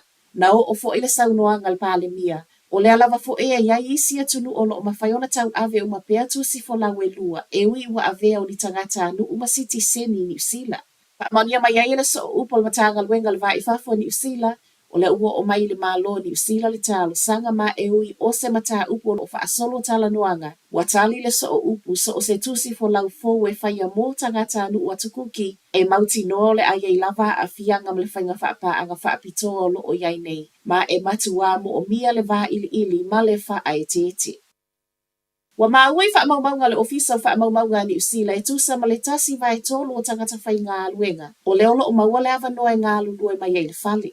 Whaamaunga nei na sau i tuana nafi whaamauina mo le kuata tausanga whaai ui le masino se tema. Ma o le au whai o tangata na ngā luloi mai le whale i lea kuata. Valu se lau ivas fulu valu afe ma le fitu se lau. O le kuata o le au whai, lua se lau fas fulu afe o lo ngā luloi mai le whale i aso umo le vai aso. A o le ono se lau limas fulu tasi afe ma le valu se lau, e iai aso e ngā luloi mai e le whale. E iei fo i aso e o e tutonu o ofisa. O ngā luengo lo maua lunga ai ma o lea i le tolu au pito i lunga. O i lātou i le vaengo wha maunga ma feso o ta inga, ngā luenga i tūtau tupe ma ini siwa, wha apea i tūtau te konolosi. Ai i whale whai ngā luenga, o le silia ma le whase fulu pasene o pisinisi, o lea e maua le avanoa e ngā lulue mai ai le whale. Wha i watu i tala mai Amerika, watoe filifilia Donald Trump ma perese tene o le malo tele. Pasia le lua se lau fitu se fulu palo ta whaitu malo e Trump, ma mauti noa mai iana nafi le filifilia ma perese tene lo na wha se fulu ma le fitu a Amerika. Wa whaalua ia Trump perese tene sa iei mua mua le tofi toi fo i mai, ma o lona toe manu malo ai fo iana nafi. O le whaalua ai fo i leona ia whaato i laloina sui momo e tama ita e le Democrat. Ma ia Trump ana po wa ia whaafetaia tangata Amerika, ai mo Kamala Harris, wa fiu tangata e whaatari ele i toi fo ia ne tali. E ia i lātou na lango ina ia mai reporti o le tai au nei lea whaato a maua ne ailo na avanoa. E swing o le maketi ana po ele whaato a sawai o reporti o le unga le palota, whaamawina le alu i lungo le tau le Bitcoin, whaapea maketi o whaata wa inga. Ai mai ni usila nei whaapea le tēlo taitai o laulangi, pisi lungo le social media i le tēlo whaamanianga mō lia, mō Trump, ma lona tū lai mai. Talanala Radio Samoa, manuia le taia. Tasilima i watolu amo. Radio Samoa.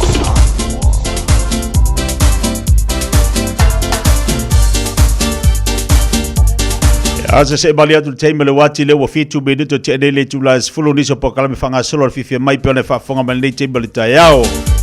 Ono le o se mai le au namba tu al tatu company o le tire world mo tantou.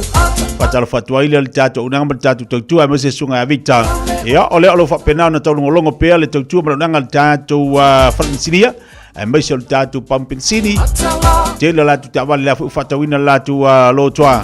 Vaenga taua ia lo fa pena na tolu longo ale tu mo la mala nanga ale tire world. Tala fa Victor ba se fo bali le tire fo.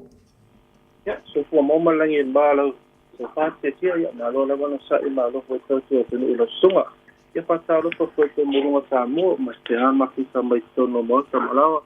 lunga fo ta vale na wo so ni singa de ya malo la no sai malo fo ta wa tai Malo so malo le ngalu tatu il fa tafito le va yaso tu te foi manga lu nga pe on nga lu ya yo fa malo il pa kalo fi mai malo la fa malo si nga lu nga dia so ble aso tele yo tatu tavale na wo va ayo lu ina tatu lo to alon fan fa to winai ya o ye fo ila una ma tu tatu pampe sini e mana yela ta nga ia tu la so fa mar sa fo ile mo tatu watu no le mali e del tayao mana na fi da fi mo va ye ile ilunga la wala ki apolo kala fi fiti me mana manga wenga lua ka wala pepe ilunga la wala ainga umar pensingi anga pa ul pensingi tatu ya sa ole o te so le si fo ina itu sa ta to la vale tu de se mo budi ya pa se ku kai au ku kai se fo me tu kai au ava pera ke wa fa pe me uku ke me ke manga bo la ngala ke me manga bo ko lo kala wala se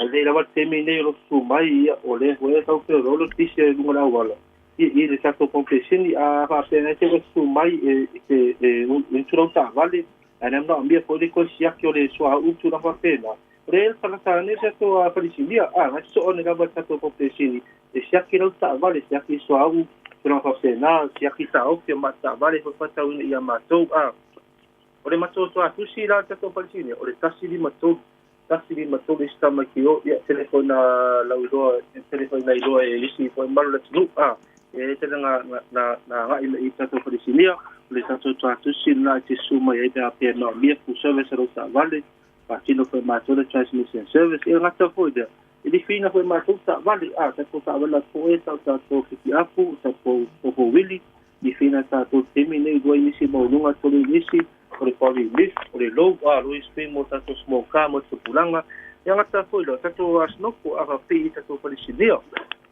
ya lo fa foi masoria ta to apu pa ta po ta so pa to mo ta to piki apu de ta to pu pa ava pena ta to se pu pa so lo piki apu ya po lo wili ya ole Tele la vota to pu pa dia la met ko ita to a company ye fai lo feeling ai ta to felicinia fa pieta to le players ava pe no mini players of for ya pu lo mota to players mo foi ta to penalty fact you players ava pe na to so ina modi ariti to mo ko to modi ariti ita to a company ya afa le ko ma to no fa pro sa ava pe ni do fa le tonu ni de tene o pa o tu no va pena modi o se ma test squad e fai tanto scanner e mo elo ta vale no ya i fa tau ina fai tanto ta vale i la vale tanto felicilia ai fai tanto le si tu de fa fai tanto ta vale fa tau ta vale po ta vale wai pero ki stilinga ta mota te SUV cars o fai tanto minivan tanto hyper cars lo mo fai tanto ki a pemi nei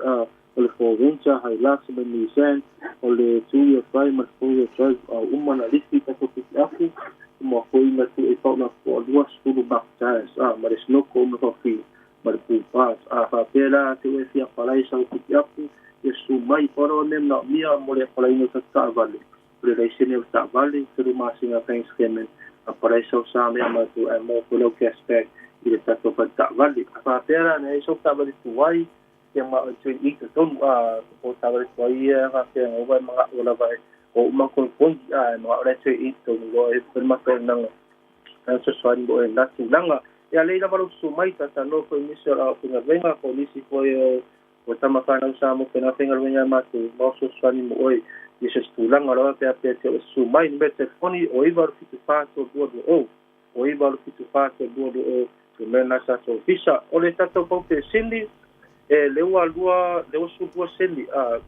su sendi le to sia pe utro sa ita to po sendi o li batasi do wa tala to tolu pero ka po pisoro tala no val sendi ma tu o re ko ese ka po fly fight wa le ka ko Apple ka 6 ma le point le tong in 10 minutes o re ko ese ka po fly fight ya a pena e sia mo bia le ka tena le swipe ya e facilito na sa pam Ole son que si la PG ida que caramba a gente we feel do su que tá lá to mira e ma todo só faz mas se for tá número então vai com o nosso sei e a sua tá se man mal se dá tá se dá lá o que vai ter morosa e está se compensini ore ka dex ya anga e male tá to farpa o e tá to farpa e de tá se fitu suru que to tá su e pare tonu pe sia ke o ta o ta vale va pe ai kau so se ki me puro pa ta ina para mato se ki me amata me se su lima se pa ile dua suru ma dua suru ai dunga so se ta vale la valo o bol mato se ki me ki temin nei so se lang so se size o mo malava i te pa me ke fa tin to ya so Ore pe meina masala vai mo tato siki me ke dua skutala ki tongia le tato pe meina masala vai aso ava te to tia palai na masani la isena ta vale passport ya maturma na bank statement aparece siki me mai na tato pa lo mo foi tato pa uai ya ava pe na to so pa siki me ya paso ta i mai pe vidi mel mat ko ofisa ya ka mo size ya ro ba ko size pele size na manga o ya ya so pa siki me So mo foi tato pa masaya sa so kasi so dua so so limba o mole pen o nexus to right ya ma henku na pa pena te so pa masaya o para ir po yo lo mo tato pa sa vale ba so anda fit wa su fa ta sang hai pe le so tu to sang ole me le po le mechanical warranty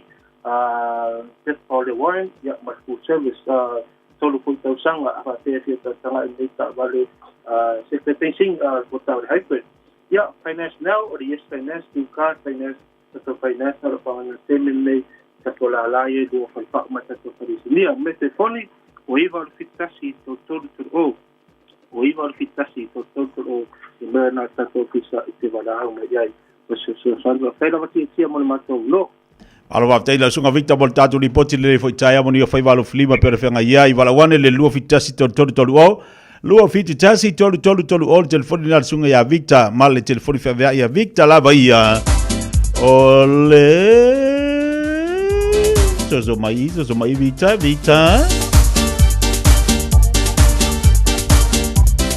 ole olu tasi oi tasi o tasi lima faono sfuru 5 minuto tele tula sfuru lunga po club fifia mai le nei tae ao ni so tatu ainga paanga o leva tu ama mali tatu tautua mal tatu po kala leita ya fo patalo fatu na isina monga fatu simaltina ya leutu lo fatele atula maltina manu ya leita ya ngata fo ile fatu ya manu ole sunga ya yeti malo fatele maftamai ya banga umala tatu le mafuta bai moto malawa nisho tatu paanga mafuta mai nai America Samoa tasi lota malo fatele maftamai yoi a fa fonga mai nei le moli mau tamai a vai po a fa fonga to nei Inisio moni maua tatu ta mamtina matu olo avatu lunga nepo kalami.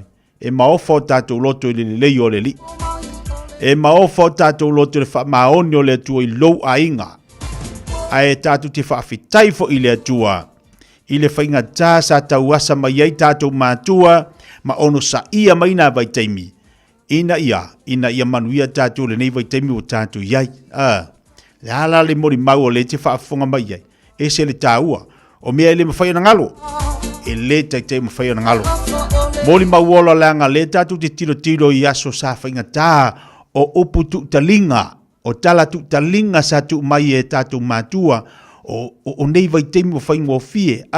O aso la sa le whainga o fie. Le ala tatu te moli mauina. Le anga o leo lo soifua mai niso ta māmatina mātutua. Sa la tu iai ia vai teimi.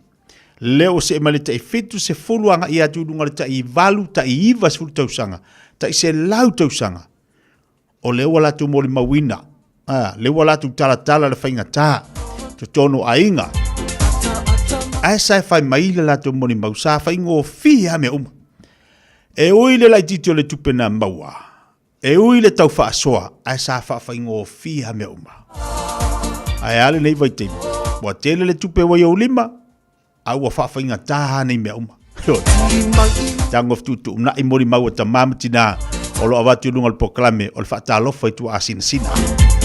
Sina whawhiwhianga mo tātou le nei taio. O le sila mea maanga ia lea wa. Wanga o maua ai si ka alonga I o le I ngā vea. O le kau ngā moa. O kere I mawala kamale lo le ngā ie. Ka ilo ia au topo o haisisi. O haisisi ngā ilo ngā maua ngā ie le tal no ito mai awai poa. Te lola to emo tatou matua ala ngatu pulanga lea e lunga to matou kere mo wa elar kamalor nganga I ya ngo mo wa kamalor inga vea ya ole kaunga moa le fa fa ele sides ala inga vea la ya sa wai pua sa amol mo ngai ko inga manga lu makua Ia olo olu e whaidua loko, awa whiro ka kari ngā vea olo olu. Me koru e masi ka ai whākauru si vea. Ia ka ko whaukala ia ia. Ia ko whaanongolongo la ia i ka alonga i laso. Ia ngā ie. Lea fui sa tatu whaalonga tu i ngā ie. Wa aile kero ka alonga sa ia sola. Arangi vai kaimi. Lea aile se kero koe wa aia se ngā ie. Ia ka kero uru aleng whamakara vai pua. Ore ngā le kaimi ua suru le si. Kou se la koe whamangako mai whake ka alonga e. Ai o whaapea li si o baku e li si ko inga. Ia ai sao le vai pua. War ka alonga len ka umale maka so la ia inga vi. Ia wai le popore nga vai ke mi pe ke lu ngu fa kasi pe so fa kasi aku ku do vale.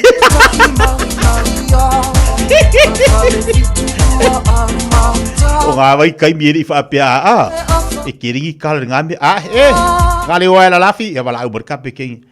Ile vea wa bule laisa. Por eso nga ngale vea. Por ile vea.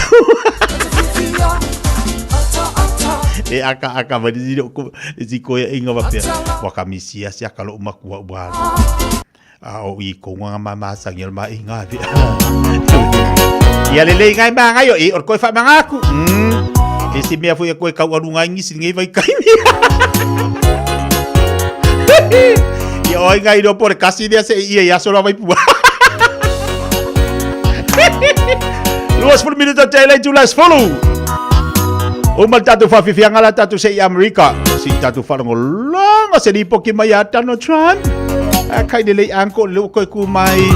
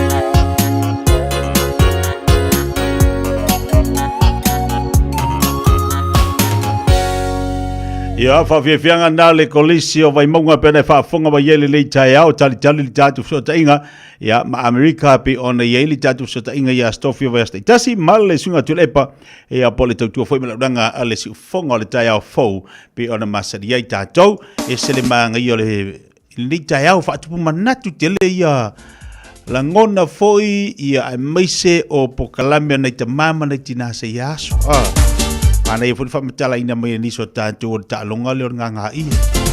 Awa ila le pe sao. O ia wairu whamakala umanga mea nei to ina manai lo matua. Ia le whaingor ka alunga nganga ia.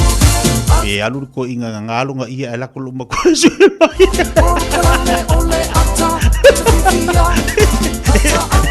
Ia kakiri rua kai. Ia ai malua le eva. Malua le eva. Ia le eva hari mea kaua. Luas fultoni minuti lau te nei le tulas folu.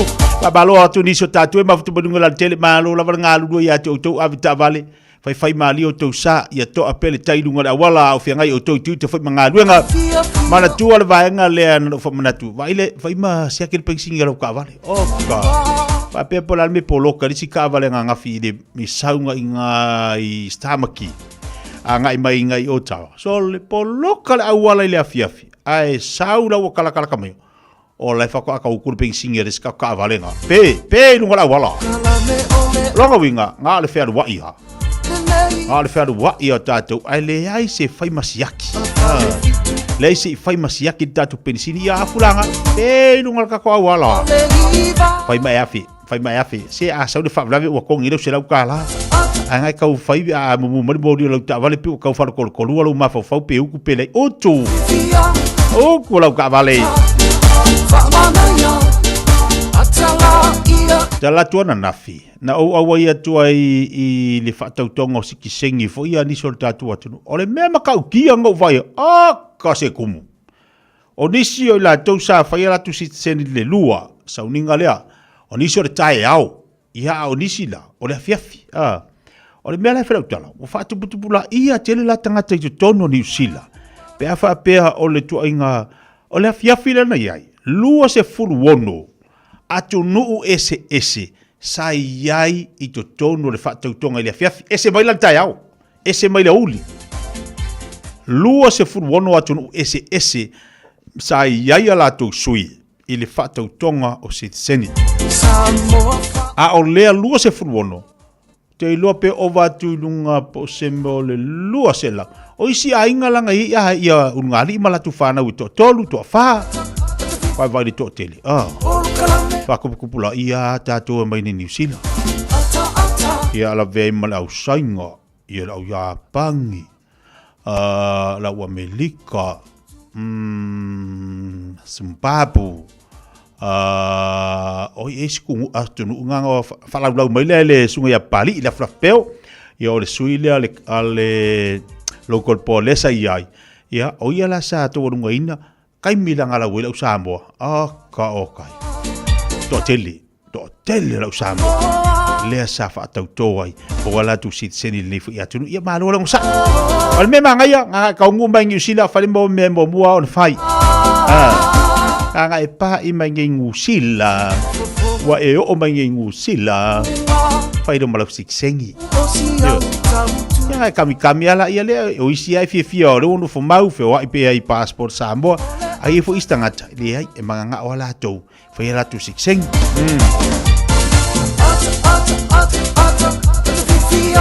ya fa malo tina to bam tina matu mo to malawa le fo lo maftu mai pe lungo tatu proclame malo le tap tap mai malo fo on sai ni so tatu ai ngalo maftu mai to tatu watu Samoa elem fa lavon fa ngorino o to lungo tatu proclame le tayao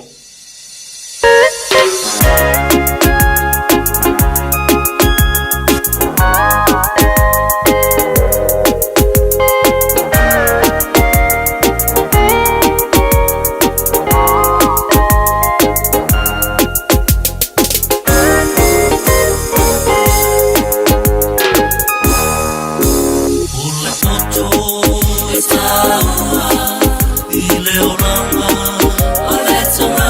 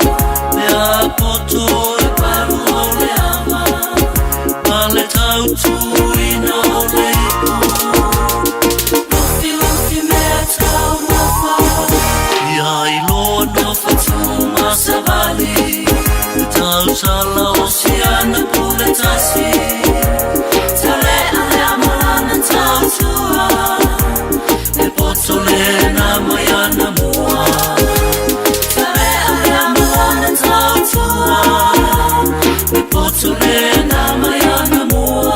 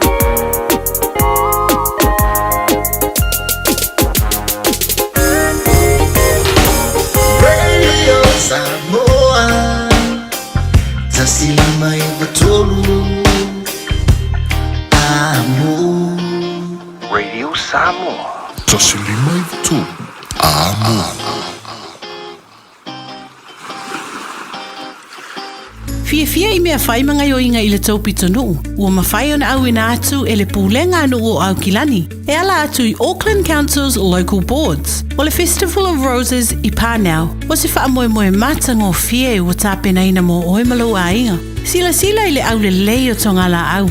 Mai moa I le tele o whaafia fianga. Tau mawhai mea ai ese. Whaatau mea tau lima. Ma le tele o vainga e ao ngā mole a inga atoa. Amatalia le aso se fulu o Novema. Mai le se fulu tasi I le tai au. Anga I le whae le afiafi. I le Dove Maya Robinson Park Pānau. Mo nisi whaamtalanga. Tanga I ana I le ourauckland.nz. Ma o omi le upu events. O le A1A Tree Care Limited. Lātou te whaia au onanga nei. Teu, whaamama, whaangata, pe ave sea ni la au mapongati mai lo whanua. E ma whai fo na lātou te wina lau tonga la au matoi tatou. Wasilia mar se fulu tausanga o lana tautua. Wala au lua le A1A Tree Care Limited. Le olua tasi olua o tolu ono o. Olua tasi olua o tolu ono o. O e mo mia sini fu aro po ni fu fa PE. E ma fai ona so so ni atu le Chapel Park Dental ini tau talafia ngai. Tele awala e ma fai ei ona tongi le fainga o woloa. Se fulu ile fulu 5% le pa ufa pitoa o tai ni fu fa PE. E ma ea ile aso tolu fulu November. Pala au mai lo le Chapel Park Dental ile o varu silau fa tolu fitu ono fa lima. O varu silau fa tolu fitu ono fa lima. Pe a fiu mai ile tasi fast fulu Chapel Road I Flatbush. Pe tanga iana ile chapelparkdental.co.nz Musa appointment. Wa valu tausanga o lama tautautua mo tangata Samoa.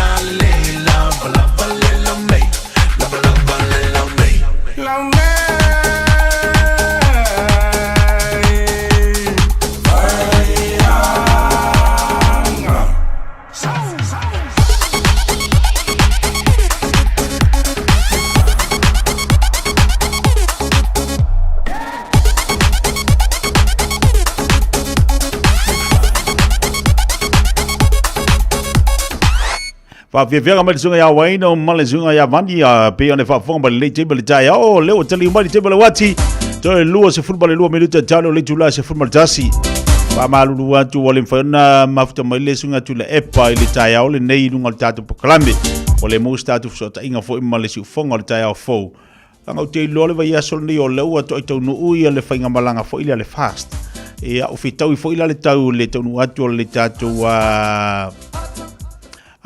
le tatu fainga malu pole vanga fai el fast ya male pisi fo yolo ia Amerika la tu fai la tu fainga palo ya ala fu tani malo ini so to mari o tatu wat no te lola mo se fa poponga ma se tatu maftanga le vai asfo de lo foi malanga leo le tua ona ile tu tu malanga le tu mari o tatu wat ya la manino le mata le bai tu langa pe ona to sa ilia se prestine ale malo telo Amerika ya lo te tu lewa te tu la mai ia le sunga ia Donald Trump ya o sile fio tatu watu nu ia tala anga o le tamaloa yo le to ina wa le fi ngau kiro anko mo le mero wi kapisa ya anko ale ko ku mai ele o sitangata o le siru tau mo tatu mo tangata fi nau mo tangata fi nau le itunga tangata fa pe itunga tangata matai o ia tu inga te o tangata fi nau sa iri malo fa apea la wale nga tatu tatano matula e palveso o mafai leno fa matula e pa wa amata na to tilo fo ia isi state o America amata na to li liu po amata na to li lifale la tu lango anga ia anko wa vai le kero anko sole wa vai le makau kio anko le mero we ai fa mai dia foi na faso muito lepa to tele tatu tangata Samoa ma tangata Pasifika o le lango ina ia Donald Trump wa tele te mita tu faso fo ile ma tatu siringia ia ila to o mo America ia ile tapenanga pe ona ia o le ana lua o le fia finga palo te sidia ia le tamaita ia Donald Trump sidia tamaita ai mo ale o fre palo ka so ka se va au fuala ia le tala tula e pale na fai mai wa matona to ili liu ia la ngono tangata ale ala wasa wa vai di makaukia ke ya so ia a tonu e yai ni vaenga wa mafuai ona to ili lifa le lango tangata anga ia Donald Trump de woto tula mai Pingsi melelei ia me se ia tatu tangata Pasifika tono la fiso sori matatu mai la toma o lo lango ia le o tu la mai ia uncle ni vai tem o malo uncle le kele uncle ase kala Amerika foi se mai uncle so ya saka ko kakalo ia uncle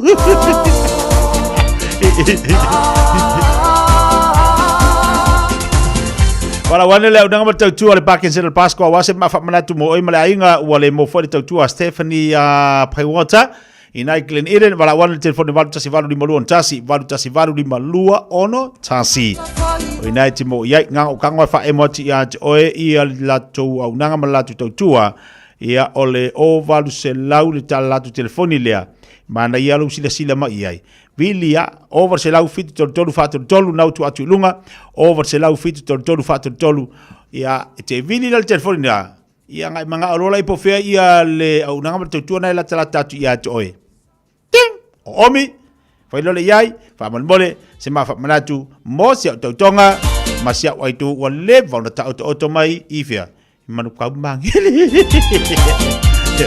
Bye ngana mo tatu le le tau ba ftoba tatu wa tru ya balo la volta wa tai balo fa malo sin le tayao pa fia ga su fia filoi radio sabos fuma liba tolo ambo proclame mai au kilani mari yo le sulu mai le la le tayao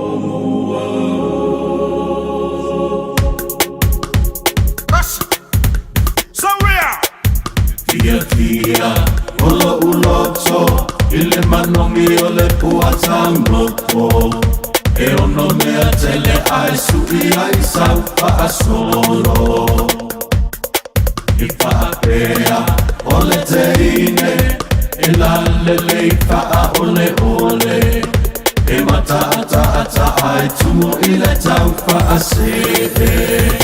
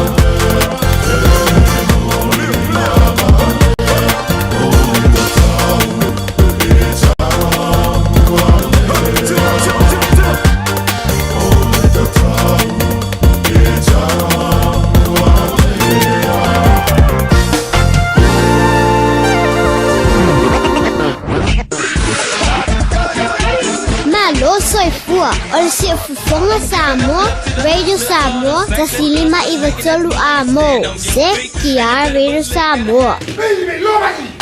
Hey, hey, oh!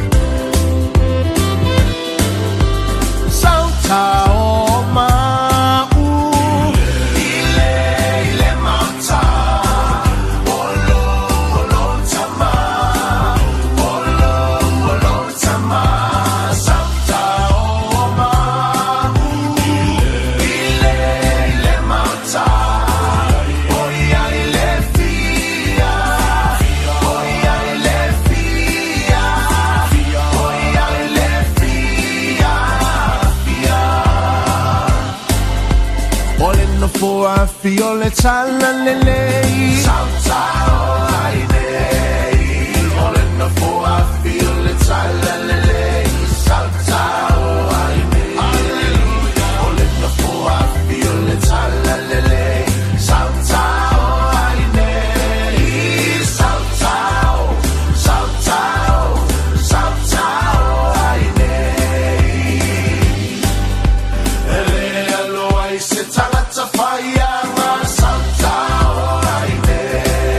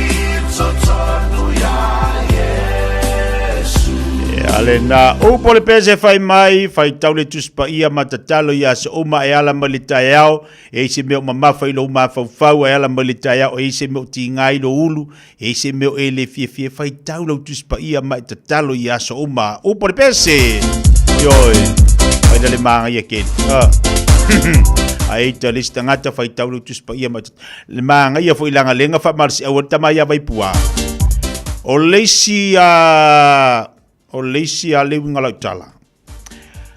O leisi malosi anga lea, i le tangata o le tatalo.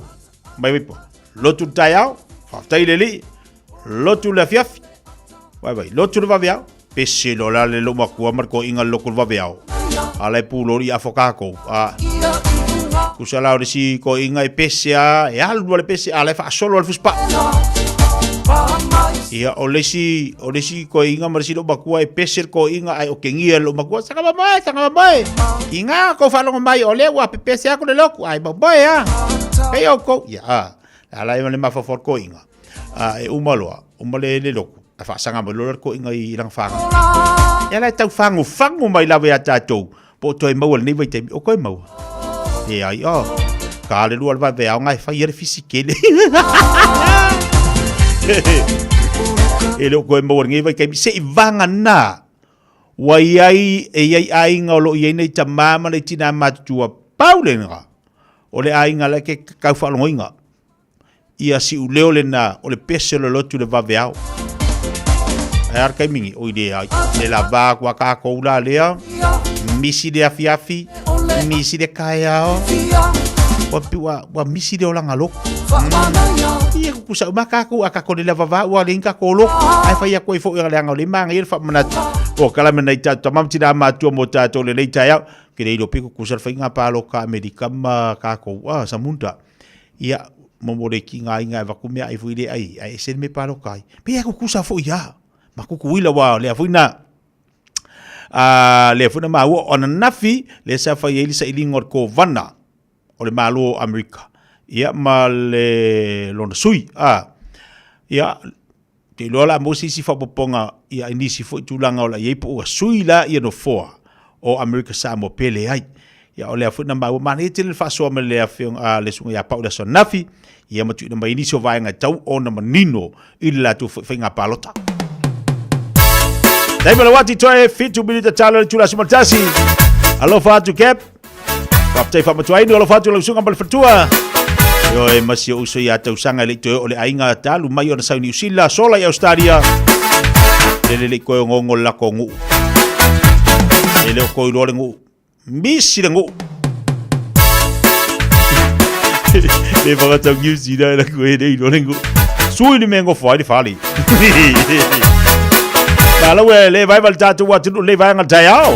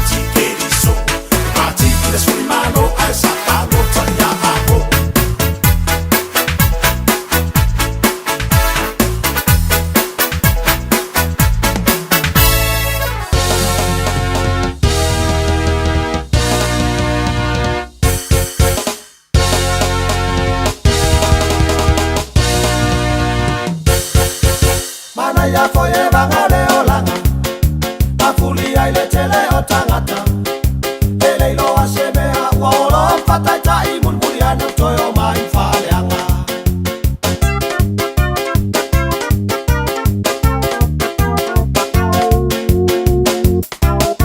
Omo onga ola ualanga, Io gata si uma o tagata.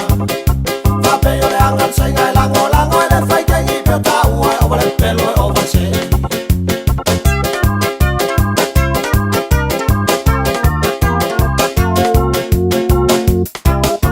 Tuno fumba fau fau ino o langa. Jalu ya Amerika po samba. Tele foi Amerika tau sia ina file bu po samba tele o la tau lo lamba.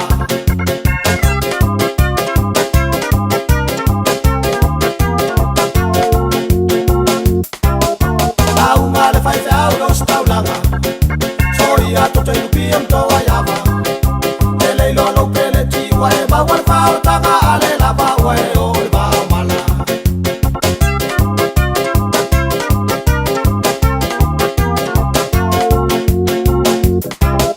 Papei o se matai fai bea babi. E sau masalau news para belave. Ai foi mas para maga o wale tele la la la ngi e fatu sa inga ya Amerika po ya pani.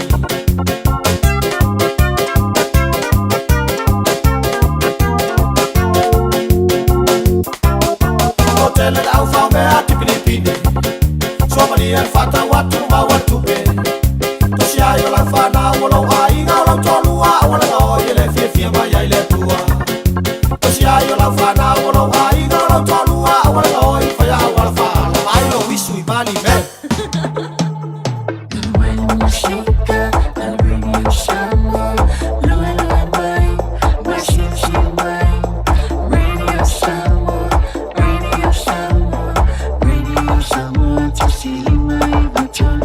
Radio Samoa.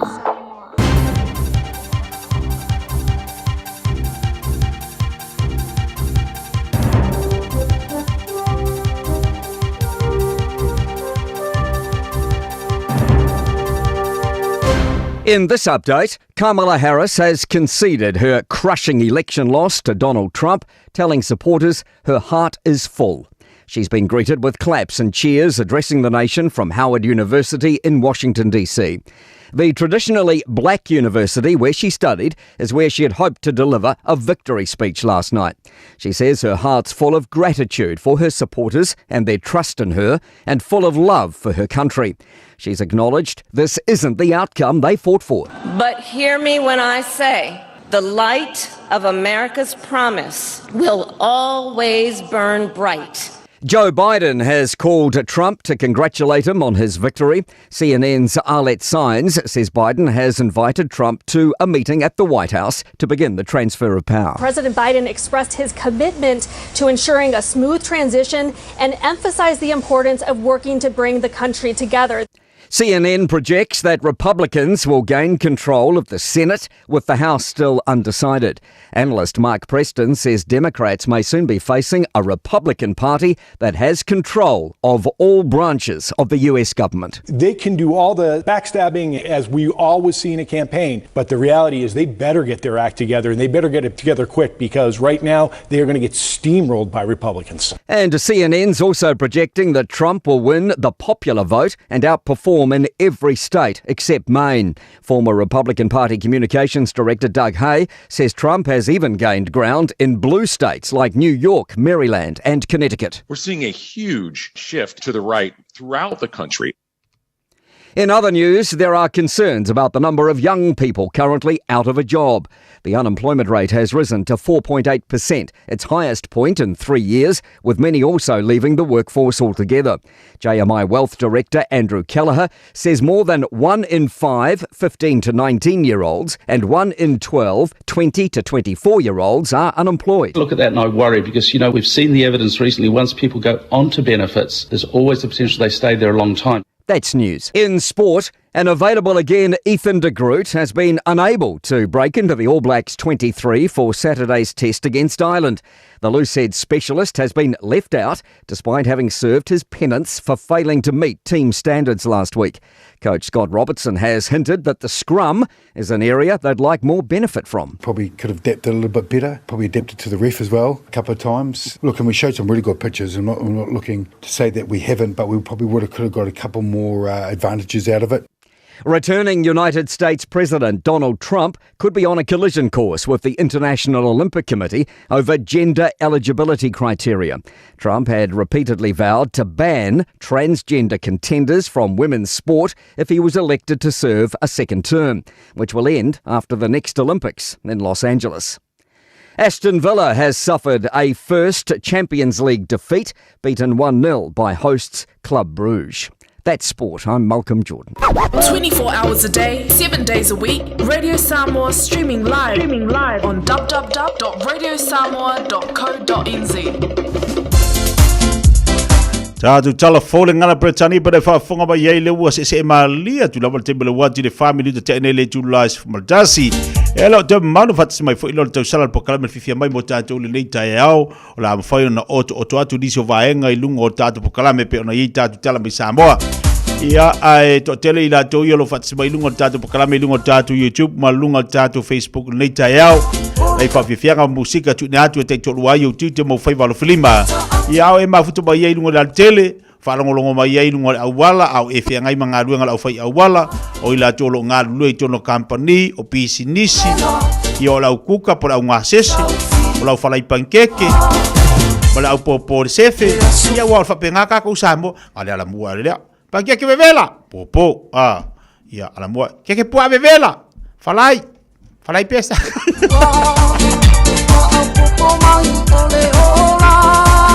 mga kuaga ia deo pinga ki aso la ko ki fafsanga i McDonald ia man ko fole ia u ko ngale ma ke ki popo la se fe la fai se fe vale le mala ka mole maru pio si osi da de ka o ye de fenga venga amanga ka la kwa popo mai pankeke vevela ia anga popo mai ke po vevela falai marsaka ale fa fingela nga sa inga ia pinga ki aso la kaki aluaku rola kaki whaakau lelele kama mix whangalea e sau whaakasi mo sa pasui mare kale te pesa alua kala lima ia sola ke ni lupu o fia kau ni kaimi ia wongo kala ke mingi ia manga kua ia la se whawhawhingi ke nei no poko soifua mare whawhawhingi kama ngaki ke la kuro ia sola mai ke la kua mai asa ka mix nga whaun mole ia la wilo al whawhawhingi le mix ole leisa male sa pasui ia ari rola pe whai pe aleisa me saka mixing al mai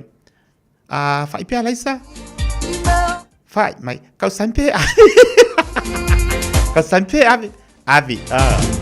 mai la nga yo yerbia mari ku wakwa me ai ko kongu kango i limbol foyer poi pava pe kau milo foi e uma enga makua yo ka lava nga kale nga ka kala le kau ku i laso as whawhawhinga ka kere uro poko i si anti ngai ngā vai kaimi o mangi kaimi ka ma ngai ka pole ale kumu i whea e mi ngoi ak waka ke fia osolo ka fia aire ko wa aire ngā whawhawhinga ki ngā makua a le sevla kaka oka e makau kia alo sia au yeisi au se whapengar ngi vai kaimi sos whare ainga kau sampe ave whai pe panana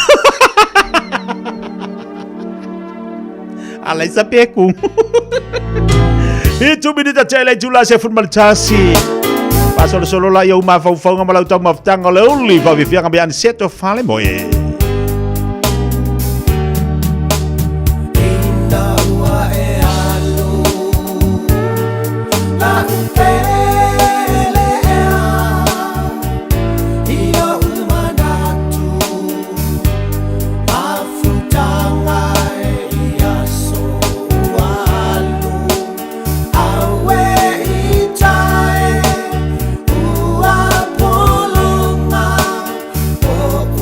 Uma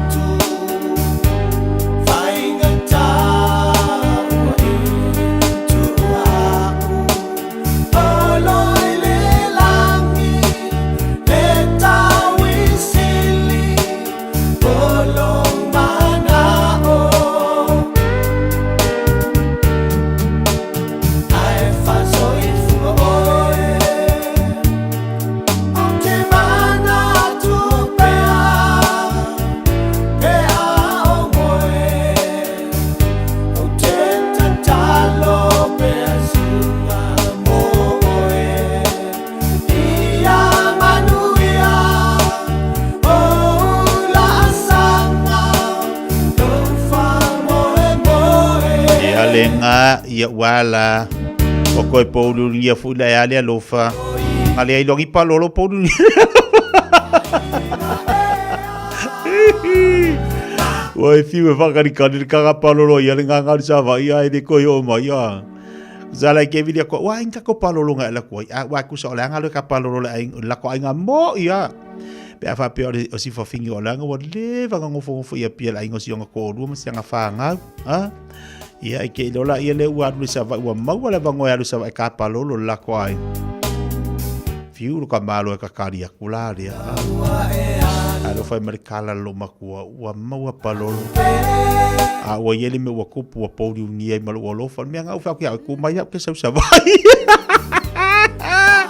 Ihi wale a kakar kau salar ngi kai au. Malor se fumanuia ia te ore tau sala. Ia tai au manu, ia tia le nei tai au. Whaatalo whaatu, ia ilau whitalainga, ai maise le mamalu se tātou atunu, ia lo whaafungfunga mai, o mama po maua mai foi le tāpō kalamili nei tai au, malo lava soi fungo. Yo, tātou whai wha malo nei tai au le lo whalili. Ia le liwa, au lia mai whangi yaso lako. Ia yo, upo le whakawhiki ngai o ngai foi vai yaso. Ia le aso tofia, toi titi foi la umale. Te leo le nganga o sa ia po nisi foi o fe au mga ruenga ia pe ona nga ia foi to atele ai me se foi o fai u foi le nei vai aso I tulanga ia o nga nei fana sa ole le o no fo nei mo ma fo le pese no tango ta foi le fa solo ia ta ma ftanga le uli la tu wa le wa fa me yangi se ko po lu ia le lo o ma fo le kanga pa lo la le o wawa ia, tu so ero ka ai ui palolo ia mai runga Facebook. Ia, wale ai sau palolo. Wale se palolo. Ele lei o rua nganga lu sa mo ai ru palolo. Ia. Ia o sa mo ele yo ia ele kangwa ia se palolo. Ormele ia ngale ngarcio ai le ya pasia ia kuri. Ia nga kemi wale lava ormele ia makwai mo walunga le ka palolo le wa ia sti. Ormele voi. Koi le la vai la se fa so fo ngale ai ko ngere runge palolo pu ngalo mala ko nga mai ai ku ru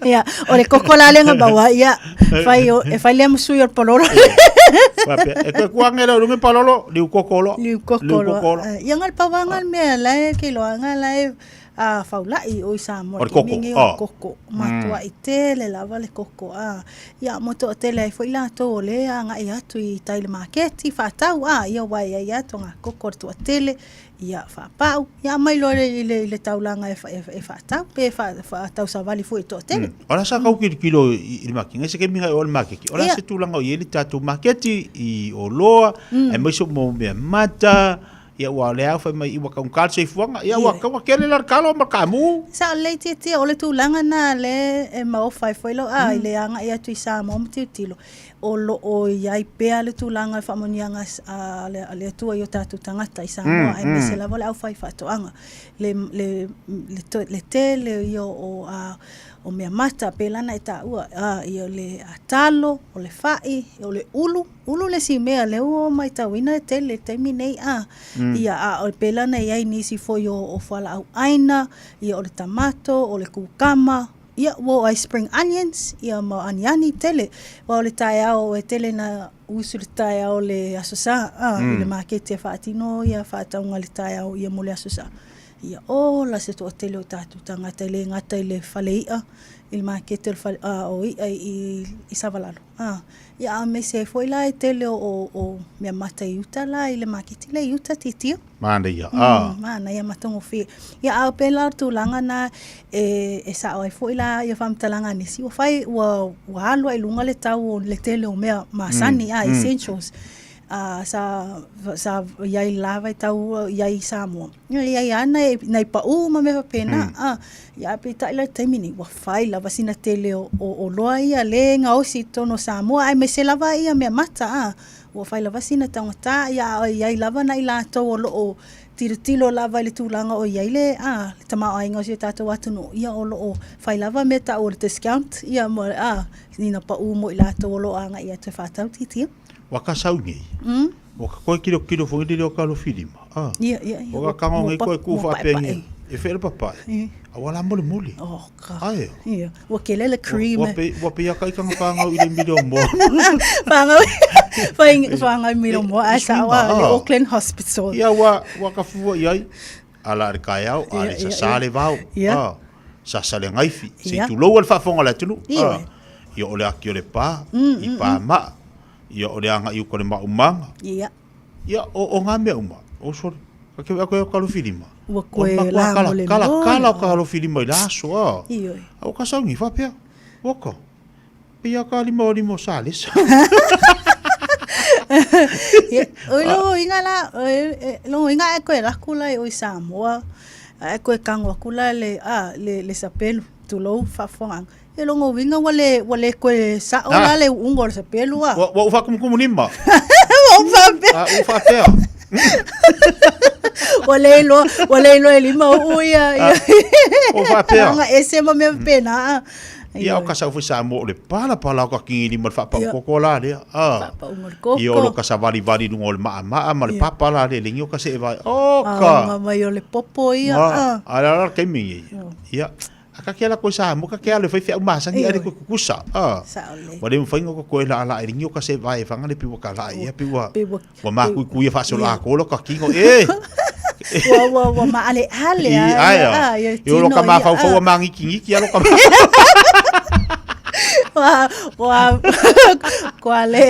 Wale tusa wale masani le tino. Ma o ka ni mo mangi fingi fiero ko nga wale ko nga. Le ma ai. Wale ko ma fainga amo ni ka nga popo Ka kero ko ai popo foi mo ka yes.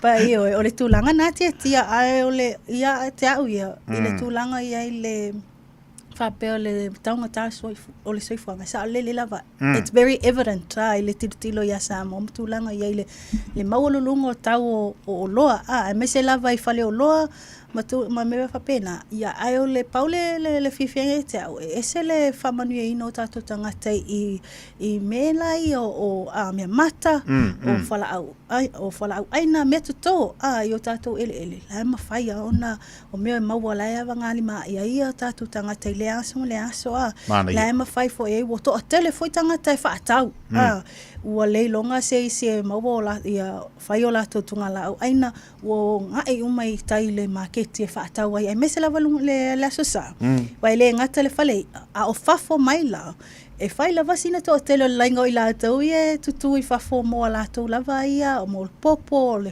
fai me mata me fa pena ai me se la vala I falau aina fai sua ma me fa pena matango fie le tilo ia tono ese taimi o luma ia eto tali watu I Samoa o ngai lola ia le Samoa matalasi sa o lola le fa upunga le fai le autule ia le taimi Samoa matalasi mata tia tele mana ia tapena umana tatu watu le vese ale mana yo tatu watu yo maya vai mo ngi sile malako fasimamo e sile ale uru mare miki mare elengi male ia pe mo singa elengi fugi le kongi kokong mare miki e kau fa mangongi singa ki polo mo singa ngi kamaranga luas fu minuto te dele tula sumaltasi o va vai atu la mtanga o tatu tala misamo o le to to sa ilia tse va la pasi se fu le malanga ya matu ponu sa vai ia sa o le tia ia o le o nisi o vaenga o le tilo I lava le malo I taimi nei ia o le faawa wina lava le au nanga le nei ia me se lava le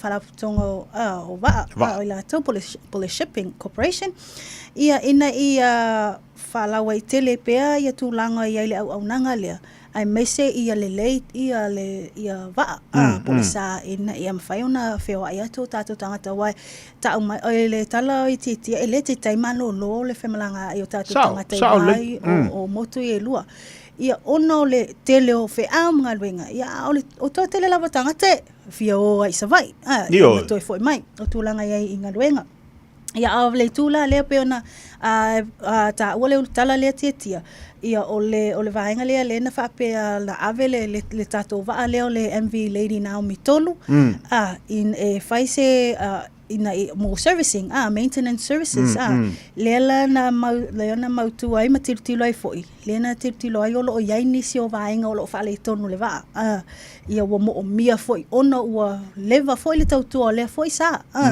ia o lela o fa mawina ila le ta wa ele afionga le minsta o ngalwenga tele ia le afionga ia olo for fitivai ia o lea lau wha moe ai le malo ina ia tilo mo se isi va ina ia mawhaiona tonu e sosoni pe su ia ia fo ila lea va tūlanga ia ona wa luas fulu tau sanga le tau tua le va leva tele la ia ma deteriorate tale tele o va le taimi wai le fa peo le atu ma wai lava ia ona o le tūlanga ia le umi o lana tau tua ia mai tilo fo ile au ngā ma le taimi o lo ia ile fa ngā ina ia lea la wa ia le tamine o le ua malanga le na fionga I Ausetalia ia manisi fo sui o le pulenga o ila to le shipping ia e tilo ma va ai inisio va ala le famawina e lana fionga ia e se tasio va ai na failo mai ia o e pe tu sale mal fitu miliona tala America le tau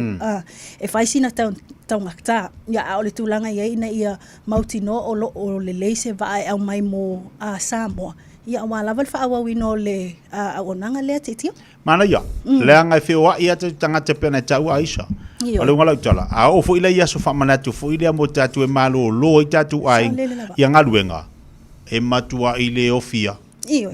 E mai tau ole phone ile taimile o titia wa faile pe lua tolu tau sanga talon fa tino le mele I aso ia famanatu. Mai tau foi e ngata le va alfa le telo tau sanga. Ar taimile ne wa ia va fa popo. E ia taimi po le mese lava taimi failonga ina vai aso failonga ina.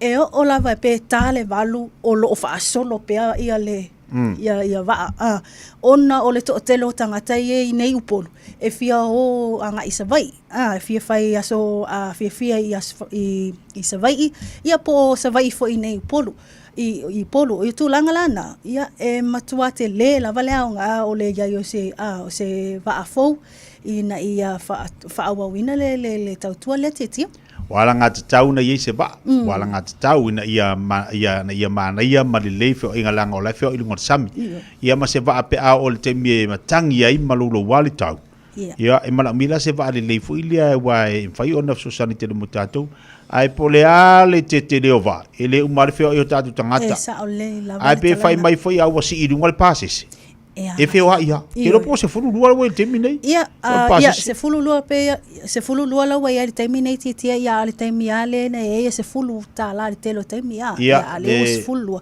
ia se vanga na ia nai tangata e pensione ia le wam fai ona fa na anga I pe malanga e au no marstongi ia fa ali le lau IT pensione ia na ngaila ia le se tu penstongi titia lua fe male fa lua fe male lima saiva tala ia sa lua fe male ono te le lola te mina sa lua fe male ono te le te mina si es futala ia fa solo tu ala ia lea o tato wa ona fa solo tu ala ia leo tato wa fo o tatu o pasesi ia so ia o le tawa ia musta tu wa fo ia o le si va en alu te te sole to lima la finga luenga le plupe lampa le o sau ni atu la tu famsinonga I morianga to e se lau afetala io se lau afetala le tupe tino tupe le ati tia le pe ona eta wele se tupe la ititi ia fai la vala sina te leo le se leni le o fa pena ona tu ia le to lima le pe ona eta o le tato lutala onisio tato telefon mai Samoa ia o le to lima le na fa mawino sa ngalulu le Bluebird Lumber Hardware ia se tasi foi company ua leva na ia tono Samoa o faisi leva na tau tu tono Samoa ia o la tola nei to alima le fa mawina ia fia ma se tasi o li intia fiti e to lua li ma le to tolo ta mai ta ile a fia ta upu le la fa mawino le so luo o le vai aso nei le vala awai ana toi vala awai moliango I la to ia matu ina toi lola e lo ia o la to nei to alima ia o lo tu la e represent la to nei Ia, tu ina atu la tau tali, whamawina e te e molianga i o tu ina atu leo. Ia o le vaenga la lea pe o whamawina i tūlanga i reporti, o le te ena i la tau nei o le o tua inga nei, lea ua whaatūlanga i la o le masina o me o le tausanga fōu.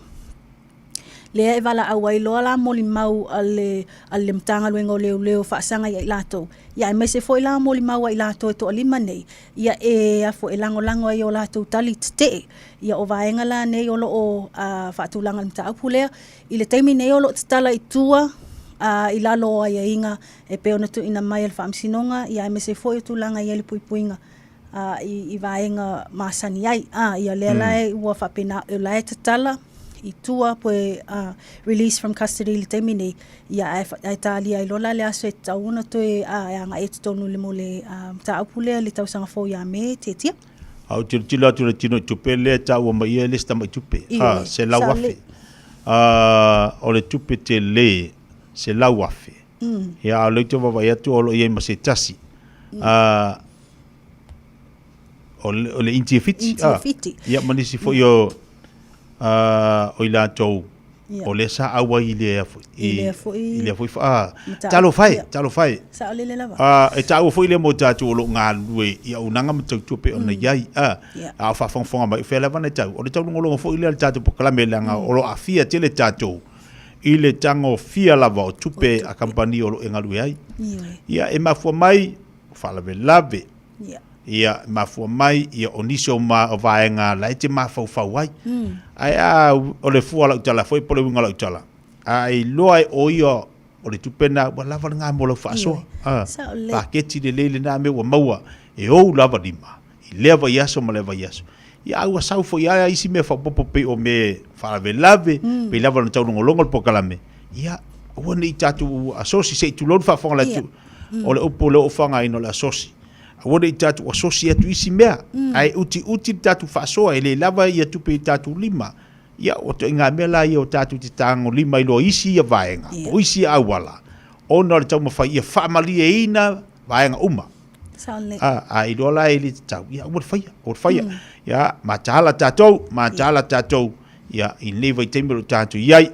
O le sunga wa wasamana ia sila la mapsuolo te wa ia tu le wa urfale atu tolo tatu o le moana sori maga ia sori ia one se tasina tatu tala i talonga ia fai tu fata sia foi me tatu tala fo i Samoa ia le pena i taua ia o se tasi le tati o fai ona o se tasi foi o alo ia wai longa foi lana tatu tono Samoa i talonga lakpi pe la na ia na i taua o wa wasamana ia se lala mapusua lea ua whapena ona whirwhili nei avea mse tasi o whaia o ngā lango assistant coach i le mō le aulia le Moana Pasifika ia mai tau fo i te auto a tele lava ia alo o se tātou atu no o Samoa ua whapena ona whirwhili e whapena ona ngā i tutonu o whaikon karate e ta alo e mō le Moana Pasifika ia ao lea ua o lava i la tau o whaia onga i o lo tau sa i lia temine in awa lava lea tina e o lea fo i au o le pole franchise le Moana Pasifika ia o lela ta ua se fianga tele le pulenga o le au la kapi ai me se lava le whaia onga ulu ia e pela ona liputi ai i nisi o tu whasalau ia o lena whapena ona ta ua i le lona mitanga tele ia wawasa mana ia lea i le toe mau ai o sona wanoa e avea ma se coach ia i se tu fo i lea whaia onga fisosoani i o tātou whanau ia o loo atia ele ta alonga lakpi ai me se lava ia le Pasifika ia o loo tamawhai ai nei ia o lea la ua whapena ona u whale atua ia i le au le Moana Pasifika ma o le angalu e whatasi ai fo ila ia matana umanga ia mai la tō uma lava o loo awai le pulenga ia mo le au le Moana Pasifika titia ana ia le vaenga leo se mai ai le alo le tatu atunu ia mingoi mai ai Samoa ia sa foi tu sa ili ina ia fa ngai na pe fa lau te le ai ia le mamlama la tau tulanga lana unanga la tau tu tulanga fia onga ia ai au ngati le foi le mo tatu wal mo fa na wal misiri o le to ia ngai tono Pacific le Moana Pasifika o lo ia foi tama fa na o tatu atunu nisi na tatu tala pe fa forma tatu atunu o melo tupu ni sila nei fa amuta fa inga balanga ale sounds air anga i taupo. Ia, O le tasina mta upu ia po o reporti foi ia whainutu whaatasia i tātou telefone i nei New Zealand ia o le ana whaamawina ai o le whaamuta nei whainga malanga le Sounds Air ia o le o whainga malanga nei anga ia tu i taupo ia o le ta ua o no le taunga tā tele o le whaatupe ino ia whainga malanga te tia ua whapena o na whaamuta ai ia ua le toe po te po mala le tūlanga o iai le taunga tāro so i whanga lo alo ai pēa ia mawhianga iai fwoi le tele o le whaafitau li tamau ainga tono New Zealand ia lea la ua whapena o na titilo ai fwoi la nisi o lea fwoi pūlenga ina ia tāo fia pe whaamutai o na o lea au nanga ona o le taunga tā tele o le so i whanga lea la ua whapena o na tā ua ele pule sili ile lato foi filfilinga e whapena ona whaamuta le Sounds Air whainga malanga nei ona o lato wa ai atu ele mawhai ona toi tu ilunga ni tau o ni vaenga lea po ni pasese me whapena ia ai mai se lavo le toi whaalangolango atu e lato o lo iei ia lato sea i to tonu po shares to tonu le company lea ia ua whai lava la sina ongo le taungata ia o lea la ua whapena ona iei le filfilinga e whaamuta loa ia nei vaenga ia o tūlanga iai te tia e mese lava le au nanga o le whemalanga inga lea nga ia tui taupo. Ana ia. Wa o isia vaenga le tatu titilo. O le mahana ia o le mori maua se tasi fo i o tamali. Sa no fo i la lo. O me ilama, wa me ilama no fo i lunga ni ia tatu i au kilani. A o lantala, fai mai. O asola. A o wha le tonu au walama sa le telin ta avalin lavi vea. O asola, al temine. Ua tele ele ua le lei awala matua mana ia awala ua tele mfa blave tupo ngonga tele o leva tele la no fo tangata le lo ola na malanga e mai ala tu ainga malanga mai sia mai ni so la tu ainga lunga nei anga i mai fo inicio fo fuanga ia soala o fale tonu awala malele ia unga la tal fo ile swinga lo ni we tem sa so longa le ia mama na ia fo inga fo ile tu sia ni fa blave ya le wo mali we tim wo makwa manga ya awala ma sawa malele le wa maka vale le awala ka vale le ka vale ku aku le ka vale le awala mo winga ole swinga never time te vola mata la wa le wa ya tu ta fia ni so malanga inga pe ona yai ya o finga malanga pe ona yai le anga ya tu le topo ya mata la fo ta to lunga la tele pe ona yai li ta yao ya si me fisa no ia o tūlanga iai e peona i tā uala i lunga o whemalanga inga lunga o la sele ia o inisi la o tūlanga iai me se fwoi la peona iai la le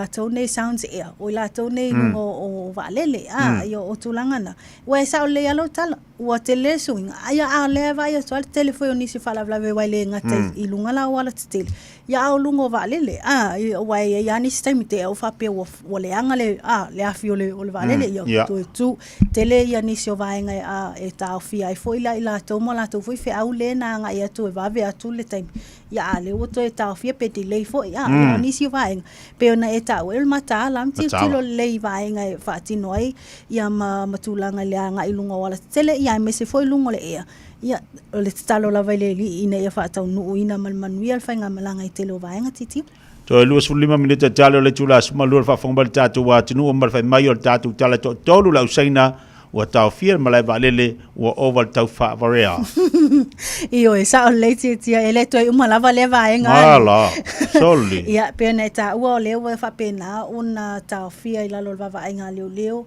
ia ini tangata no usaina e to tolu la to ia na tau fia mai lava i le malai valele ia le fa mawina sa o ila to nei o lo o le na fatino se vaenga ta o le blessing scam ia o le vaenga e a le na to te le la to tangata matutua ia manisio tangata e fai malanga mai tono o New Zealand i bo immigrants ia na fa pena una a fia i la to nei ia le o te le la to tupe ngau le ta o inisio la to o tu lava suli mafe tangata New Zealand na ngau la to tupe ia le la na fa mawina ia le wa mawai e leo i la to ta fia sai lava i o le airport ia le airport au kilani o tau mawhai le la ngai le au vaenga toi fo i saina Ia. O leo whaatali lato taimi o hanga e saina. Ia ai tau filo e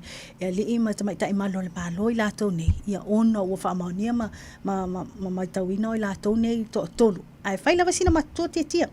E lima suta o sanga o le isi. O le tama. Ia o le ai lima suriwa ma lima sutolu ia tamai tai. Ia po o tina e to o lua. Le to o tolo i lato nei le na whaia lea son ngatu la fono tia. Ia au tūlanga ia i tō tele la tau i te tono New Zealand. Ai mai se lawe tangata mātutua le na a fia le mta aupu lea. Lea ua tele la tau tupe na awe whaanga oi ia i tūlanga tau whawalea i la tau nei. Ia ai lea whamawina na tasi lawe le masina na ia i lau vaenga le i te tono New Zealand. Ai se furu ni mawhia o? Ia manisi o tupe.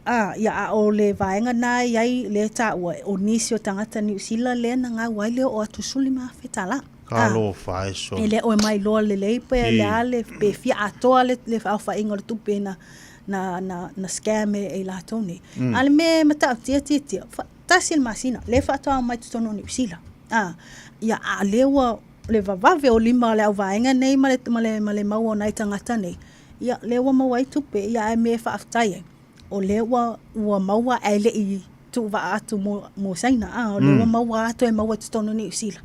Ia lea la ua whapena ona a matanga luenga toe sa ilia a leo. Nei tangata ia na afia. E toe tala noa e tauno toe o atu tono lo fita e toe whatata noa matulanga i o lato se leni ia lena ave tau i tūlanga i whainga wha sorutula whono i lato nei te tia. Kalo whai i lako ua mauai. Iyo e. E se lo ua lofa i a lako, ele makukua. Makaukia.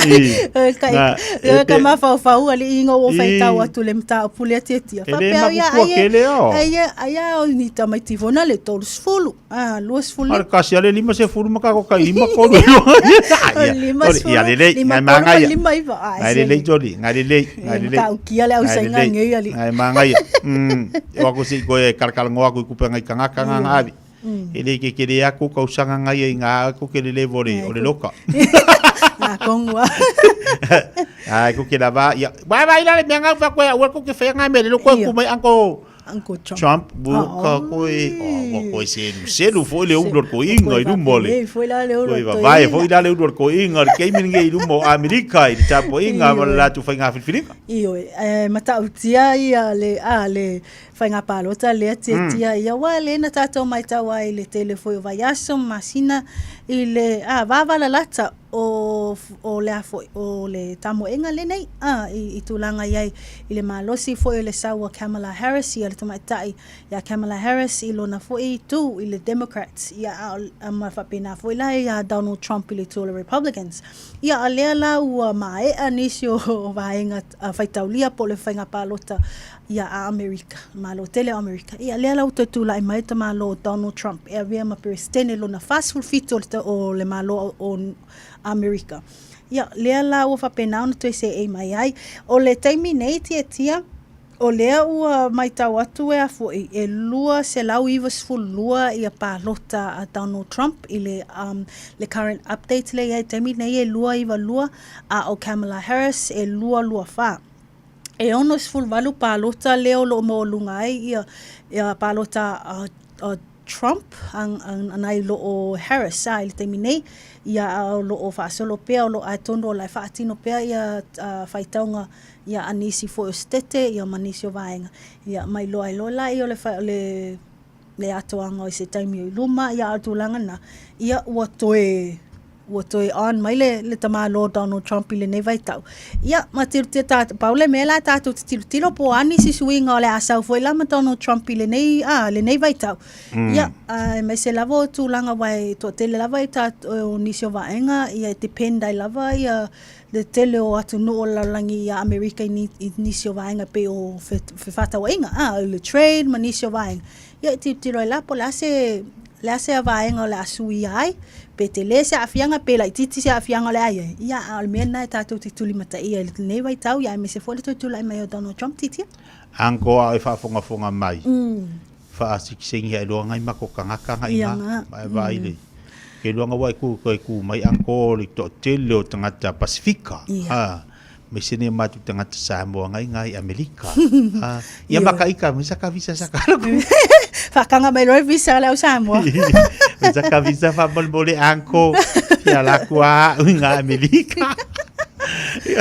Isi nau tatu tala oto pera whafonga ma tatu atu leita e au i melo tupu telo tatu atu Samoa. Ai mai se ia le nefu atu nuolo tatu. Iai manatu o la mwhai ona whaitau wai nisio nao tatu tala i lungo pengat whailangi ale Radio Samoa. Ia manino fo i leo leo telenga. Ia pa melo tupu telo tatu atu nu. Whaatawhiti fo ina le tautua ale tau sala mo tatu mal pokalami fifia mai. Ya ala te moris fa upongan versa fo le so taiao to longo fo lo mo liva yeso lu tofing sa le ya o maro se tato tu no yo nisi na tato tala oto ia o mfai na tu fatasia wala vale sila fiole o ila oto nei uma ia mai se foi ia nisi vainga pena ta o e ma wa uma lunga tato penga te fai langi ia wa foi fai ta manino fai ta to si o malama mai foi lai nisi o vaenga ia e faftai lava te mo lo ava no mo nei aso ia manu teleina fai vole nei aso ia mo nei so foi mai manuia so foi ia o esi la fia e iva te si maletolu fa miliona tala le se leni ale Utah fua atu iona sui fai unite ile lua o lua fa. Fai sau teo ngā tupe e teo wha awhainga luenga ai lau se leni ina ia vave wha tau nuu se wha moe moe tā ua a lau a inga wha pe e ka le sia. Wha o ngā au nanga le ANZ po le talo wha voucher, le M tā la, male mai cash e ala i le Click X. Wha afso tai mai le ono valulima lua ono iwa wha iwa, le www.utos.ws, po le emaili o le info@utos.ws, po le Facebook, le Utos. Le whaaputu ngā tupe teo whaawhainga luenga o le mawaenga tausia Samoa, teo whaawhainga luenga e mātau lau seleni, ai sele e oe le manuia. Beta Drive Doctors i le taulanga whaatau i mangele, whaapea manrua. O le vaenga o so ngase pe amana o mia. E whaatino e fo i matupui pui o le whanau witi, o tupui pui la COVID is fluiva, mo i lātou is fuluan tausanga malunga atu. Whaapea matupui pui o le flu.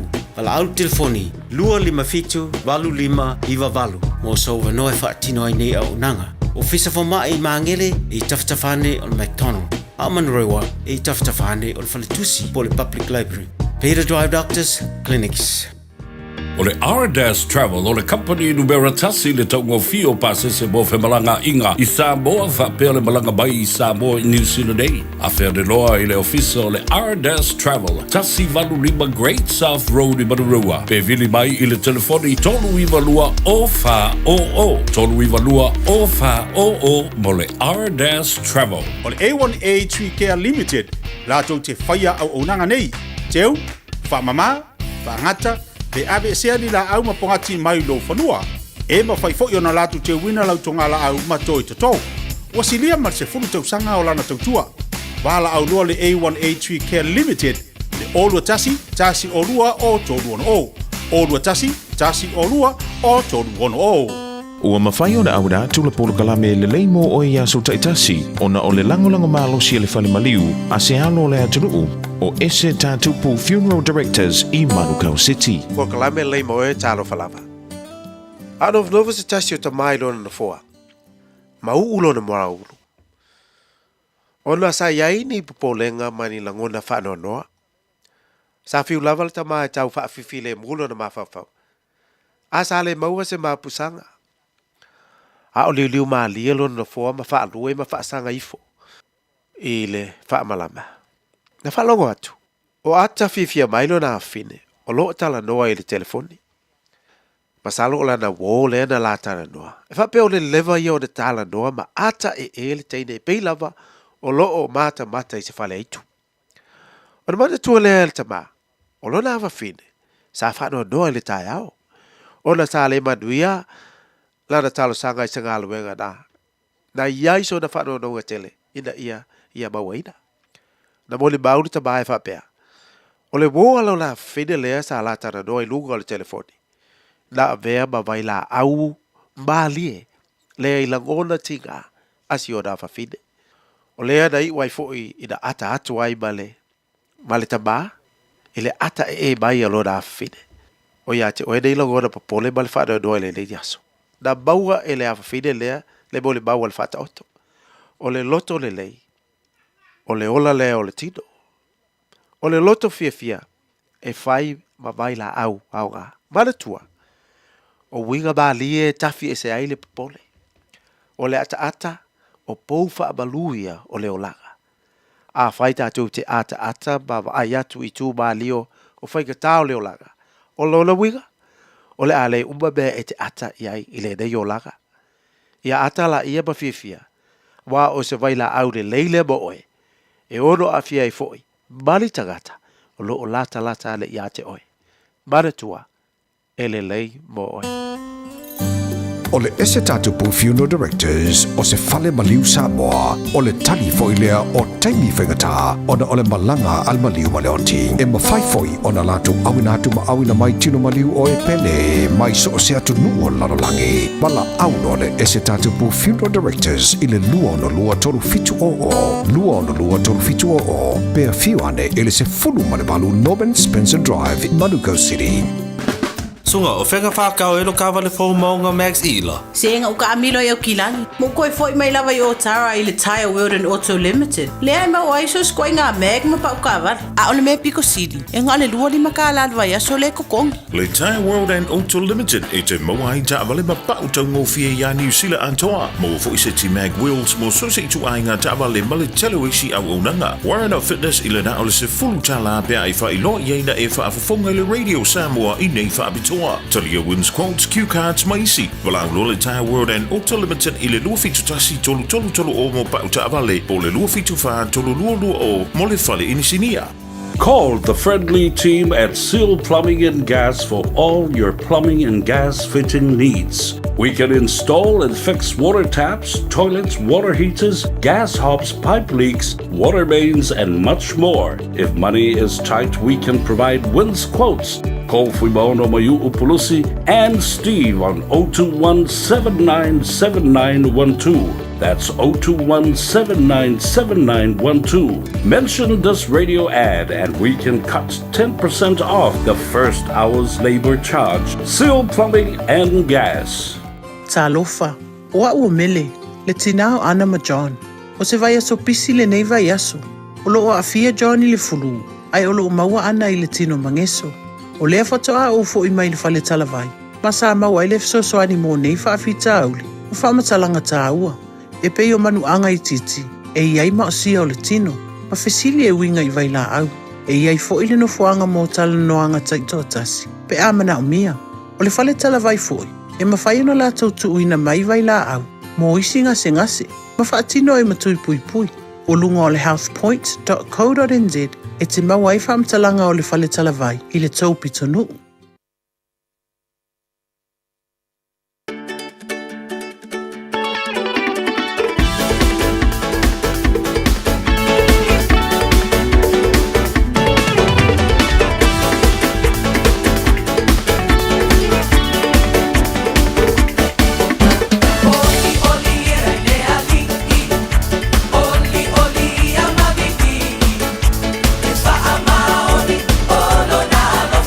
To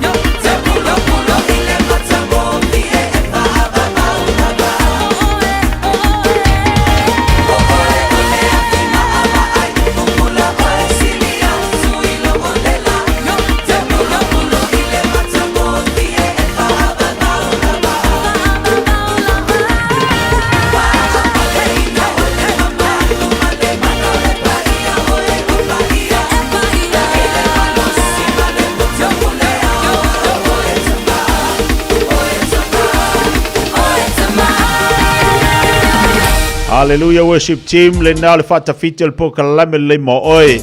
We de fa fonga ba ye disi da tatu fa fia fianga fa langa. E na usisi mai le table le wati le oto fitu minute talo le tula se football lua. Ole o nang balto tu sunga tong sia le fena tam fa ya le tatu po kalame town nei wole fa na mo watong sia fa si pisi tele lo meka kas. Ya ai o ngali at oi ole lua fitu ni mavaluta si lua. Lua fitu ni mavaluta si lua pole o lua fitu lima la Olu fitu, lualim fitu, fa lima fitu wonua. Telefoni na ale telefoni ai astongi, vala wana ili olu atasi, fa fitu ono, lima fa atasi. Olu atasi, fa fitu ono, lima fa atasi. Telefoni na tumole tamu astongi. Patalo fatu le sunga le pule le tato Island Papa Q, le fatasi mai Samoa. Oi, talo fala ufianga tango, va yesea sua balalo se fumonia le tai au fau. Wa mai tato nal mutiri salafai. Ya le fa mari sunga le pule tonu mai le sabul palolo ai fa ke kai de fa alo kai de anga le leila kari kari ya ku vai as fo mo le fi palolo ya tonu de la mo fo ila mal tatu palolo fa tau ya tonu mai le sunga le pule yo va tonu mai le sunga le pule le Island Style Papa Q wa wai longa fo le tatu le tamari o tatu wa tunu tulanga fo ai ngai pe ona ye tatu maketi le ngas singala le state ya me fo le telo tatu ta maftanga Ivana sui fatalo fatu nei ya uli malo se fo mo dia wa mai Pepine Navy malo se fo mo dia fatalo fatu nai Brisbane Italia ia maunanga matautu au malava pe ona ye tatu fre ainga o company SS le tatu wa tunu o mtanga luanga le malo lo nga luel to telo tatu fatalo fatu le tayao fatalo fatu so ya so mapsu alo fatu para yoe a ka ngu mai palolo nga la fo mai le ku pe wa ko palolo oi ia la usa palolo ni ka ingi sti Atalo batu la udang batu tual tatu fre ofo le tanoa ma buto pa ina I onhanga ya poli fatasi ai matua malo ngalulue malo fo fa malo sine yaso sekia ofingo kako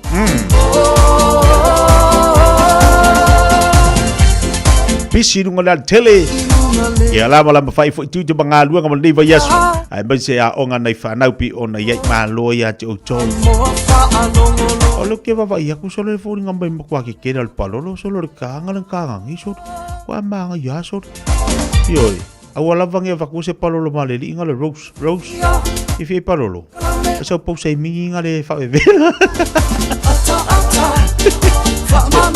ya to lunga tu situ tu ati le vai ngale asel mafto wele tatu wa tu fa te tele lava mo tatu maftanga ile nei fo ia stofi fa te fitel po kala mel fifia mai mana tu la tatu tu filo le so tayao wa tu nal tatu sumpa le so tayao si sa fa ka ko sumpa lo so fo maloloina te sumpa mai ya oilo fale lo fa finga luenga ai fa te simaile sunga fa finga ngale so tayao ya tau longo ma watu fa marsi au mo oi lo so fo maloloina mo fo ine yola ia maloloina lei ya sola tayao fa tatu sumpa le tali tu la sfolo o kala ma sa de tatu di tali tu lei vale aso tayao to walunga fo ile po kala mel fifia mai ya tatu tu filo fo verse fo oni ngalo tatu sumpa le tayao la stona te ilo le matua fa atumuli o tatu sumpa le melo ia fiafi ai o le mana ia no fanga na ina ti manukau le far ia na ia mana ia no fanga na tele o le lastona ile te watu va veatu su ele leia sau so tu langa i tono le tatu sumpa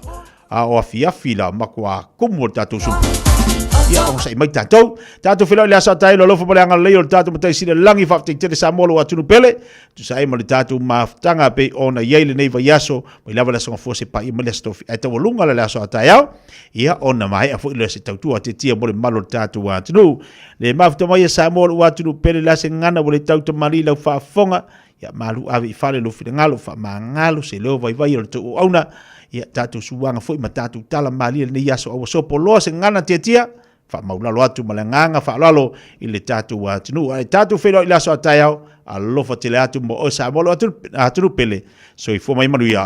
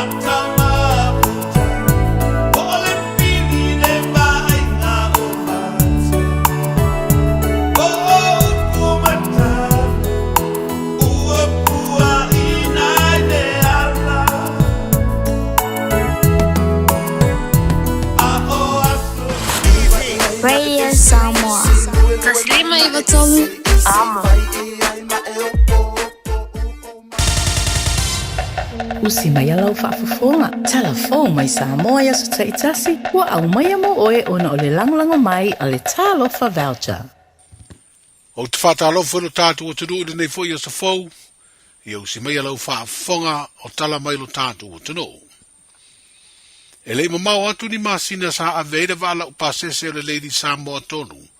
E whaale leia o na afi maisi vaenga o na ua iai whaale tonu. Ma sa umi ni masina o le to e whean wa iai lea sa. E tere ta vale ma pasese malangai. O whaale tonu wa fi iai lea vaa o whaala tonga o vaa le tonu. Wa sila i neide malo e sa iri se isi wala upasese fau. E ave ai ta vale mauta ina ia suia i lea vaa. O siria le lua se furu tau sanga o lana tau tua. O le mafuanga leo le tu ua o le tātu utanu. E le minstao ngā luenga te tele ma whela wa inga ua au fia ima le whaala tonga o vaa Samoa. Le tō wha olo a fōwhiti wa ai le wha moe moe. E sa iri se isi wa fau. O lo malanga ai wha urulunga le pūlenga o wafu ma wha urulunga o le company wa ale atinu. Ma le wha tonga o vaa. Ma ua wha lia ai le minsta le tō wha olo i upenga te wha ilangi. O awala o whaasana launga le malo. O ngā luenga le toi whaale le iaire Lady Samoa tolu moni masina, nei lo ai, wa vai le fola o lea vai le vai ngai avei ta vale mauta ma mafa. Ma ua te taua i loa na whaia se isi sa i linga i se isi sa, e whaatauteia malanga le ngata o pasese ave ai, a o te mamafa e pe o ta vale. O Brisbane ma Adelaide Australia lo anga i min stamala na au malanga. I le wha moe sila inisi o vaa o iai pe tala whea ngai. A o le tau o se tasi o ia vaa e pe o na wha ino ai le min star, e a wala o wha asala launga le malo, e tu sama le 5 miliona tala Amerika. O lo sa idea nei leo se ali tonga o lona suafa o Niki Funaki tōrus furuvalu tau sanga le matua. Ona sua suenga i se tua inga e wha pēna ave wha soli tū la fono. Pēnga o i e lea tau le lea se manu papalangi po se povi. A se ainga i sare le longa i savai. O le nuu fo i lea e wha pē mai leo o lo mau polo ai. O sa idinga o lo whaia, wa talo sanga ai leo le fisoa soani a lea tunuu. Ini wha matalanga i se no fuanga i se nuu o iai lea li o Niki.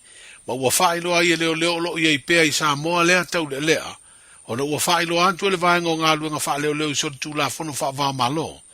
Le Transnational Crimes Unit, leo lo i sa moa lona ofisa tū tonu. Ere i alu ese lea tangata mo lo tātu o tino. O sa i dinga le fia mau o lea tangata, ua ave ai le wha amanatu o leo le tātu o tino. O se sori tū la fono, le tau mawhai e wha lafi se tangata o lo mana o mia ni sue ngā leo. O ave fo i le whau tuanga leo i a Niki Funaki. Ina ia o iso se ofisa o leo, ma wha i loa atu i ailo na tangata. O wha lia fo i leo na wha tino i lea tau le lea ngai o ingo le ave wha ngau i o le povi, maru atu ai lava. E toa lima tangata sa whai ngā luenga le company o le Bluebird Lumber and Hardware, e au fi ai tamaita i toa tolu mali i toa lua, wa latu te ena uma mori anga leo e peo na tua ia i lo latu to e sea, o se tino i tupe siria le se lau afe tā la, se meto tino le company sa ngā ruru ai. O le serua le vaya so nei na toe vala wai mori anga i la tau nei, ma tu ina atua ia lo ia e toa lima o lo tula i mori tangata e toa tasi, tali te e i mori anga. O i la tau o lo tua ia lo au fi aiseri in tia fiti, sa veo se tasi o pule se tasi o vaya ngar company.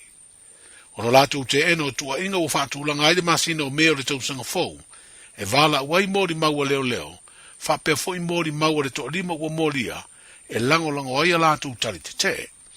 O lo fa au na tala i tua ni ai inga i lantou, e fa tali ai le aso le fa masinonga, ma se fa ai unga. O le to lima o lo moria, wao fi ai Rupesh Kumar, Solomona Iva, nga fatasi fau ena, milo vale la pana, matale le anu i langi. Wa talia le whaamsino nga siri le fionga whipulea i Amperosa Roma. Le talo sanga alo ia leo i se teime e whaamautu ai a latu tāpenanga. I morianga o se ali i luas futasi tau sanga le matua o whale atiu. O lo molia i lona ave ese whaamalosi o se teine i titi se furu fitu tau sanga lona matua. La masina na te neo o ke topa, na salalau wai lunga le api o fōringa le talo sanga se tasi o le ainga, i le fia maua se fisoa swani, e sa ili ai lea tama i tai te lavau. O le toi mamori ai o le tēnei titi i lona ainga i lena aveina, na pua ina ai loa e leo le tau lea o wilo lea lofi faisau vale, ma molia i le ngai o inga na ia whaia. O le aso se furu whao Novema, e toi tu la i ai o ia le whaam sinonga, ma e te tau no o atu i ai o mautu uma moria ngā leo, ma tu ina atu ai loa se tali a leo lo molia. O le tamai ta i lo ia i a pefone semo, o lo tu la i mōre tau le lea ua moria le nei mata ubu tau whaam sinonga. O le vai o nei le asfareile i Samoa, a o le aso tofi lea i Peretania, o le aso muri leo le fono lo na iwa se furulua al wha tonga wha wao malo, mō ngā luenga wha leo, na amatalia le aso ngafua o le vai o nei. O le autu o le wha tonga e ta ua o le International Criminal Police Organization, le e tau wha pupu o le Interpol, o le ngā lulue whaatasi leo e tali atu i ngai o inga soli tū la fono e tutupu, i te tonu o atunu o le rolangi e peo Samoa. O le aio Glasgow i Peretania lo tau au fiaine nei fono tele whaavao malo, e peo na ave ai masui o Samoa, le komisina o mtanga aluenga o leo, whalipui ma le toe fuataina, le sunga au a paau longo i tino Filipo. Se lau iwa sfuru ono atunu o lo a wai o lātou sui, ma o i lātou uma o tangata o lo avea ma wha ululunga, o tautua wha leo, mai umia fo i tūlanga sinia i to mai tautula fono. O se whata singa wha le tausanga i talano ai whainga wha vae ma awala, si tia mawhaale ai to mai au au ina o leo i le whaatinonga, o ngā luenga e tari atu ai ngā o inga sori tūna whono.